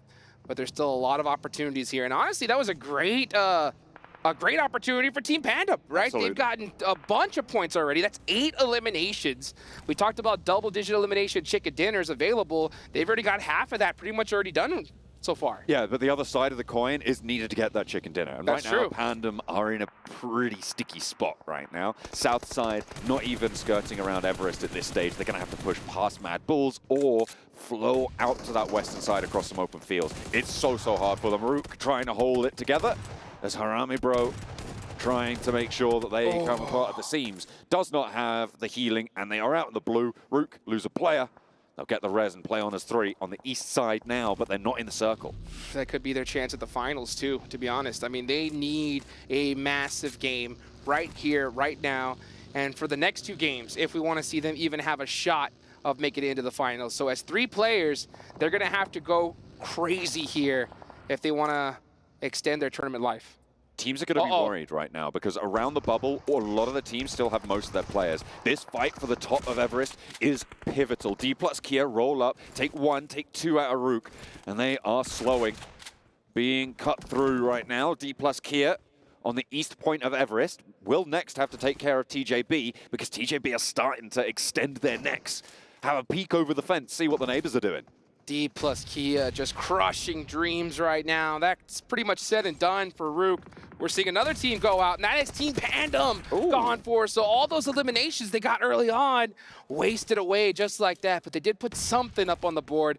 They're going to need a miracle as well for the next 2 Miramar matches. Right now, it's TJB. TJB are in a great spot. They're at 6th place. They desperately need these points. They have to defend right here, right now against D plus Kia. This is a bubble fight. Both of these teams are on this bubble. That's around right. that 4th position. You could see right now, D plus Kia hold that. DRX, they're not in this fight, but they're also involved in that bubble struggle as D plus Kia continue to push in from the eastern side. Next circle soon to close on them, but with 4 players alive, it looks like they're reluctant to go for the summit. They're not going to put those climbing shoes on, scramble up those rocks towards TJB when they know that nades roll downhill. Yeah, and that's so smart too. They don't want to take that fight just a little too early because it risks them getting third party, especially with the zone shift that could be coming any second now. So let's see where that zone decides to go, and it lands perfectly on them. So very big up on both these teams to have that discipline to say, hey, you guys don't even worry about it. And I think that smoke right there could even be a little bit of a white flag to say, hey, you guys stay there, we'll stay right here and fight each other later on to see who wins this thing. D plus Kia's position certainly smoked out quite a lot, but that's a nade over the top. Doesn't quite connect with the damage. K's taking damage. I think that might be for an off angle. Could even be coming from Inko. This is dangerous on play. the north side. Another nade from high ground. Longs gets the knock. That's from the shots as well. And now you can see instantly pin pulled on 2. They want this confirm. Nolbu's there as well. He's going to divert, move away from this, and then he's going to look for the res, but his teammate is just burning away. The Molotov's putting the pressure on, and that is how you put them between a rock and a hard place. D plus Kia being bled dry by TJB. TJB saying, you know what? Now, especially that we know it's D plus Kia, we have to take them out. They're right above us on the leaderboards. No waving the white flag at all. We got to take them out right here, right now. We need every elimination we could get. So they are starting this off so strong, but they got to work together. They have to commit to this fight very soon, and it's very fortunate. Nobody is headed their way right now. North side, Twisted Minds moving in towards Crates, actually trying to backfill on Inko. There is a big rotation going on the north edge, and all the while TJB are choking out D plus Kia as they push on in, get the first knock on the opener, and will look to continue that pace. Only 1 player for D plus. And meanwhile, over on the north side, 1 knock over towards Twisted Minds. Inko, still with all 4 players alive, have regrouped now outside of the Crates, and they're fleeing towards the foothills of Everest. And here comes the Mad Bulls. Now we're starting to see that third party ring out. Let's see what happens. Inko Gaming gonna have to do a defense against Twisted Minds. That'll help buy him some time. But it looks like on the other end of the spectrum, Moneymakers are getting into it with CAG Osaka. Still quite a few big squads in this game. DRX? DRX need this game so bad. They're in 6th place. They've really tried to make something happen here on the last day. Nades are starting to ring out. They look good. Ooh. Oh, that was way too close. It's getting really dicey now for the teams on the west point. DRX, not having taken a knock, gives them a really big advantage here. CAG Osaka now anchored to their position. They can't really push too far up, and that nade is perfectly placed picking up points. Moneymakers take a few. DRX share it with them. 2 eliminations for DRX. They're chasing TJB 7 right now, and they're pushing up from the west. With Moneymakers beneath them in their shadow, they're going to have to worry about the north as well on their ascent. Oh, devastating loss for CAG Osaka. They were in 3rd place right now, and they're going to get passed up here with how well a lot of these teams are right below them. Brute Force are still in the mix, trying to make something happen in 7th place. The final player just desperately trying to keep his tournament hopes alive. And nice shots there. That's going to get a knock, but that nade it will shut him down. Moneymakers, 14th place. Now starting to make some noise.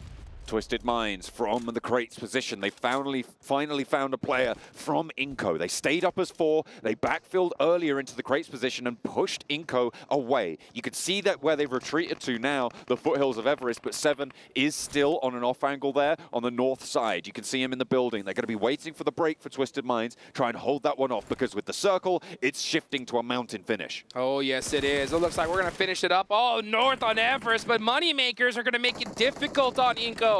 They wanted to focus 100% on Twisted Minds, but their backs are not safe, as Moneymakers need every elimination they can get, and they know it. Let's see how they decide to play it out, because if you're the Moneymakers right now, knowing where you're at, you need to just push everything. Like, literally, you cannot just play this game regular. You need to push everybody and get every elimination in this lobby. It's going to fade away from you if you don't take the destiny into your own hands. Nades finding their way up towards TJB. There was a knock sent over. They've already lost a player as well, and they're starting to wane now. The Mad Bull's doing work with another nade from Zerich. He finds exactly what he's looking for, a flush and a knock onto another player as well. They're going to be able to find that one. There is no contest, and now one player from TJB remains for that bubble struggle. DRX looking primed to usurp it now if TJB fall in the face of Mad Bulls. Only S busts out the M4, not able to get that knock, and he had a beautiful chance there. He does get one. Mad Bulls playing this a little bit too comfortable here. They got to be careful. Only S is starting to look angry. Oh, but that's Twisted Minds. That's 2 players for Only S. Is he going to be able to wipe Mad Bulls all by himself? Mad Bull starting to struggle now in the scrap. The nade's high. It's a burst in the air. It tags on a bit of damage to Zerich, and in comes the push. The DBS, both ways. The shells are going to ring out now, and Zerich can't connect, but neither can Only S. Finally, he finds it, and a 1 versus 3 for TJB. Around the bubble, they put 2 digits on the board, and 10 eliminations is the mark to be made. But with only 1 player left standing, DRX now have a chance. They need to take him down now or risk losing that race. Everybody above TJB, I'm looking at you, Twisted Minds, even IWNRX need to start watching out here if they continue to play like the way they've done in this game. 10 eliminations. What a play from Only S to make it happen for his squad. Let's see how many more points he can get all by himself. He is in a very tricky position. Everest is so scary. There's so many nooks and crannies. You never know where a player's hiding. You never know what's going to cause you to trip up either, because Bishke just took a fall, took a tumble, and actually knocked himself there. And another knock over towards the Moneymakers. They had 4 players alive. Inco are taking casualties in the meantime. Bishke has got a player repositioning for him, but DRX not going to let TJB go without a fight. 5 teams remaining. Placement points start to rack up fast now. If you can get rid of another team, you'll add that point to your tally as well. DRX right across the ridgeline. Icy, close range, looking to get the fight in. Goes for 1, 2 shots connect, but not the 3rd, and can't get the knock. TJB finally fall. Oh, TJB done for there. But right now, my eyes are on Moneymakers, because Moneymakers know that they need every elimination in the lobby and have to win this game. So you can see them, they're actually splitting among too many different squads. Icy Boss all up top goes down. That's a critical angle loss for them. Now they're going to have to play with the 2 they have downhill. DRX with 4. They're looking to get back at TJB. They're not too far behind now with the placement points that they've already earned. It's going to be pretty level, and CAG Osaka might be at risk at this stage. It is really dangerous to be around that bubble, but it's even worse, like you say, for the Moneymakers. Desperation's going to start to set in from the north side with the circle shifting away. D plus Kia as well. 1 player remaining. Spray down, and then they bet they can't get a knock. So 2 players remain for Moneymakers. 9 eliminations so far. I think they did a little bit of a misplay there, just trying to focus on too many squads. Oh, Chips by himself. 1 nade will do it. DRX is very piled up here. Certainly are. They're getting these reses as well. Moneymakers are going to have to push up the hill. Chips is going to be worried about that. Do you take your attention, turn it towards the Moneymakers downhill or to DRX. I mean, it's a difficult decision to make as the res comes through. DRX just going to bide their time. They're not getting too aggressive with it. They want to play securely. Yeah, DRX are playing this very, very safely. They're in a position that they could easily pass up so many teams, so they have no reason to go crazy, unlike, you know, Moneymakers, where we should have seen them just full nonstop push, but they backed off just a little bit, and that was enough to lose a couple critical players. And now they have just 2 players left. They gotta win this one if we want to see them even have a close to a shot of making it to top 4.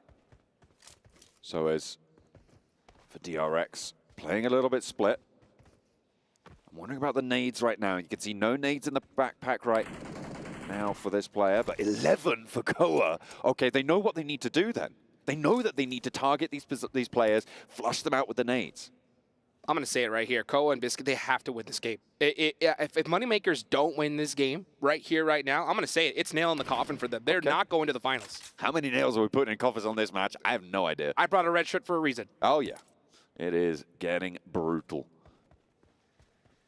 DRX still just holding. I mean, they've got dead center circle right now. They don't need to push out. It is impetus on the other 2 teams.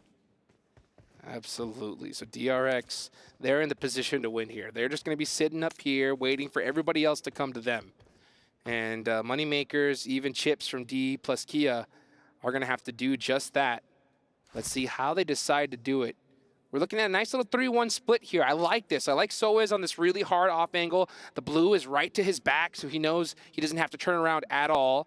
That's going to make it very difficult. They know where Moneymakers is at right now. So, yeah, we're going to have to see a crazy shot from these 2 players here. Smokes are starting to bloom, and so is moving back in. That's a bad smoke. To the rest of the team. I mean, that removes that off angle that you were talking about. That might allow the Moneymakers in a little bit closer to maybe have a chance here. If Chips pops a nade in at the right time, things can crumble. But still, DRX keeping it under control. It feels like they definitely know what's going on here. 2 nades, and they're looking to start to cook them up now. That's going to go maybe right on target. Just a little bit short, but that's going to flush the Moneymakers players out. They try and flow to the side. Koa, can he get across to the headland? I think there might be just enough cover here. Chips isn't going to peek it, but I don't know if Bishke's going to be as lucky. So it's all up to Koa now. BSK goes down. Yeah, it's all up to Koa. DRX have this locked down. There's no way they lose this at this point. They're playing it so careful. They have the high ground, and they are not going to make any mistakes. I got a little bit worried when I saw that smoke bloom. I was like, if they're going to smoke themselves out, that could definitely lose them the game real quickly because they won't have any sight lines at all, allow these players to push up on them. But no, they are playing it well here. Now they know where Chips is. Great shots. Chip's going to run into the blue zone to deny the point. And honestly, that's the right play. Yeah, moving out of there. That's going to leave just Koa for Moneymakers. 9 eliminations and a 2nd place is still a good result for them, right?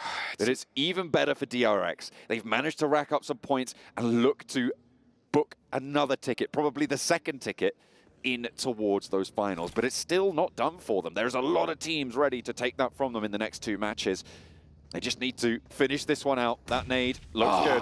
And over the top they go. DRX able to win out a chicken dinner, and the battle for the bubble rages on. A massive win for DRX right then and there. Clutching it up, very calculated. That's how they needed to win it. They just need to put up some solid eliminations and win the game.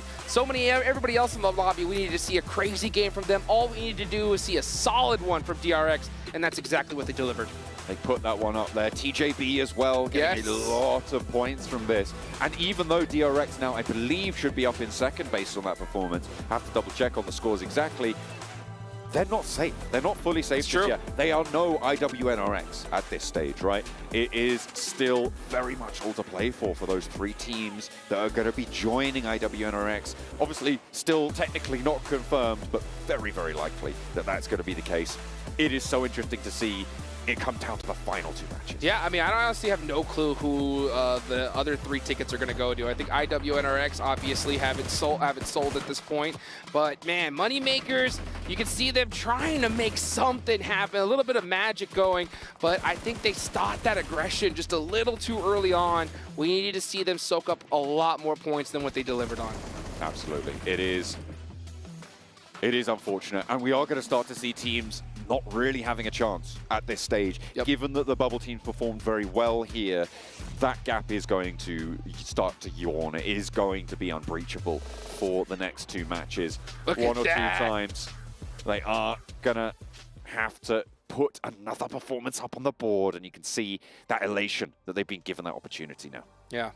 Oh, man, that is absolute craziness right there. We see IWNRX with the hot drop. We see so many squads in contention to make it into the top 4, perform so well. 2 more matches left to go, guys. Don't go anywhere. We're going to be right back.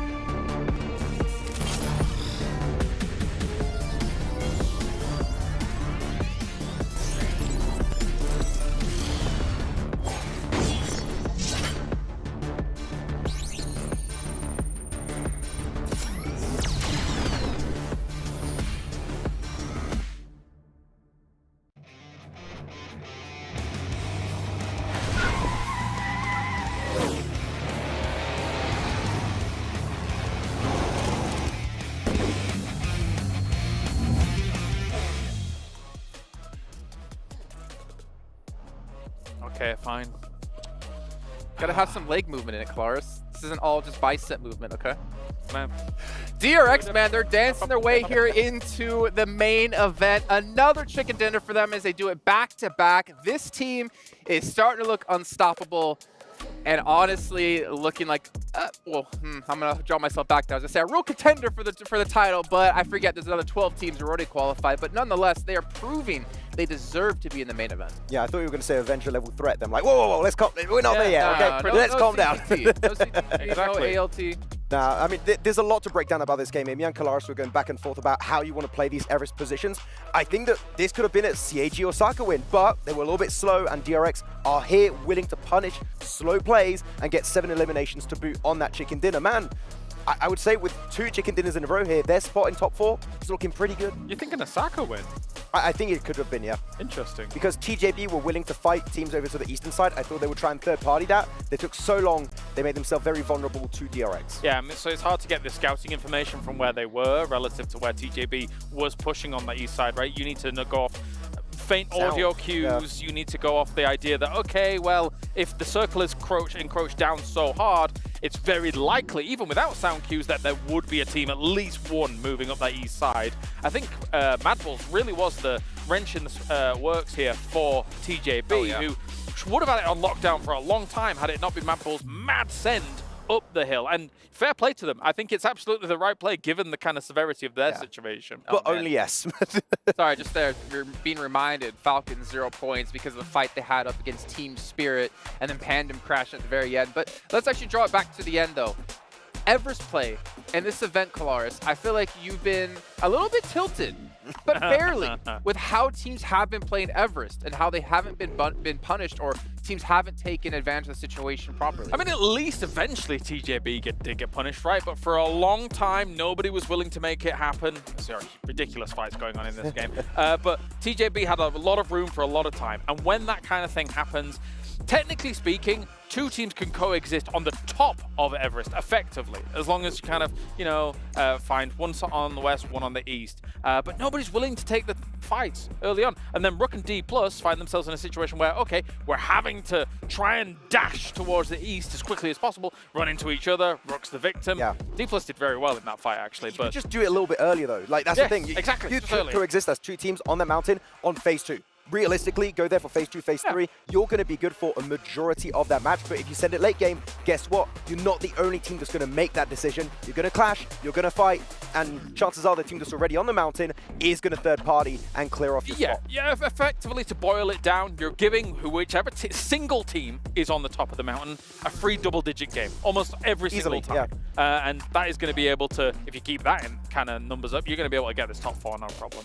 We're taking a look here at DRX up against Kagasaka in that last game, and the reason we want to take a look at this is because Kagasaka had every opportunity to basically do what DRX could have or did do if they pushed up the mountain earlier on. They got overwhelmed. DRX just eliminated Kagasaka and then obviously took it into a victory themselves. The push itself of DRX going on to CAG Osaka was also very funny to me because CAG Osaka had a ton of utility. I think he had like maybe 5-10 nades all together, and they just go down in their little dip, just get naded to hell by DRX because they're just not willing to take the fight. And then DRX, guess what? They clear that space, get extra loot of CAG Osaka. They have all of the tools they need to go uphill, take the fight onto the remaining teams and win the game. So I think CAG Osaka were too complacent this match when they could have actually maybe not get the win, but at least get a solid top 3. Yeah, I think you're right. I think DRX is just more...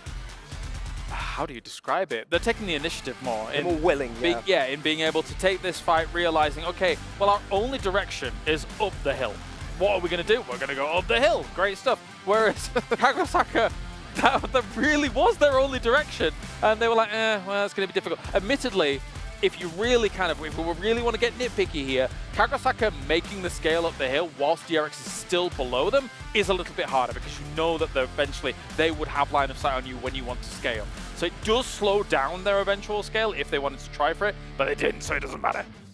Yeah, it's not going to matter anymore because that was our last Erangel here of the survival stage. It comes down to now, as you're seeing, Miramar for our last 2 games to play. You guys watching at home, by the way, if you haven't checked it out, go into the esports client, make sure you check out PMWC, and make sure you subscribe to be notified when we go live and notified for any information out there. Maxman even showed me a little bit earlier on today saying, hey, we're going live. Also, hold the dance in, don't worry. From now until July 3rd, make sure you follow PUBG Mobile Esports over on TikTok and post a video of you doing your favorite victory dance, whether it's in-game or out-of-game. Go. Preferably out-of-game with the hashtag PMWC Victory Dance. I don't know what that was. That was committed. That's not going to be eligible. That's not, that doesn't work. I'm getting banned on TikTok for that, yeah. That was good. That was... So, okay. I got 1 vote. I mean, have you seen Kalaris dance? Do we want to see Kalaris dance? No, we don't, but we want to see Barney, who has an interview with Team Pandem over on the stage. What are you doing? TC Arena, where I've got Dubrengi here from Team Pandem. Thank you for joining me in this interview. Very quick fire one. We'll just talk about kind of where you're sitting at the moment because you're pretty much averaging 5 points per map. which isn't really enough to get you into contention. So what's been holding you back? Jadi kalian itu kan masih di rata-rata 5 poin setiap map. Nah itu tuh kurang buat kalian kualifikasi. Kira-kira apa sih yang nahan kalian sampai jadi masih belum maksimal banget? Menurut saya sih lebih kita kurang bisa bermain sabar atau lebih ke kurang sabar aja di dalam timnya sih. Yeah, I think we're not patient enough. Yeah, we're just not quite patient as a team, so we don't really get the maximum result. You just want to run at people, get through them, and reset. Okay, well let's think ahead. Miramar, 2 maps left. You got to go big, or you might be going home. What's the plan? Ya, jadi ini Miramar bisa dibilang kalian udah harus melakukan rencana yang gede karena kalau kalian nggak dapat poin gede kan bisa dibilang udah tereliminasi. Kira-kira apa rencananya? Dari kita sih lebih ke usaha maksimal aja di Miramar ini. Apapun hasilnya kami terima. Kami akan usaha maksimal. We'll just try to give our best what we can do. We just do our best and let God do the rest. If we're eliminated, we accepted it, but we'll just give our maximum effort. That rhymed. Do your best and let God do the rest. I like that. Let's leave it at that. Thank you so much to Brengi for joining us here in your post-match interview. 2 Miramars left, and that'll be the end of the survival stage. So let's go back over to the studio. Hey, what's going on, everybody? 2 more matches left in this survival stage. We're going to see some keys get crushed, some souls get crushed here, and a whole bunch of folks sad that they're going to have to go home and wait till the end of the year to get another shot at some cheddar like this. It is hot here in Riyadh, but there is a chill in the air right now in this arena because it is going to be icy. I'd tell you that much in about 12 of these teams by the end of today. 2 matches stand between them and elimination. Booking your ticket in the top 4 positions not only guarantees you a chunk of the prize pool from the survival stages, but it also guarantees you a minimum of 25k from that final match. And I'll tell you what you could do with that 25k. What's that? You could get yourself an Infinix GT20 Pro with dual gaming chipsets and 144Hz AMOLED screen. The GT20 Pro will equip teams with up to 120 FPS, which is also the first batch of supported devices, offering esports level performance and visually stunning experiences in the PMWC 2024, we are going to be heading into the first of 2 Miramars. That is our terminal destination for the survival stage.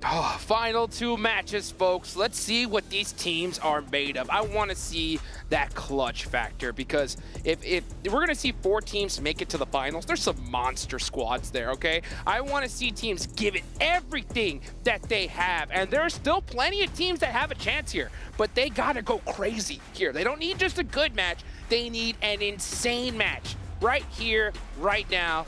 Let's see if they can do it. I feel like it is always Miramar, though, where we see those insane matches. That's true. Maybe it's because we put it at the end of the days now more frequently, or maybe it's something that just happens in this open terrain. I feel like teams can establish more control, be a little bit more ballsy with those peaks sometimes on this sort of a map. The question is, where does the circle take us? Because it can completely change the dynamics, as it can with everyone. I feel like that's kind of North a non-statement. circle! But we're going up north this time around. That puts a lot of treachery around the area between Minas Generalis and San Martin. Junkyard, Hacienda, in that sort of death triangle there. That's always a difficult place to rotate. It looks like IWNRX have already taken a knock there.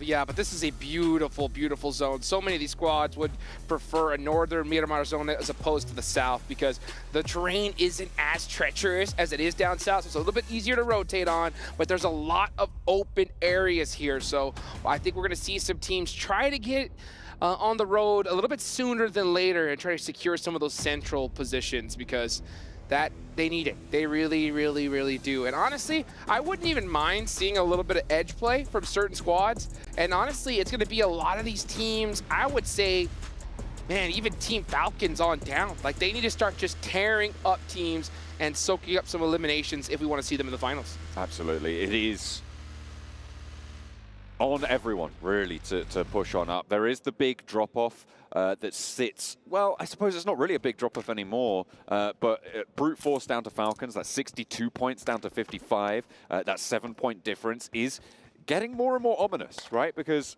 you know, oh, it's just 7 points or whatever. It's more than 10% of a team's total score. It's so hard to get 7 points out of a match unless you're given one of those central positions, unless you're able to fight through pretty crazily. It doesn't happen that often. I mean, you're looking at a pretty unlikely turn of events to be able to not only get those points, but also for the teams ahead of you not to get those points. It is a lot tougher than it looks to mount those tables. And D+ Kia just gonna have a long way to go to be able to not only get into the circle, but jump up over TJB. The tiebreaker right now for CAG Osaka, D+ Kia goes the way of CAG Osaka.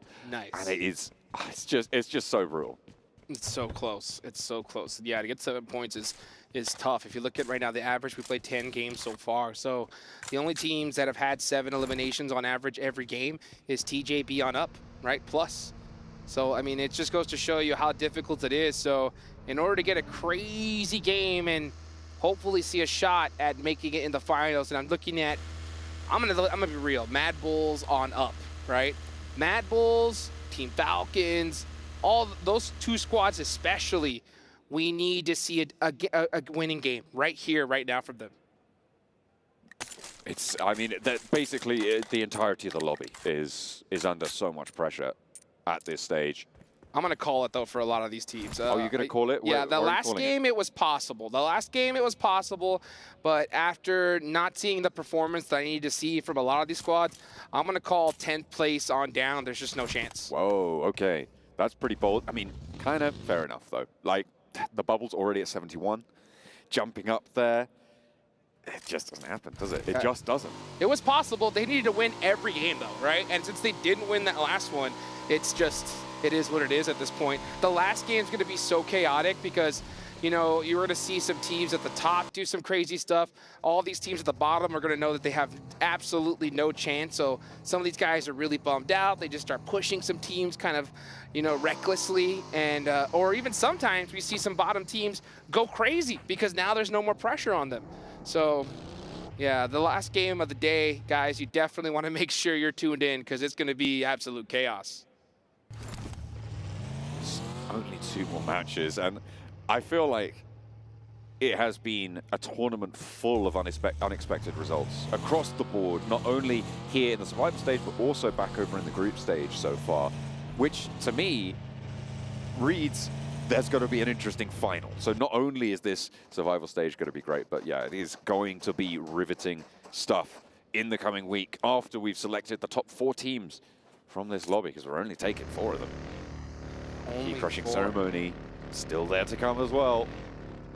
Yeah, these teams need to know what to do here. And one thing I want to see is a mix-up in strategies. Like I will give teams way more props if they just go nuts right now. Like even if you see a team like Pandem or Harami Bro just start pushing everybody, and if they say they take out one team and go out on the next, I will be so proud of them because guess what? They gave it a shot, right? They're not just playing passive, because right now, even if they got a chicken dinner with 2 eliminations, what's the point, right? There's just still not going to be able to make it into the finals. So if they want to have a shot and a miracle run, they need a record game here. And you got to go for it, right? Might as well. What do you have to lose? I mean, speaking of records, let's remember Alliance's performance back in the group stages. On 12 match, they put up 122 points, right? And that puts it into perspective just how bloody good Alliance were in those group stages. When you look at what IWNRX currently sits on, they're over 20 points behind where they were with 2 matches to play. So IWNRX also, if they want to break that record, they need to start pushing some stuff, maybe change some stuff up. They can rest on their laurels somewhat, but oh, what's this? It looks like DRX, not only having lost a player, but they've been taken down to a second as well. No way. This is horrible for DRX, because even though they're in second place, there's still a lot of teams that can catch them. They cannot afford to go out right now. And if you're Besiktas Black, you have to push this. Like, you have no choice. You might as well. It's going to be the best chance you're going to get. So there goes the pickup into the vehicle, and they fold back through, repositioning the players away. They weren't quite fast enough for Besiktas Black. They are very split right now, but and I don't think that they wanted to go for a 2-player push against 2. You don't really want to take those 2v2 fights. No, this is dumb. Like, honestly, you have to. You have no choice. You have 41 points. Just push. Just push. Try to get the eliminations. If you get 4 now, great. Then you could possibly make something happen. You have no time to be playing this. If this was day 1, match 2, then yeah, I wouldn't be talking like this. But this is a different game you're playing now. I don't even know what Besiktas Black is doing. When I see stuff like this, it absolutely infuriates me. I'm counting them out already, just for them just not playing the game that they're supposed to, right? I mean, they are down in 13th, 41 points. They sit 30 points behind the bubble on TJB right now. They're pretty central in the circle, though. And I feel like, yeah, sure, they probably should have gone for that push in a little bit more aggression, but they just weren't in the position to do so. So it's not really that they didn't go for the push that bothers me. It's that they weren't in a position to go for a push should it present itself. Let's look at this shift, though. This is a hard south shift on the current circle. It's going to push people back down towards San Martin, towards Graveyard on the south edge as well. And again, it's some real trouble. All right, we're gonna see a little bit of a jump out there. Look at that. Nice. Buggy doing a little bit of a carnival ride there. Let's see what happened to Kay. What happened to him here? No, this is not replay. Oh, okay. I was about to say, that was looking a little interesting, but we're starting to see some rotates happen here. IWNRX. Oh, he's in trouble. Doesn't go down, though, and I think that's going to be crucial to establish and keep that angle on the sideline. Swain is there as well, hops into the buggy and gets away. With the heal coming through, it looks like IWNRX are going to be safe for now, but on the east side of the circle, they've got a little bit further to go. We're seeing the M24 being pulled out by Kepa Boss. For Rook, the range, powerful with the 8x on the sniper, but it's not going to be too worrisome for IWNRX. They're just going to keep the sprays going over. Kepa can't even hop into this vehicle. It's slow off the mark, which means you jump into it, you know you're getting sprayed down. Frozen, you could see him just trying to make something happen, but he did give away his position, so we could see a little bit of a reposition from Rook to try to catch this player out, but we're seeing a lot of 1v1s happen here. Interesting play from Rook. Yeah, Rook, you can just see them. I think they're just kind of having fun with it at this point. A little bit too far down the leaderboards to make anything happen. And that's what I like to see, though, right? I mean, hey, might as well. You know that you're mathematically pretty much impossible to make it to top 4. Just push everything you see. 40 points behind right now, the bubble. Farouk. And I think you're right. Fairly close to impossible. Mad Bulls do take one of them down as well. Not a full flush just yet, but they will be on 3 active. They'll probably try and reposition for this. Pandem also taking shots from money makers. Yeah, it's going to get a little bit more tension from the north side there.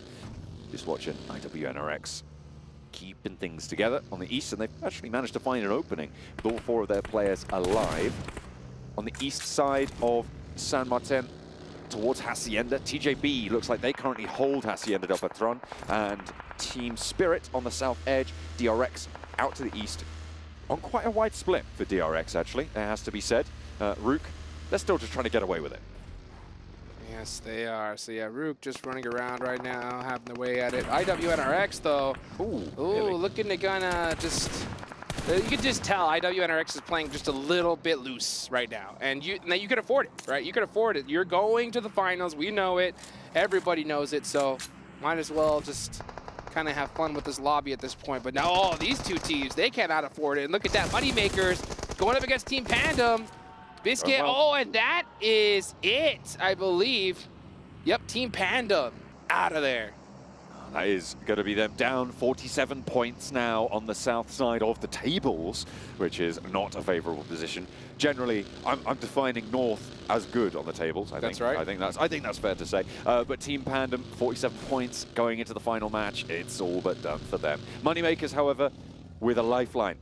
Are they going to be able to keep all of themselves alive? It looks like they will do. Shots over towards Team Spirit from TJB. This is the Hacienda clash. Falcons are just out to the east of this as well. Team Spirit do lose a player fully. That is going to go over towards TJB right on that bubble. 72 now as the lead starts to open. CAG Osaka. Now this is a team right now we got to keep our eyes on. Brute Force as well. Very, very close. Both teams in contention here. Team Spirit losing that player especially, that is going to be it. Yeah, and D plus Kia, a team that really needs those points, are soaking every single one up that they can. Nomi, just kind of driving away, just trying to have some fun with it at this point. DRX though, DRX, yeah, down to a single player. Let's see what he can do, and that is it. He is done for. So that's a big door open for a lot of teams. 80 points is where DRX will finish now in second place. Twisted Minds 7 points behind TJB, 8 points behind D plus Kia, 9 points behind. You're right. There are a lot of teams that can push up on over, and you can see on the leaderboards right now, they are close to being able to do so. At the moment, TJB with Hacienda control. Where are we looking at Twisted Minds? They're out on the east side, and actually with the most danger afoot, with Mad Bulls close by to them. On the north side with Besiktas over to the west edge. You've also got D plus Kia, who we saw take down Team Spirit, well, the majority of Team Spirit on that south side, playing on as 4 with some decent hopes at jumping on in. So DRX not safe by any stretch of the imagination, despite their blinder of a day. That's for sure. By the way, I got to give massive congratulations to IWNRX for breaking the 3-digit mark. The only team to do so far. That's going to be 100 points for them with that elimination. And let's see what other teams are going to be able to do here. Twisted Minds are still in the mix. CAG Osaka is still in the mix. You got Harami Bro going up against Inko on the other side of the map. And it looks like we may just have a Hacienda de Patron finish here. I like that. Haven't seen one of them in a while, Dukes. But it's right on the edge. We'll have to see if it does go that way. Inko rolling across the open ground. One hop out there to try and take some shots wide. But Harame Bro gonna have some shots connect onto them from Nenebete, from Inko. Inko still rotating on the south edge. You can see D plus Kia looking to pick up more points here. Chase towards that second place. Try and push DRX out with the opening they've been given. 3 teams now clashing on the south side. Harame Bro down to 2 now. Federalis out in the blue. Having to shuffle on forwards. Norbu with the spray towards the player breaking forwards, but not going to connect on this. They might be able to find the res. In the meantime, Inko are healing up ahead of them. Inko have the inside track on this. They're closer to this circle, and it looks like IWNRX, they've sent Frozen down south to see what's going on. He's poking his nose in, and it doesn't matter if it doesn't belong, because he's going to take those points either way. That's right. He's like, what's going on over here? Oh, some more eliminations. I'll take some of that. D plus Kia, they definitely need them, though. So very heads-up play for them to hear these shots on this side of the map and try to get in the mix. They definitely need to be able to steal some eliminations and finish Inko out sooner rather than later, especially considering that they are not in this next zone. D plus fighting on 2 fronts now, and it looks like they're doing pretty well with an assist coming through from IWNRX. Frozen able to give them a little bit more oomph here on the off angle, slowing Harame Bro. They cannot be pushed from the east, and this is excellent stuff coming through from D plus Kia to be able to hold this fight down. But they still have a way to go. The blue is starting to push in, and they are making their way, but past some treacherous terrain.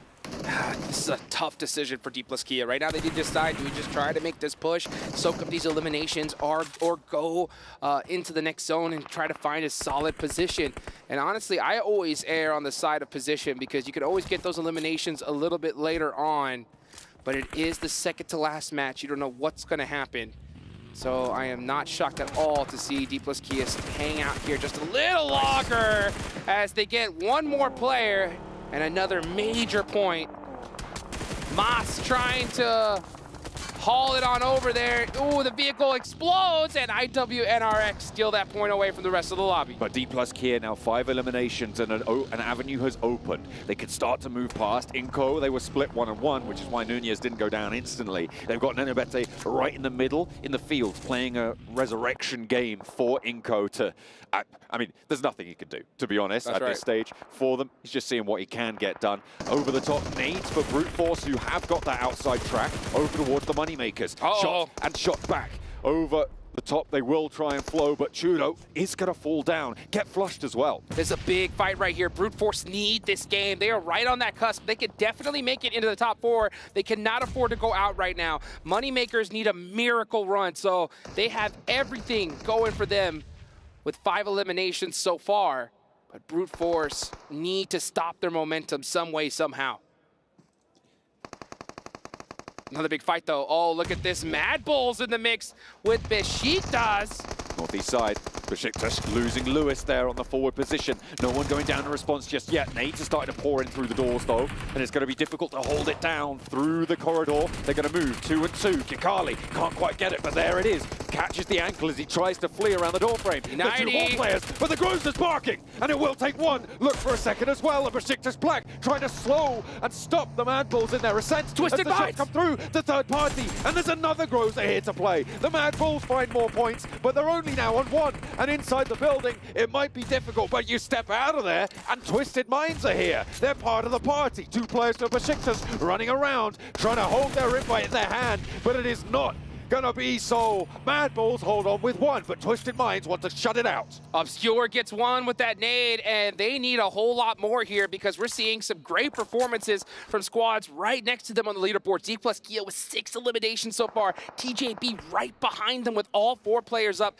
Twisted Mind need to find a way to get these remaining 2 players of Mad Bulls finished out sooner rather than later. This is not a solid position in the next circle. It could definitely shift away from them, so Twisted Minds need to make a decision. But at the same time, the nerves have to be at an all-time high. They know what's at stake. IWNRX also could be third party onto this engagement. If Twisted Minds pull the trigger, and you can see they're aware of that, which is why they haven't gone for the full-out fight just yet. There's 2 Mad Bulls on the inside, and they are angry as anything. You do not want to handle them when you've got IWNRX breathing down your neck. No, you do not. And now we're going to watch D plus Kia on the push, trying to take out some of these stragglers on the bottom of the leaderboards. Desperately getting these points, and they're getting even more points. DRX, you better watch your back, because D plus Kia are showing up at the right time. They are starting to build pace, but there's Frozen, and again, this guy has been so much trouble for these teams on the south. Against Rook, against Harame Bro, now against D plus Kia. Nobody is getting away for free. La da da dee dee dee da. That's what he's just kind of singing in his head as he's just, you know, making it happen, just destroying teams' dreams here as IWNRX are just having some fun. And that fun is, unfortunately, just absolute chaos for the rest of this lobby. Look at where these tables are starting to get eliminated as well. 3rd through 10th, all still alive. People below them, nah, they're done. Rook is as good as out as well. So, well, okay, maybe he's got a little bit more fight in him. Fighting the dog. D plus Kia, though, they're going to be drawn short by it. They're down to 2 players. They've lost 2, and K is pretty low. You can't really go for this fight whilst Frozen's watching out for you. Yankees in the monster trap. Oh, man, Frozen's like, yeah, shoots him through the window. 1 down. Oh, and Team Falcons get 1 of those points. They are still in the mix, but Team Falcons are playing this way too passive. They're so far down on the leaderboards, they need a monster game. They're not out of it just yet, but honestly, if they don't finish strong here, they're done for. IWNRX, one of 3 teams with 4 players alive now on this eastern side. They have been so controlling on this south. There has been a chokehold on it for the longest time. That Mini 14 is making noise. They're going to crash. I mean, they know there's only 1 here, right? They've got to realize that this is a really easy place to flush out, and they can't make their move forwards, which is what I was going to highlight now, is that they're going to have to get across this road. Team Twisted Minds over on that north side, and the Mad Bulls remnants from the north, going to make that road crossing hard, so if they can have more control over the south, it's going to make this next circle easier. This is an insane match, folks. Every single one of these teams that are in this lobby desperately need that chicken dinner now. K needs to pull off a miracle because there's so many teams right behind him trying to usurp their spot. Let's see if he can make some magic happen against IWNRX 1v3. Hopping out. Look at her line up the fights with the SK-12 in the yard. Will get put in the dirt by Swain. Sprayed down, and that's D plus Kia done. They are still in 3rd place, but with Twisted Minds still alive, with TJB still alive, it is going to be hard to hold on to their place. It is getting hotter and hotter by the second. Twisted Minds, over on the north side, both teams going to have to leave this compound, Jukes. Yes, they are, and this is a very unfortunate rotation that they're going to have to make. They're going to have to do it pretty quickly here. They need to make this push. Twisted Minds took a little bit too much time, and since they didn't take that initiative on the Mad Bulls and they hesitated, now they're paying the price for it, and that could be their ticket to the finals because they were in a good position just a little bit earlier ago, but now you got TJB that could pass them up here. And TJB are a little bit on form today, but they just lost a player. That's going down to everybody's getting shot at by this Mini 14, by IWNRX. This rain of bullets continues, and it is so sweaty coming through from IWNRX. They are forcing other teams to prove themselves now. Twisted Minds, huge mistake. Now you're gonna have to see a 1v2. Rattle Boy isn't able to get it done. And that opens the door for so many teams remaining. And look at who's left. All squads that could possibly pass them up.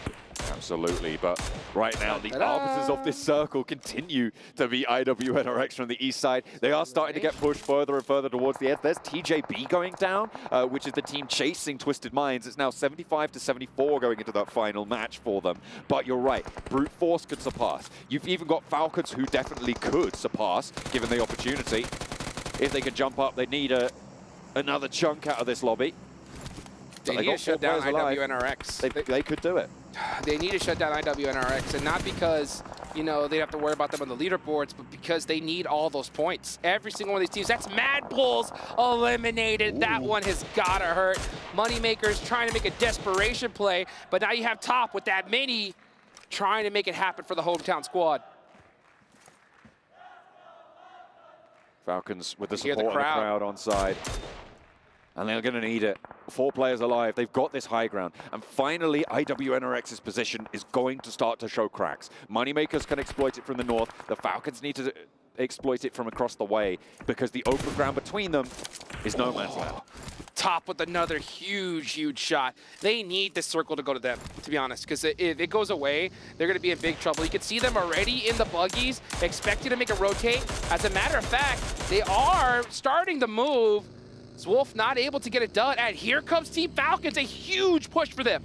They are going to sandwich IWNRX between themselves and Moneymakers on the north side. They've already found that opening. Kine has gone down as they flow over the south side of this circle. There's the flush. No more knocks to be found. They're trying to push their way up on the eastern flank. And they are slowing themselves just a little bit further. But Swain finds a nade onto the backlines that slows them down. 2 players from IWNRX in to respond. And Top in danger now, but he wants the contact. But not that much contact. Zedwolf taps the skull. Zedwolf with that mini all the way from the backlines, just crushing the dreams of Team Falcons. They need to win this fight if we want to see them in the finals. What can Icy do? Icy's in a terrible position. That nade, so huge, gets one. They get another. It's just one more player left. It's Zedwolf for IWNRX. Team Falcons clutching it up just at the right time. Can the Moneymakers chime into this fight as well? If they time this right, they could also sweep this one away from the north side. But the Falcons are being allowed so much leg room here, Jukes, on to be able to get those reses, to get across, and to be able to pull all 4 of their players alive. There's IWNRX going down, and it is the Moneymakers to do so. 8 eliminations found for them now, and the Falcons gonna look to push in because they have to move north. Team Falcons couldn't have more of a clutch move right here, right now. We're starting to see some old signs of the Falcons of old right here, right now. You can see the smoke start to come up. They're taking a very central position. These hay bales aren't too safe. They're taking it mighty early. Let's see if that is the right decision. Brute Force taking casualties heavy. No one's focused on them for a little bit, but now those Mini 14s start to blink away. Havlik eating ankles right now for breakfast. Neo's going to be the last to fall, and that nade goes over, goes high, doesn't quite get past the hay bale. That one's a little bit better. No, not close enough. These bounces, difficult to land. They're right in the mix of it, and I think they're protected by the US and the hay bales on all sides. You're going to have to thread that needle with that nade. But yeah, Brute Force aren't going anywhere. They do put up a solid match here, but it's not going to be enough to put them into 4th place. It's going to come down to the last final match for them. And it's going to have to be the same thing for Team Falcons, most likely. They need every single elimination left in this lobby. 9 is great, but they need even more than that. Not a week ago, there was not a world where Falcons were not in the finals, Jukes. And now they are fighting tooth and nail for it. Everything on the line for them. A team that everybody lauded as a potential tournament favorite. That's right. And this is the sort of performance that we've been missing from them. Their chase is on. The gauntlet is laid. Let's see what they can do. Still quite a few players still up. They have the position, they have the zone. All they have to do is execute, but they cannot afford to let any one of these players go out to the blue zone. they need every elimination they can get. Because I said it once, I'll say it again. The last game of the day, you never know what's going to happen. It's going to be absolute chaos. You cannot depend on a double-digit elimination chicken dinner towards the last game. So if you're Team Falcons, you need every single one of these. Waiting. Timing. The most important thing now. One misstep and it's done for. Brute Force have the angle. They're taking the fight. Neos chiming in with a potential. Oh, Brute will pick up a nade over the top. 2 knocks go over to the Falcons and they roll on in. Noah goes down and the Falcons are back. They are into the top 4, but they're not done just yet. With one more match to play, they are making it their mission. And the crowd goes wild. Are you kidding me? Team Falcons with a massive jump. Could not be more clutch. And look at it. Hands on the head saying, oh, are you kidding me? I can't believe it. I mean, I was almost about to count this squad out, but they clutched it up right there towards the end. And that's when it counts, right? To be able to hold your nerve in that situation. That flow on the south side across the open ground once they got that knock onto Kine was miraculous. That's what they need. And now they're going to look to spread their wings. There's Top himself. A punishing player for teams that step up to him. They were given a lot of leeway. The Moneymakers did not over-push from that north edge. I think if the timing had been better from the Moneymakers, this would not be the scenes we're seeing. Well, if Moneymakers had the ability to adapt, then they just proved that they don't, right? I mean, they're just playing a normal game of PUBG Mobile, and when you look at the leaderboards, they needed to change up their strategy, right? They had to just start pushing everybody because, you know, they didn't need just a 10 elimination chicken dinner. They needed a 20, right? So it's unfortunate that, you know, we're not going to see them in the finals. Hopefully they could kind of, you know, practice up for the next big show. But man, Team Falcons might just be in it with just after that game, and I can't believe it. It is absolutely crazy what we're seeing unfold here. The Falcons looking for a resurgence now into the second day of survival stage. They were able to get a lot of points. That's the nade that did it. From top, able to take 2 down, and Koa didn't stand a chance as soon as 4 Falcons are bearing down upon you. I mean, brilliant nade, brilliant timing. It was also Brute Force getting in there late. You see, that's what they're so relieved about. Unleashing.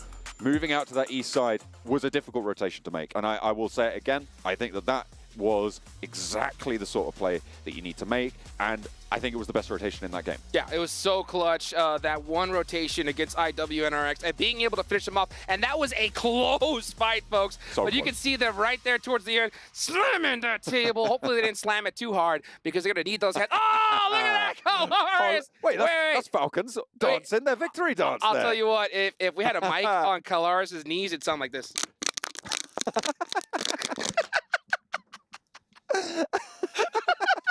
That's it for us, guys. Let's take it back on to a break. We'll be right back.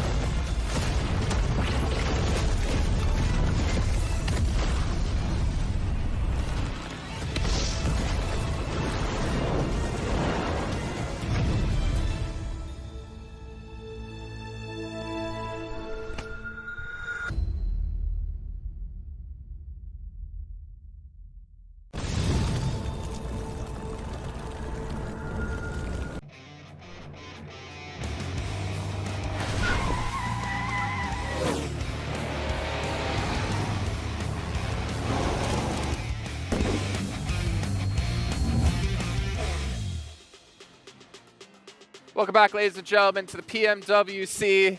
I'm not playing your game because Falcons are playing their own. They get themselves a huge victory. And Max-Men, the stage is yours. Yes, baby. And the voice is gone. Yeah, that's my voice is gone for the entire week now. Finally, we get a Falcons win.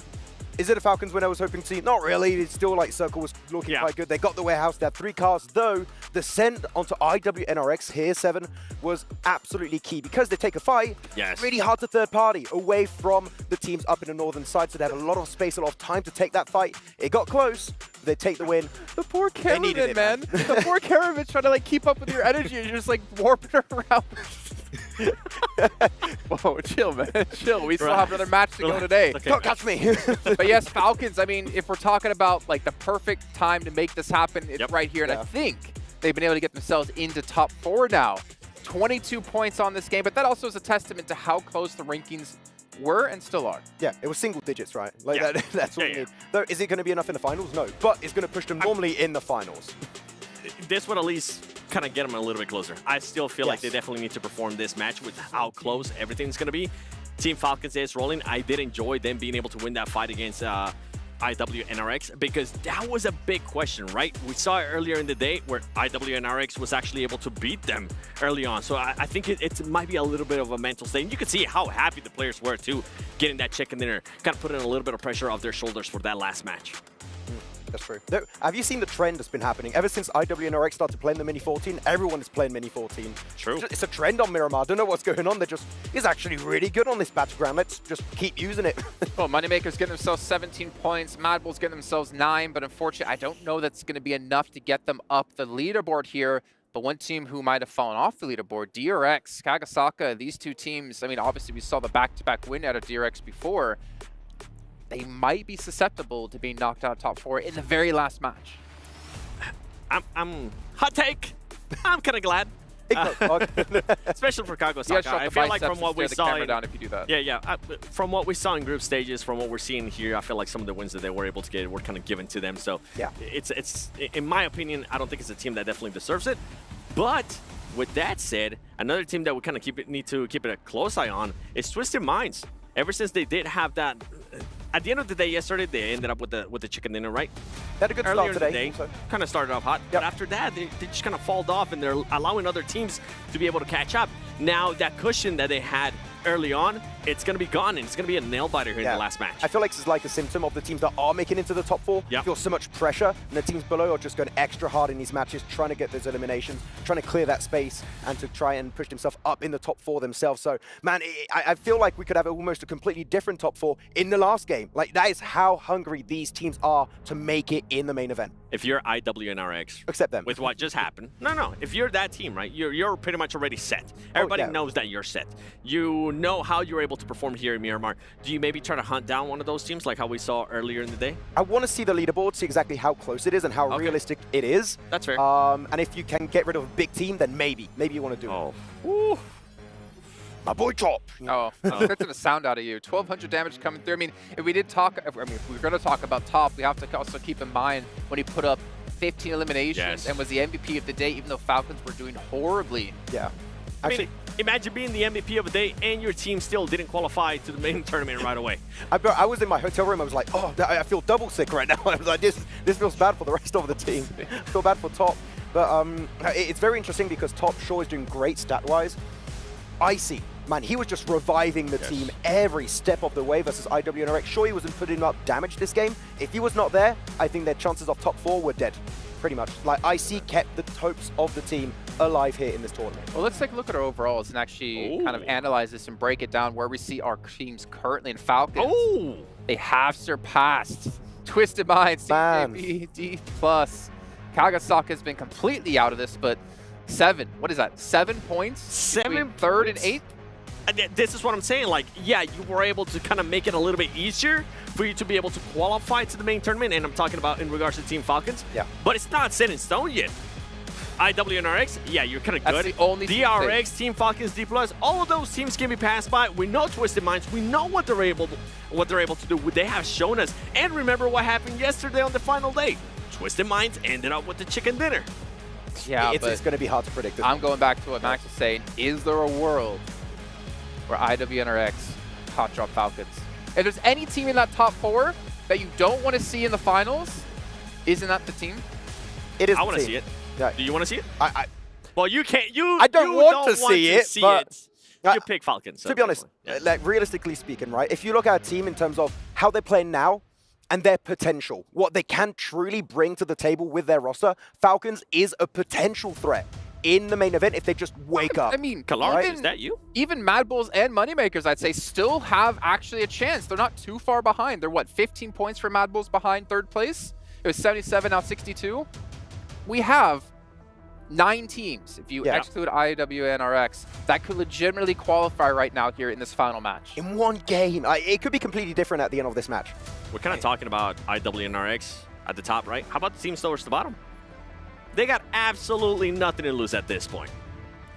Yeah, we say that. I barely see that happen, though. Like, maybe Pandem's I mean, drop, you'll be 4 or 5 surprised. once We've more. seen it happen before, though. We've seen it happen before where you're like, okay, you know what? This team's not going to end up doing anything. Some of them still want to get those bragging rights. Some of those teams still want to be able to get the highlight reel saying, hey, you know what? We're the ones that stopped you from being able to go to the main tournament at PMWC. Now, I'm not going to put the tinfoil hat on just yet. I'm going to wait until the game starts. Do it. And we'll see how the hot drop is going to happen, if it's going to happen. I'm not really expecting it to, but it is something to keep in mind. I don't think hot drops, though. We need to get one of our cameras just focused on you during this match as we're watching it, just to see your reactions, especially if there's a hot drop involved, because I'm pretty sure you're going to go through 1,000 different emotions if that goes down. The hairline's going to recede more. Just all going to fall off. But the thing is, it might be more like a bald eagle than Falcon. See, you're mostly talking about like hot drops. I'm talking about teams knowing the rotations that Falcons might be able to do, depending on what kind of circle we get, depending on what kind of playing path we get, right? And setting a trap for them, which we have seen it in the past. It doesn't necessarily have to be a hot drop. It can be just cutting them off in rotations. Well, it's time to find out. Will Falcons qualify? Let's head over to our commentators to kick off our last match here, the survival stage. We have had one hell of a day so far. It has been ups, it has been downs, and finally Falcons have found their feet. But is it going to be enough? Because they are standing on shaky ground. Oh man, they need to sink them claws into whatever they're standing on. I'll tell you that right now, because here we go, folks. It's the last match of the survival stage. 12 teams are going home right after this. Who's going to make it to the top 4? We're about to find out. And it is so close. And when it's this close, you know you need the best. With dual gaming chipsets and a 144Hz AMOLED screen, the GT20 Pro will equip teams with up to 120 FPS, which is also the first batch of supported devices, offering esports level performance and visually stunning experiences in the 2024 PMWC. Impala, Via de Mar, both ends of the plane path. But are they going to be where the match ends? Only the circle will tell us, and only time will tell us where that is. We're going to be jumping right on into it, and yeah, I could see you. I could see those goosebumps, Jukes. I literally have goosebumps right now. This is so exciting, and honestly, a horrible plane path for this last match. It is so far south. San Martin, El Pozo, all these major areas are too far away. We're going to have to see some teams stretch. There's a high possibility we're going to see some teams land on each other or even run into each other on the drive. This is going to be absolute chaos. So let's be real. Looking at the overall rankings, 6 teams, 0 chance they're going to make it, right? Team Pandem on down, it's just not possible. But Mad Bulls, all the way on up, could still get a slot. And if you are a team like Mad Bulls, Moneymakers, right? You need all these teams above you to go out early, and you need to surpass them. This so could be special. Let's see what we're going to start off. DRX, this is huge. DRX cannot afford to lose, especially to a team like Ginkgo. Not only is this a two-party fight, there's three teams around here. Another drop around this area came through from Seiji Osaka, I believe, which means that there are 3 teams in the vicinity. Inco, they are on last chance, right? I mean, they're pretty much out of it. So it is up to DRX to hold this down, not only against the one team, but also against the off angles from COG Osaka, should they choose to go for it. I absolutely hate this drop in general because we've seen it quite a few times now in the history of PUBG Mobile where it just happens game after game after game. But this is the first time we've seen it here. And at such a crucial juncture for DRX, this is going to be interesting. So is getting the confirmation with that VSS, busting out the unique weapons here at the last moment. Inko just on the full push, and DRX do need to watch out for a possible third party, but you know, we have so many of these drops just due to that playing path. It was so south that teams had to start mixing up some strategies here towards the end, but you got to put up or shut up. It's time, it's championship round time. If you want to make it towards the finals or even make it when you're in the finals, right? You gotta be able to adapt. And look at that. I mean, we're still seeing teams stretch out here. Team Falcons playing it ultra safe, and I cannot blame them. I mean, they just want to keep themselves in it. You want to put up, I mean, 6, 7, 8 points would be nice. At least. You want the chicken dinner, obviously. Yeah, Every game you want the chicken dinner. It's kind of easy to say that. But yeah, it's going to be really, really tough. I think, I can't remember what I said. I think I was saying high 80s for the bubble towards that 4th place spot. But it looks like that might be falling quite short. But just there's so many teams all the way down to, as you said before, Mad Bulls, who still could make this one work. Pandem find a point over towards Harame Bro, which isn't impactful for either of those two teams, but the more players that get drained from this lobby, the fewer points there are towards the top of these tables for the bubble battle. Oh boy, this is intense, and you can just feel the tension in the air. It is so thick right now. It's a spot of bubble battle bother. Yeah, the triple B, something you always got to keep your eye on. Because you got, right now I'm looking at the zone, we have a Los Leones possibility here. Could we see an urban finish towards the end? That would be absolute madness. I'm seeing a lot of teams stretch out here, be extra careful. Twisted Minds were in such a good position. They were like, what, in 2nd place just not too long ago? Now they're down to 5th. So they know they need a big game here if they want to make it. These days, they go by in the blink of an eye, but I'll tell you what, they are long in the minds of Twisted Minds. That's right. It is so treacherous. Well, you remember that interview he had earlier, right? Oh, this is Mad Bulls. Mad Bulls cannot, and they're losing a player here early on. Yeah. This is the worst case scenario. But back to what I was saying, right? We saw the interview earlier with Igor. He said that no pressure. Right? We're tranquilo, we're big chillin', you know, big deal. Do you think he has a little bit of pressure now? Definitely not. No, not whatsoever. I don't know what you're talking about, mate. None. The only pressure that they're going to feel is if they don't make the top 4, that pneumatic press on top of their key. Oh, it's gonna that's be, right. Hell, it's going to be the most... Actually, you know what? That's I don't think that is going to be the most pressure they'll feel today. That's for sure. Which is saying something.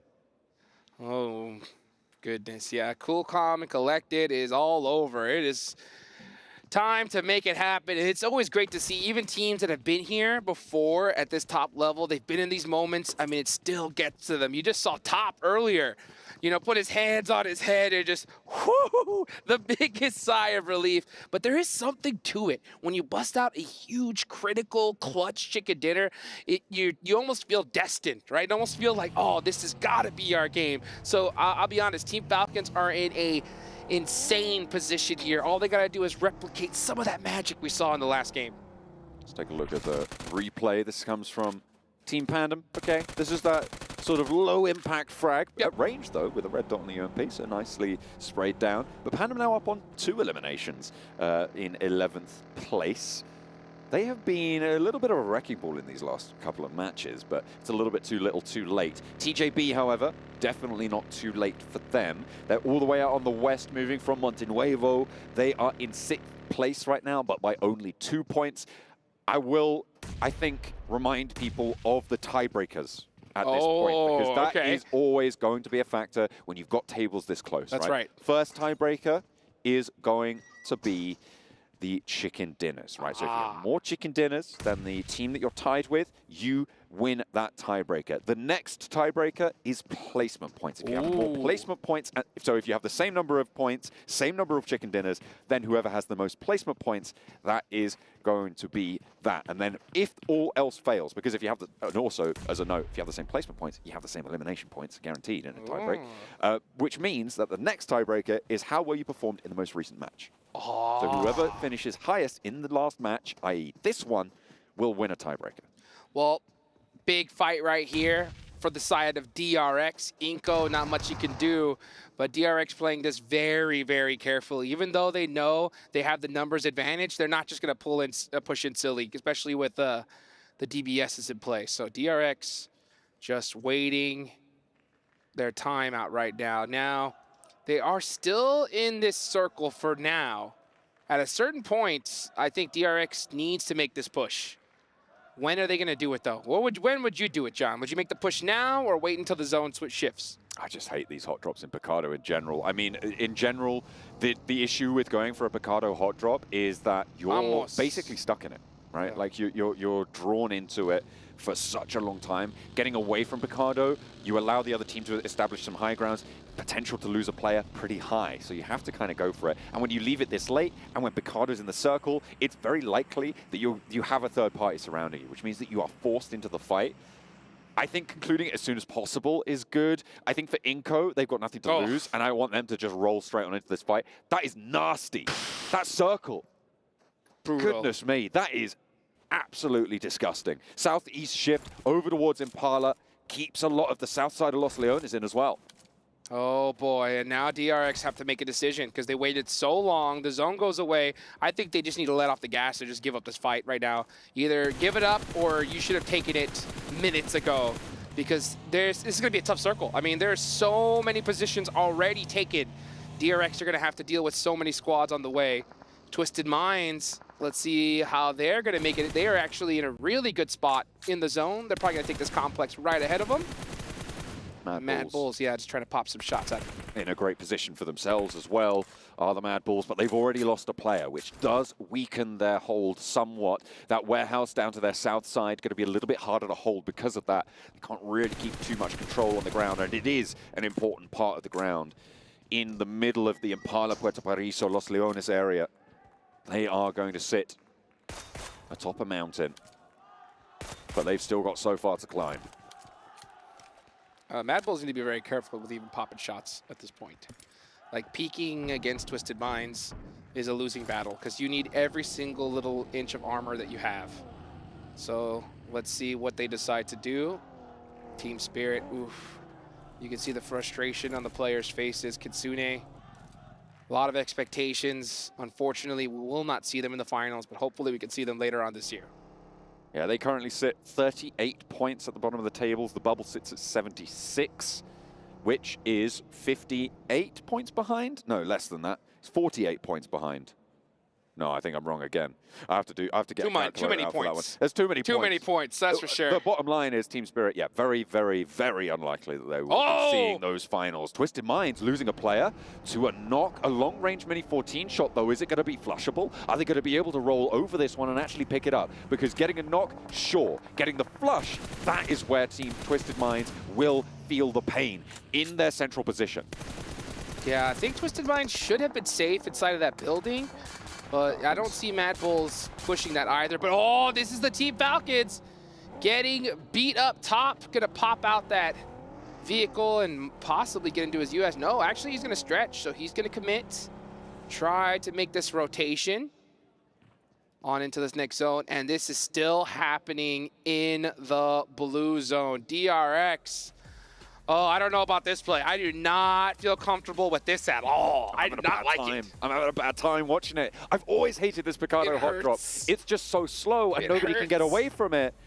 It's disaster, really, for DRX. I mean, to be fair, if you just didn't want DRX to qualify, Inko doing this, if they just didn't want them to qualify for whatever reason, not that they're is really, I mean, you've got to choose somewhere to drop, right? But just dropping on Picardo and forcing this hot drop and not dying instantly is one way to go about it. But IWNRX, they've lost a second player now towards the middle of this circle. Rook, they were in the way of Falcons, but Falcons managed to find their way across the north side of that hold, and they have broken that embargo, moving down the east coast now, actually relatively unimpeded. The road between Impala and Puerto Paraiso, fairly open.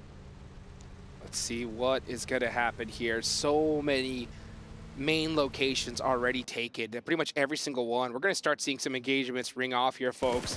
And yep, we can see TJB making some shots onto Harami, bro. They're one of the squads that are in contention here. 74 points, so close. They only need a few eliminations here. As we look at all these teams at the bottom of the tables, just battling it out with each other. I mean, why not? That's bad. Let's leave them to it. And you're right, yeah. I was saying earlier, with Pandem getting those points, it just takes points away from the chasers, right? That's right. That bubble battle bother just does not stop. It doesn't. It doesn't. Every single time you see these teams go out, it just makes that opportunity that much more difficult. One of the players from Brute Force going down is critical, though. They have 70 points. They could easily make it in here. They DRX lose got out. one. Oh, DRX did? Yes, DRX finally leave Inco Gaming, and they took their sweet time. Very fortunate for them to have this rotation, but here we go. A huge fight. Team Falcons getting into it with Rook.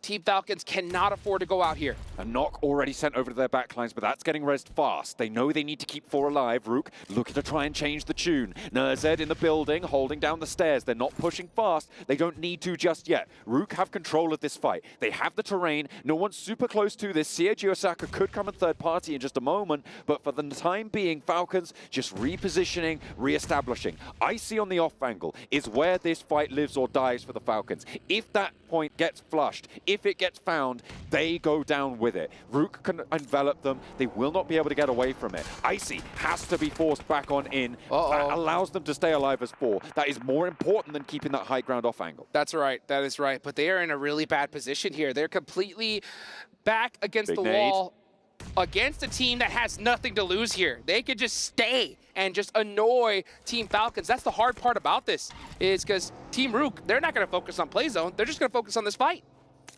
They don't need to do anything else. Icy is getting lit up from the sidelines. Kemba Boss connects, finally able to get that spray, looking for the flush. Has to go for the reload, and no one's there to back it up. The rest of Rook tumbling down, trying to go for it. Top, what are you doing? They don't even know these. Or they might do, but they're not handling it. And Falcons now losing Top, down on 2. Is this the demise after such a glorious rise? And again, the off-angle strikes. Rook are just not letting up. Another nade moves forwards. There's the flush, and now it's just Nerzed for Falcons to try and keep them up in third place. Can he do it? Can he hold on? 4 players from Rook move in, and none of them will go down. It is disaster for Falcons. Third place locked in for them, but there are teams chasing. Their ankles bitten, torn to shreds.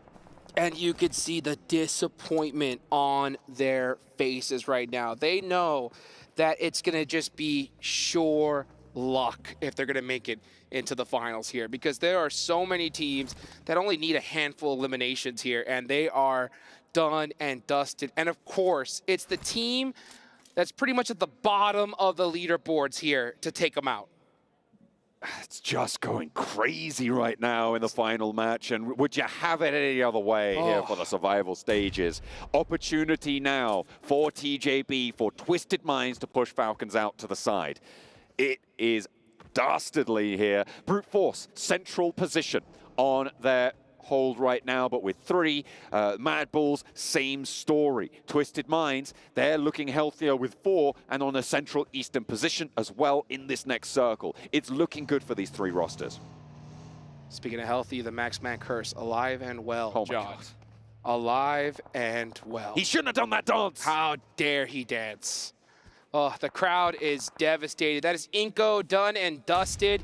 Just like that, their tournament hopes are gone for. Actually, they've been gone for a little while now. That's the but first key guaranteed crushed. Yep, that is the first key gone. That's right. That's right. Team Falcons should have already grabbed their key and ran out the venue at this point, because it is looking way too close for comfort. They need D plus Kia, TJB, Twisted Mind, CAG Osaka, Brute Force, all to go out right now. Moneymakers taking a scrap with Seiji Osaka. If these two teams can take a chunk or two out of each other, that's good news. And if Twisted Minds can sweep through it, even better. But it's more likely that COG Osaka going to be able to hold this long ground. DRX, by the way, up in second place. This is the team that placed dead, stone, cold last in the group stages, right? They came 24th out of 24 with 23 points on 12 matches. They have had a glow up. And now there's the potential to see two South Korean teams in the top 4 if D plus Kia can join them. Oh, let's see what can happen. Let's see what can happen here. Next zone is about to pop. And where is it gonna go? That is the question. You have DRX in a solid position. Brute Force are dead center here, but Brute Force did lose a player. And you have Rook Esports just running around, looking to crush some more dreams. Those rotters, they are running around, and as you say, Reefers playing the Freddy Krueger right now. TJB with a little chase being pushed upon them. They did start outside the top 4. As it stands, they are in, but only on a tiebreaker with D+ if we were to close things down now. Next circle, defining strength, defining position, defining tempo on this next one. It shifts out to a lot of open ground on the north side. Currently, no one holds the compound to the northwest edge. DRX actually coalesce towards the Moneymakers on that north edge. They might look to push back down south, but Team Panda might be able to get ahead of them if they want to go for that compound, that is. It sits on an interesting little ledge towards that side, and Pandem have the high ground to the south, so I don't think they're going to want to leave too readily. That is correct. If you are a fan of the Falcons, which many are, you really want IWNRX and DRX to start destroying this lobby at this point, as well as Rook and Team Pandem at this point. Let's see what DRX can do against the Moneymakers. Moneymakers is one of those squads that can threaten to usurp the Falcons. Can they get this done? DRX gets knocked, and that's another big point for the Moneymakers. They've gone 3-1 at this point. They'd left one player alone on DRX out to this position, but the Moneymakers have just held. COG Osaka are going to hear that, move on over with Apollo, who's close by. I don't think they're going to go for the full push just yet because they are still far too split, and the Moneymakers didn't take any casualties. It was a quick one-and-done fight, given that there was very little resistance from the solo DRX player. Oof, you could just see the changes in strategies here. We're seeing so many teams just play ultra passive. They're just getting a position and holding on to it for dear life right now. No one is trying to make a mistake. And sometimes when you change your strategies like that, it opens up the door to make mistakes, to be on the back foot, as opposed to just maybe pushing an engagement that you may have wanted to. You err on the side of safety, and that little hesitation is all it takes to get that key of yours crushed. Brute Force sat in the middle of this lobby, trying to face off against the south side. D+ Kia pushing in potentially. TJB as well, going to be looking to move in towards that Brute Force position. Back in the EMEA, Brute Force, you know, these guys were the comeback kids of the lobby. And right now they need that title more than anything else. And it is only their last match to play. They are on the doorstep. But as of yet, it has not swung open for them. A hefty knock. That's what it's going to take. Who is going to open up this fight? I mean, this is the calm before the storm, folks. We have not seen a knock in quite a long while here. Everybody is just so patient. No one's moving a muscle. And honestly, this is the type of play I was looking to see here. You know, way earlier on in the tournament, it takes the last game of the day to see everybody pull out all the strategies they got. IWNRX having fun with it. They know that they're going to the finals for sure. And oh, they're starting to apply some pressure. Rook needed to be humbled a little bit, reminded that they're 14th on the tables as it stands. This Team Spirit's tournament is over as well. 3 keys into the Crusher, guaranteed. Besiktas Black, Team Spirit Inco. Now our 3 guaranteed eliminations. But Falcons, even though they're out, they're not done just yet. Still getting a little bit spicy. TJB, with the 2 eliminations they've been able to get so far, sit 1 point behind Falcons. And that is going to be real close. D+ Kia as well, only 1 point behind. Twisted Minds only 2 points behind. As soon as these placement points start to kick in, they're going to start to worry. Big but fight. here comes D+ Kia. TJB versus D plus Kia, a massive fight. Who's gonna win this? You can see Chips with the DPS gets one. Goes in for another shot with the M4 and misses it.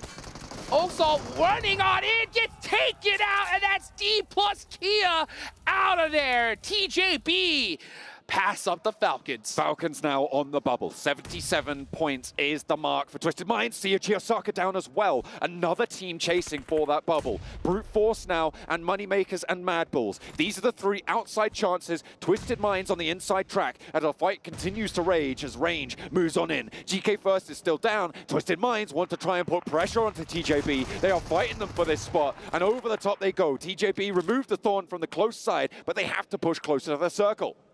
DS12Ks are starting to ring out, and now we're starting to see Twisted Minds on the move. Oh, but a big mistake from Rattleboy right there. I believe he hopped out of the vehicle just a little too early. The nerves are starting to ring out, and it's those tiny mistakes like that that could be devastating to your squad. Twisted Minds, the patience right now. You could tell they wanted a third party that, but this is what I was talking about. They're changing their strategies here because they're erring on the side of safety. Hopefully that is not a mistake. Pressure building. DRX looking for the res on the western side. They are as well not safe. It's important to mention here. Right. It would be a little bit more unexpected for them to drop out, but it's still possible. If Twisted Minds, if Brute Force can jump up, then there is a chance. TJB still gaining momentum. TJB likely going to push DRX down to that third spot if they keep this pace up. TJB clutching it up right when they needed to. Starting to bring some nades out, trying to put some pressure onto Twisted Minds. Twisted Minds are in the next zone. This is stage 6, folks. Papa Blue is gonna punish you here. So we are gonna have to see TJB push out with some vehicles and out into the open. They may even have to make a push here onto Brute Force. D plus Kia. 1 point needed, but they could not make it. Out in 5th place. Let's look at the replay. They tried to move through TJB. Wow. And they fell 1 point short of the mark, but that's not where the mark might finish. 4th place is still 77, but Twisted Minds, they need 2 to jump up to join that tiebreaker with the Falcons. Brute Force know what they need to do. They need double digits here if they want to make it into the finals. As we can just look at TJB just biding their time, just trying to push up ever so slowly. And that's a member from Team Pandem taking out one of the TJB players. Twisted Minds also got a knock there. If they can confirm a point, they're going to go 1 step closer, able to pick that up. At the moment, Twisted Minds win the tiebreaker against Team Falcon. So if they go even, that's the way it'll fall. TJB going down. Neos as well. Looking for more spray. 3 players are there. Can't get him. TJB getting picked apart. A nade comes in from the long range spot for Twisted Minds, and they pick up that 2nd point. They are now up closer and closer. They're in that 4th place position. Then the Falcons go down. 5th place guaranteed as a maximum for them. And Twisted Minds take it away from them. Only Brute Force, Moneymakers, and Mad Bulls can change things now. Let's see what's going to happen here. Brute Force need to get active, but all those eliminations, all those knocks that they got were stolen away from them by Team Pandem. Team Pandem with 8 so far. That is just making it so difficult for these teams that need these points. Brute Force desperately need them. And Twisted Minds erring on the side of safety, and it is working for them big time. Twisted Minds with that tiebreaker win right now over Falcons. Placement points are starting to add up as well now. And that bubble is just going to keep moving with Twisted Minds. DRX not going to be happy about the pressure they've been under in this last match, but they've done enough today. I think that might be enough for them to see themselves safe. I don't think 2 teams could possibly jump up far enough to take them down here. Another player down for Twisted Minds, and you can just see them Obscure putting in some shots. Getting picked off, though, by IWNRX from downtown. Yeah, they barely have any coverage at all, but now here comes DRX onto the Mad Bulls. Fleek up on top in a very terrible spot, gets taken down, and DRX are going to continue that dominance. We're going to see them in the finals 100%. Right now, it's really up to the last player of Brute Force to pull out a miracle run. Moneymakers are still in the mix as well, but they got to get active here. They need some eliminations. I mean, it's what we saw from them last time around, not getting a little bit aggressive with things. Potentially could have had more control and given themselves a better platform for this match as well, and now they've been given another chance. The Western side, though, will see them outside of the circle. IWNRX are still in the leaders. Indomitable at the top of these tables. A miraculous recovery for both IWNRX and DRX into the survival stage. Twisted Minds getting taken down here. They are on 80 points at the end of this match, which means that's where the bubble is. Brute Force, they need more. They could potentially make it with a couple of eliminations here. The Moneymakers need more than that on top, but if Bishke goes down like that, it's just so hard. And again, it's the many 14s that they're pulling out the arsenal. We're going to the finals, la la la. You know, IWNRX just having a blast here, but DRX in some big trouble. Team Pandem, 12 eliminations from this squad. Where was this team that all tournament long? They show up towards the end, too little, too late. And all those points are some that Moneymakers needed, but they're just playing it way too passive here. At a certain point, yeah, you don't have the position, but you got no choice. You need the eliminations or you're done for. It is highly likely we already see our top 4 on the right-hand side of your screens right now, and that's Brute Force out. They will not make that leap. It's up to the Moneymakers or nothing right now, and as it stands, I do not see this working out. IWNRX, they are looking to take the record for the 12-match streak, by the way, to try and challenge Alliance on their 2 days from the group stages. Way. What a resurgence it would be if they're able to take this final match away from them as well. DRX keep themselves alive. We now have the Moneymakers gone, and that is gonna be it. Team Pandem, I don't think that they have enough room to push on up. I think it's mathematically impossible now, but who's going to take the chicken dinner? Pandem with an arsenal full of lead right now. And over the top DRX go. They want to take the top spot away, but Zedwolf is in a distance. Kain has the Molotov, and DRX do not have the health bars to handle this one. A shot from the Groza. It's going to find one, the second as well, and he is able to take them down. Second place, nailed in. And IWNRX now, I think, guaranteed to overtake 122. They just have a couple of players of Pandem to deal with. Let's just see how this is a victory lap, folks, from IWNRX. What a performance in this survival stage. These guys really gave it all on the line. And, I mean, we're talking a complete 180 from what we saw in the group stage. That is how you finish right there, folks, with the statement. Team Pandem. They had some pace today, but it was not quite enough to go the distance. Actually, I'm going to need to double check my math on that one. I don't think they did it just then. I don't think there were enough eliminations in the lobby for them to be able to jump that gap that we saw at the end of the match, but it is going to be close. If they'd have done more day one, they'd have done more in any of their other matches, maybe we would be saying something else. But as it stands, the top 4 will get closer and closer to locked in. I can tell you this for free, though. IWNRX are in. It is going to be DRX in as well. For sure. Those 2 teams put on a show today. Yes, they did. Yes, they did. I got to give the props, of course, to Team Pandem for putting out a big performance there, right there towards the end. I would have loved to see that same play style 2 matches ago, you know? But I think they finally turned it on. It's unfortunate. I think it was a little too late, but who knows? Who knows? Of course, we're going to have to go ahead and take it on over to the big boys in the studio to find out in just a few moments, folks. But again, what a crazy turn of events here. Live here in Riyadh, Saudi Arabia, the PUBG Mobile World Cup at the ESPORTS World Cup. Everything I expected to see here in the survival stage. Except for one thing. What's that? Falcons did not make it through. Oh my goodness! Right at the end, right at the close. They got pushed down, and it was Rook of all teams to be the ones to do it. That was nasty. This was pretty nasty from Kain in the final moments. I thought IWNRX were going to get that full victory lap chicken dinner. I said they took over Alliance's tally of 122, but I'm not too sure now. I think it might be dead heat, adding up the numbers. I'm pretty sure they were on 116 and got 6 placement points at the end of that.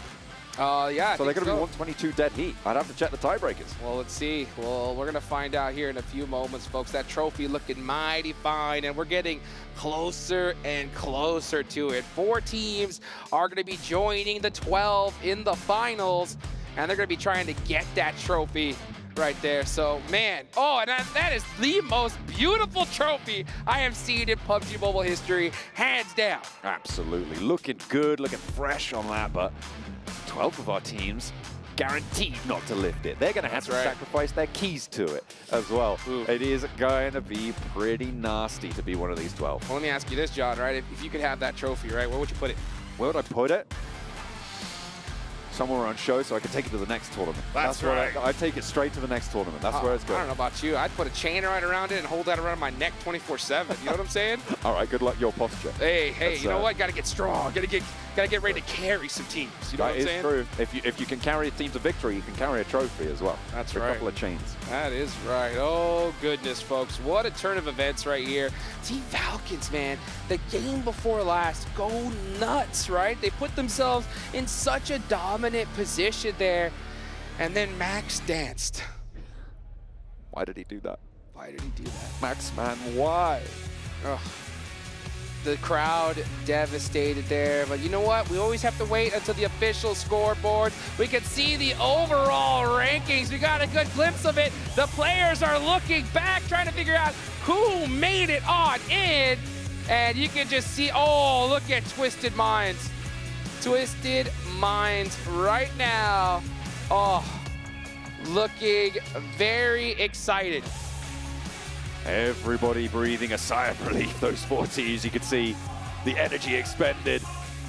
And they are going to be happy with it. IWNRX leading the charge, 122 with 2 chicken dinners. DRX 3 chicken dinners and 93 points. TJP 81. Twisted Minds on 80 points is where that bubble sat. And it bursts on the 12 teams below. Wow, I talked to Igor from Twisted Minds there right before the survival stage started, and he told me there's only 3 spots available, John. That is what he did because he knew that he was going to be able to get one of them. So a beautiful execution from this team, and a big surprise to see Team Falcons come up short by only 3 points. It looks so good. It looked like they might have a little bit of momentum. But let's head back over to the studio to break down the survival stage. Wow, crazy. It's okay, Max. It's okay. It's all right. Why did this happen? The team just How sucked. could this happen to us? They made some mistakes. They made a lot of mistakes. A lot of mistakes. During group stage and survival stage. I want to make fun of you two, but I just can't. At what point would we have ever expected Falcons to not make it to the main event with the lineup they have, how good of a team they are, and they just fall short? I've just got one thing to say about that. Twisted Minds, Twisted Minds, Ratto boy, Ratto boy. We're changing allegiances, let's go. Not Tiamba? Oh yeah, they're good too, I like Tiamba. I'll change to Tiamba actually for the main event. So you're saying Falcons are no longer the greatest team ever? They're still great. Just not right now. I'm getting full 4 MV in the finals. No, stay away from my picks. I'm coming for CSA. Let's go. I've seen some of these messages you've been getting. Tiamba. It's fine. I've seen these messages you've been getting on Instagram. People telling you to stop rooting for Falcons. I don't think you're rooting for 4MV. I hope you get sick again, Max, man. I'm like, what? That's not very nice. You actually got that? Yes, yeah. Nice. Wow. Toxic. But you know it's not toxic. These 4 teams staying true, staying consistent here these last 2 days. And IWNRX, I can't remember how many points Alliance had, but this is pretty damn close to that.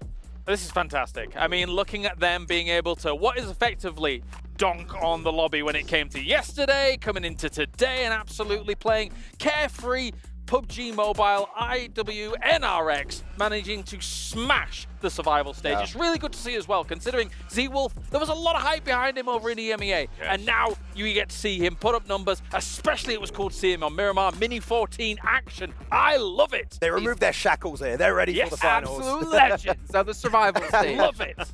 Yes, Where the their Mini friends 14 became usage, their though. enemies. The Mini 14 usage out of that IWNRX, I want to see how they're going to be able to use that in the actual main tournament. Not just IWNRX, like the other teams are like, wait, that's pretty good. We're gonna do. Then they were coming out of the compound with an SLR, like a machine gun, like that was all over the place. I'm gonna say that was a moment of panic. I thought he. It's like an EMG3. No, it's like a deagle. like a deagle, Max. No, it's not. It's definitely not. But. Well, you can see here, yeah, Twisted Minds 80 points, Falcons 77, D+. At least they did look better here when it came to group stage, considering they didn't have to get all their points in one day. Brute Force, unfortunately, coming up short. Moneymakers as well. But let's get on to the second page here. Panda, I mean, they finished off pretty strong.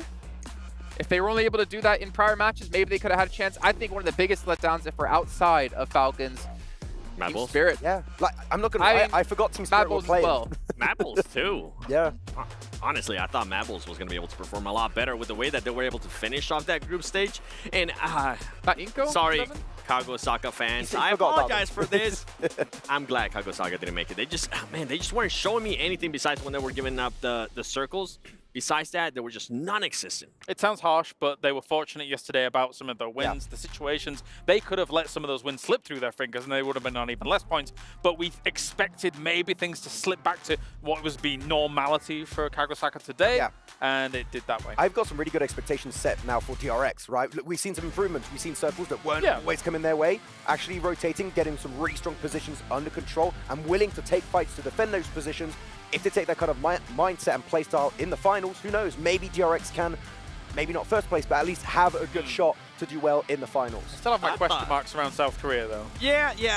The thing is, I'm glad you mentioned that, right? The proactiveness that they showed here in survival stage was nice to see. It was a completely different tone than what we saw out of them during group stages. But how are they going to be able to transition that when we're going to be going towards the main tournament? And a lot of those other teams are going to be ready. I mean, they've been watching exactly how some of these teams have been able to improve, not only just IWNRX, now DRX as well.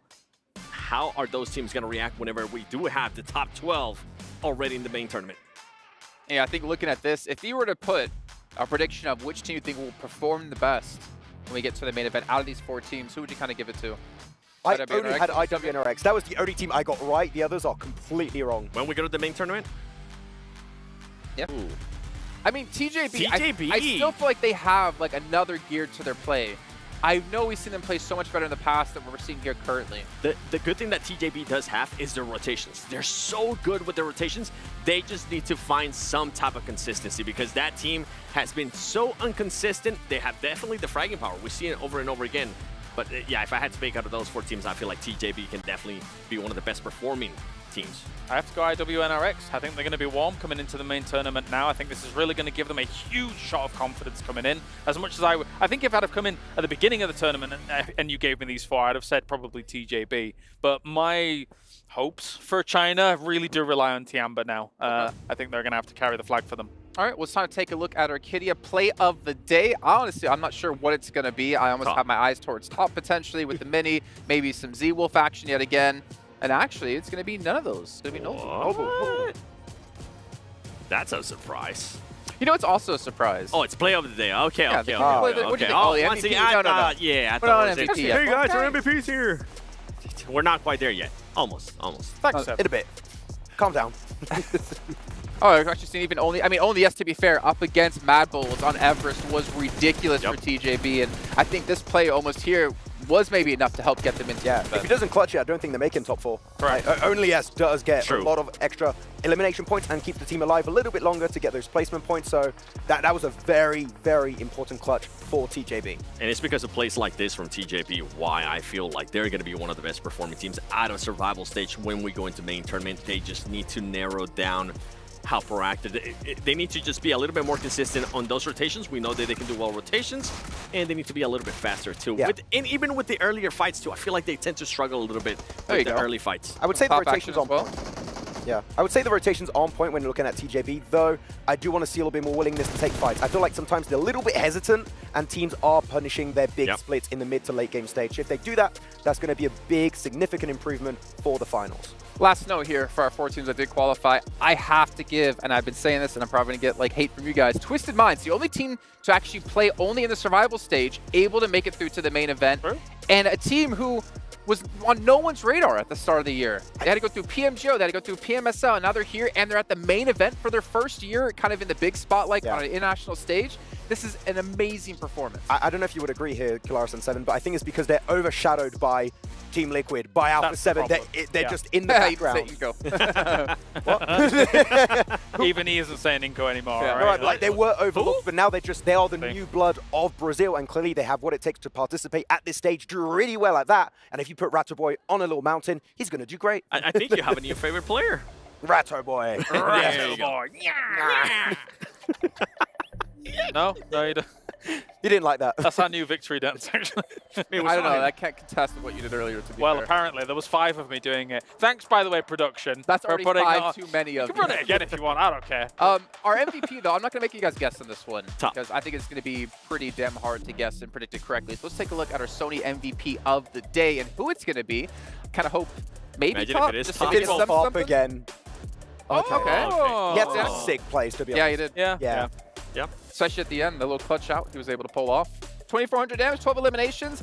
I mean, DRX, if you want to have a chance in the main event, you're going to need to see pop-up performances like this, but it's against an even more stacked lobby. That's a really good survival time, by the way. Like, over 21 minutes, he's making it to the late game every single match play. Really good stuff from DRX. Yeah, it was a control game coming out from them here, as we saw things like 2-2 split when it came to Erangel, and I think there was something far more solid about some of their transitions. If you think about how they rock up on Kago Saka in towards that kind of Everest situation, make their move up there as well. Erangel was definitely their playground for a lot of today, and they made it look work. They're a lot more decisive. Yeah, right? agreed. They're willing to make plays, and that's going to allow them to do well, hopefully, in the main event.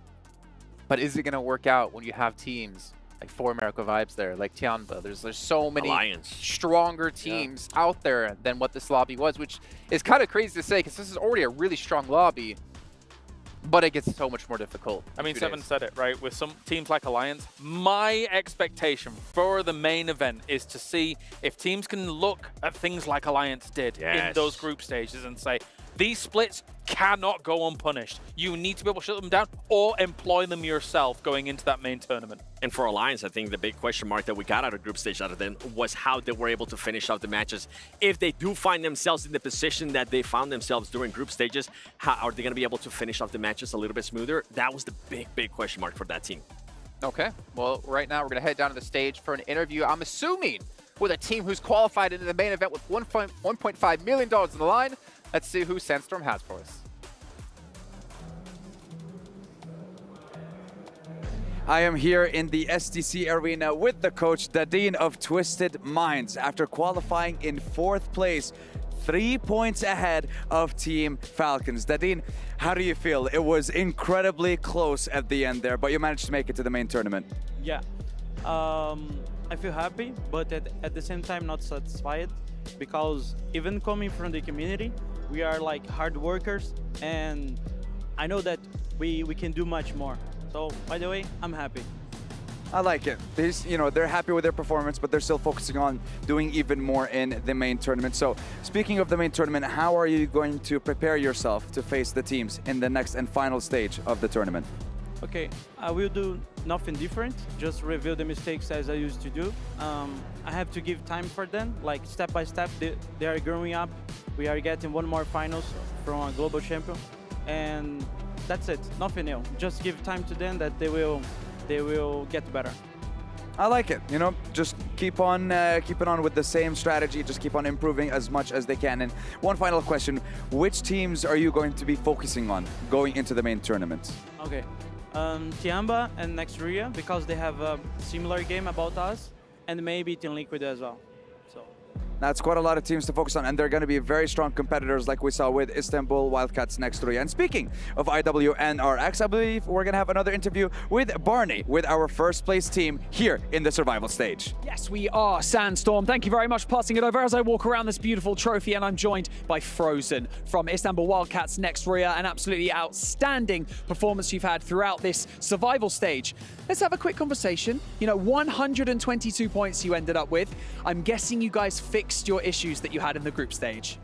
Muhteşem bir performans sergilediniz. 122 puan yaptınız. Bir sonraki aşamaya geçtiniz. Ne değişti? spotlarımızı alabildik bu Survivor Stage'de ve ayrıca çok kendi mentalitemizi hazırladık. Yani buradan çıkacağımıza inanıyorduk. Şanssızlıklarımız oldu ilk aşamada ama bu aşamada hatalarımızı telafi ettik ve finale kaldık. İnşallah finalde de bu aynı oyunu sergileyip şampiyon olmayı planlıyoruz. We were able to get our spots back, and we are much more determined this time, and we are going to the finals, that's for sure, and we're just going to keep it lucky. Well, clearly your confidence is a lot higher, but you're obviously going to be entering into the main tournament. All of those teams that you met in the group stage are going to be there. It's going to be a lot tougher. What's the plan between now and then? Şimdiye kadar tabii ki söylediklerinizden özgüveninizin yüksek olduğunu, kendinize inancınızın yüksek olduğunu anlıyorum. Ama gene finalde diğer gruptaki karşılaşmaları yaptığınız ekiplerle, takımlarla karşılaşacaksınız.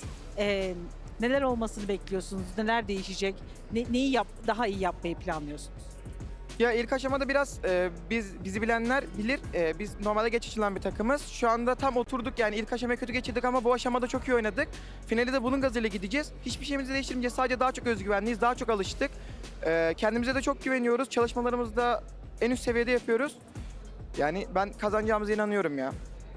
Those who know us, they know that we gain our momentum bit by bit in time, and it's going to be a fast one. From now on, and we're going to be much more successful than you could ever expect, and I believe that we can make it. We'll be there. Well, I'm excited to see the outcome. We truly all are, everyone that's been sitting here watching, or if you're at home watching as well. Now, finally, you've got so many fans at home, everyone who's been supporting you throughout this entire tournament so far. Is there anything that you would like to say to them? Tabii ki herkes sizi burada destekliyor. Kendi memleketinizde de sizi oturup izleyenler vardır. Fanlarınızla izleyiciye neler söylemek istersiniz? İlk öncelikle buradan takım sahibimiz Ayhan abiye çok teşekkür ediyorum. Bize hiçbir zaman desteğini esirgemiyor. Ayrıcalıklı olarak da bana hiç desteğini esirgemiyor.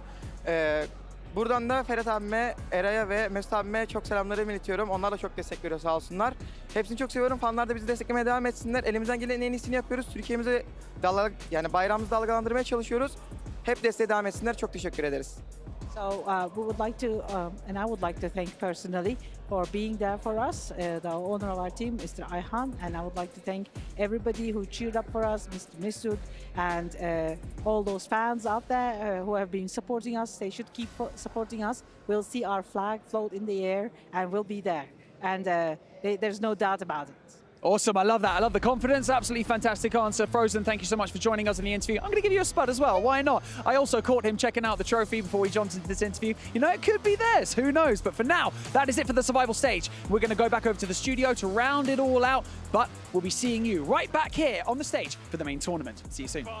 Thank you, Barney. I don't ever want to see him that big in real life because that is a very handsome man. But you know what? The day might be done for these teams, but the job is not over. They still have tomorrow to prepare and figure out what they can do to potentially take home that trophy and, of course, the lion's share of that $1.5 million, also known as Clarus's day rate.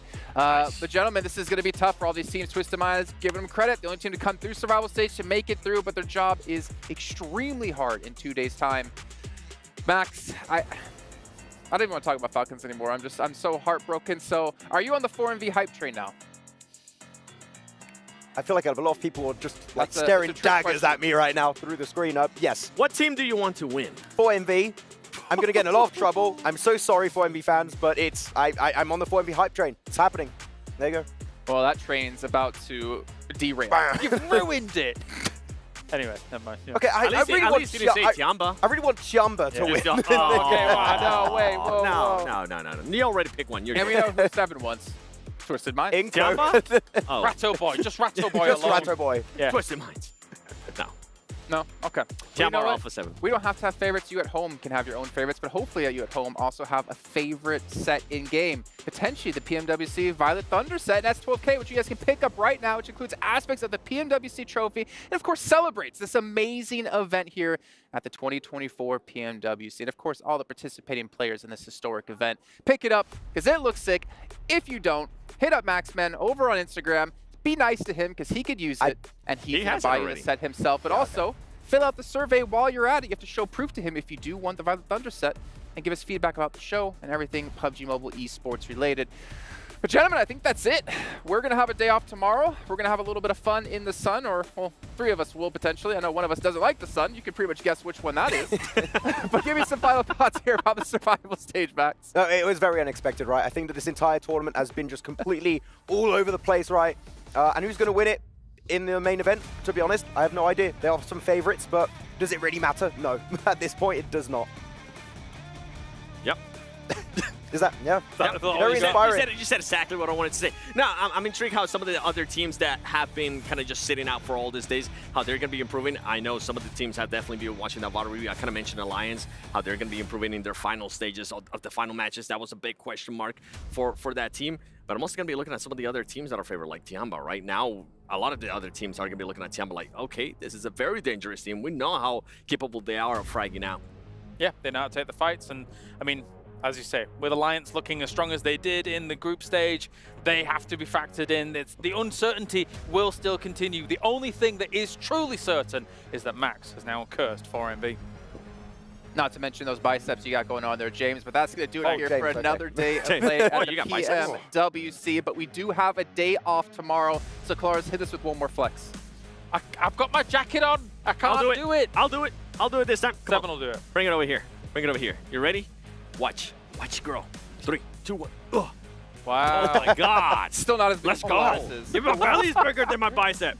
Well, thank you again all for tuning in at home. But remember, we have tomorrow off, like said before, which means you come back refreshed and ready to go for the main event at the PUBG Mobile World Cup. $1.5 million on the line. You're not going to want to miss it. So we'll see you next time.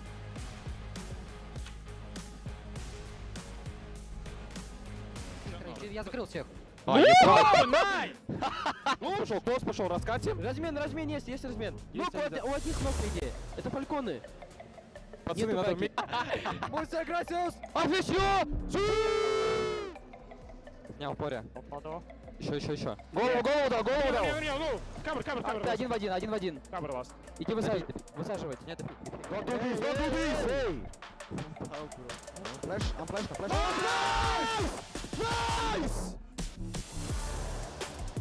Найс! Издерекс, найс! Агент топ. Найс! Фалькон. Найс!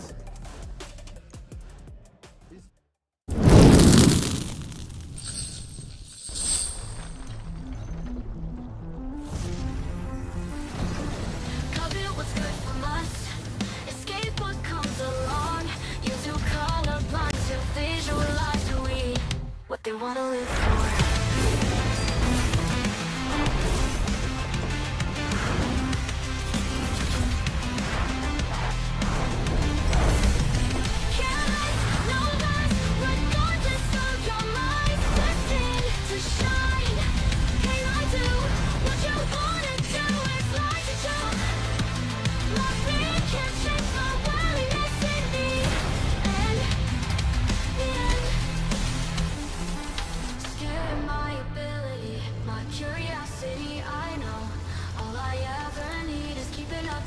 Why'd you prison me instead? Covet what's good from us. Escape what comes along. You're too colorblind to visualize who we are. Light, careless, no less. Regardless of your mind, destined to shine. Can I do what you wanna do? It's like to choke. My fear can't change my willingness in me. And the end.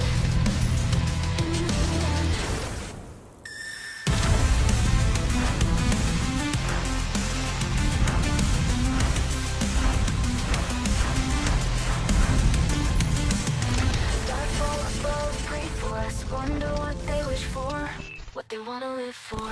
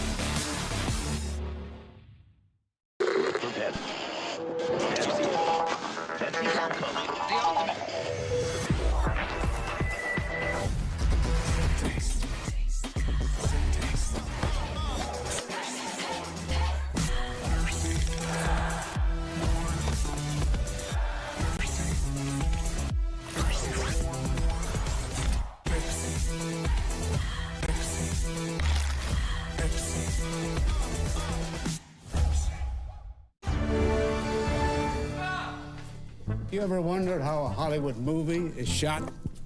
On a Sony. You review it on a Sony. And how do you make that sound epic? You record it on a Sony. Lunch break on a Sony. So why wouldn't you watch it on a Bravia by Sony?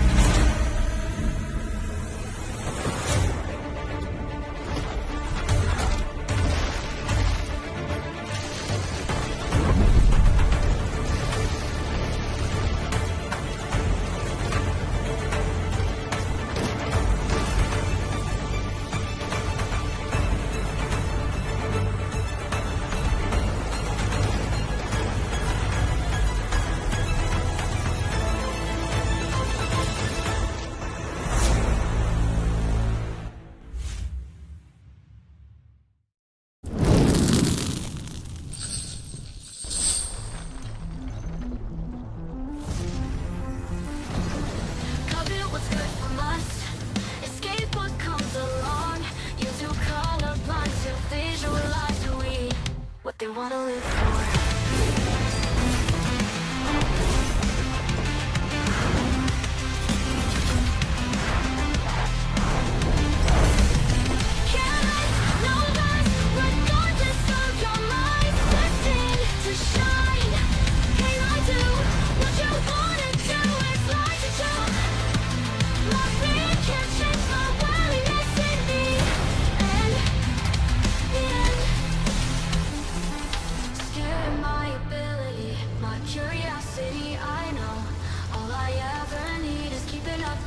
Why'd you present me instead?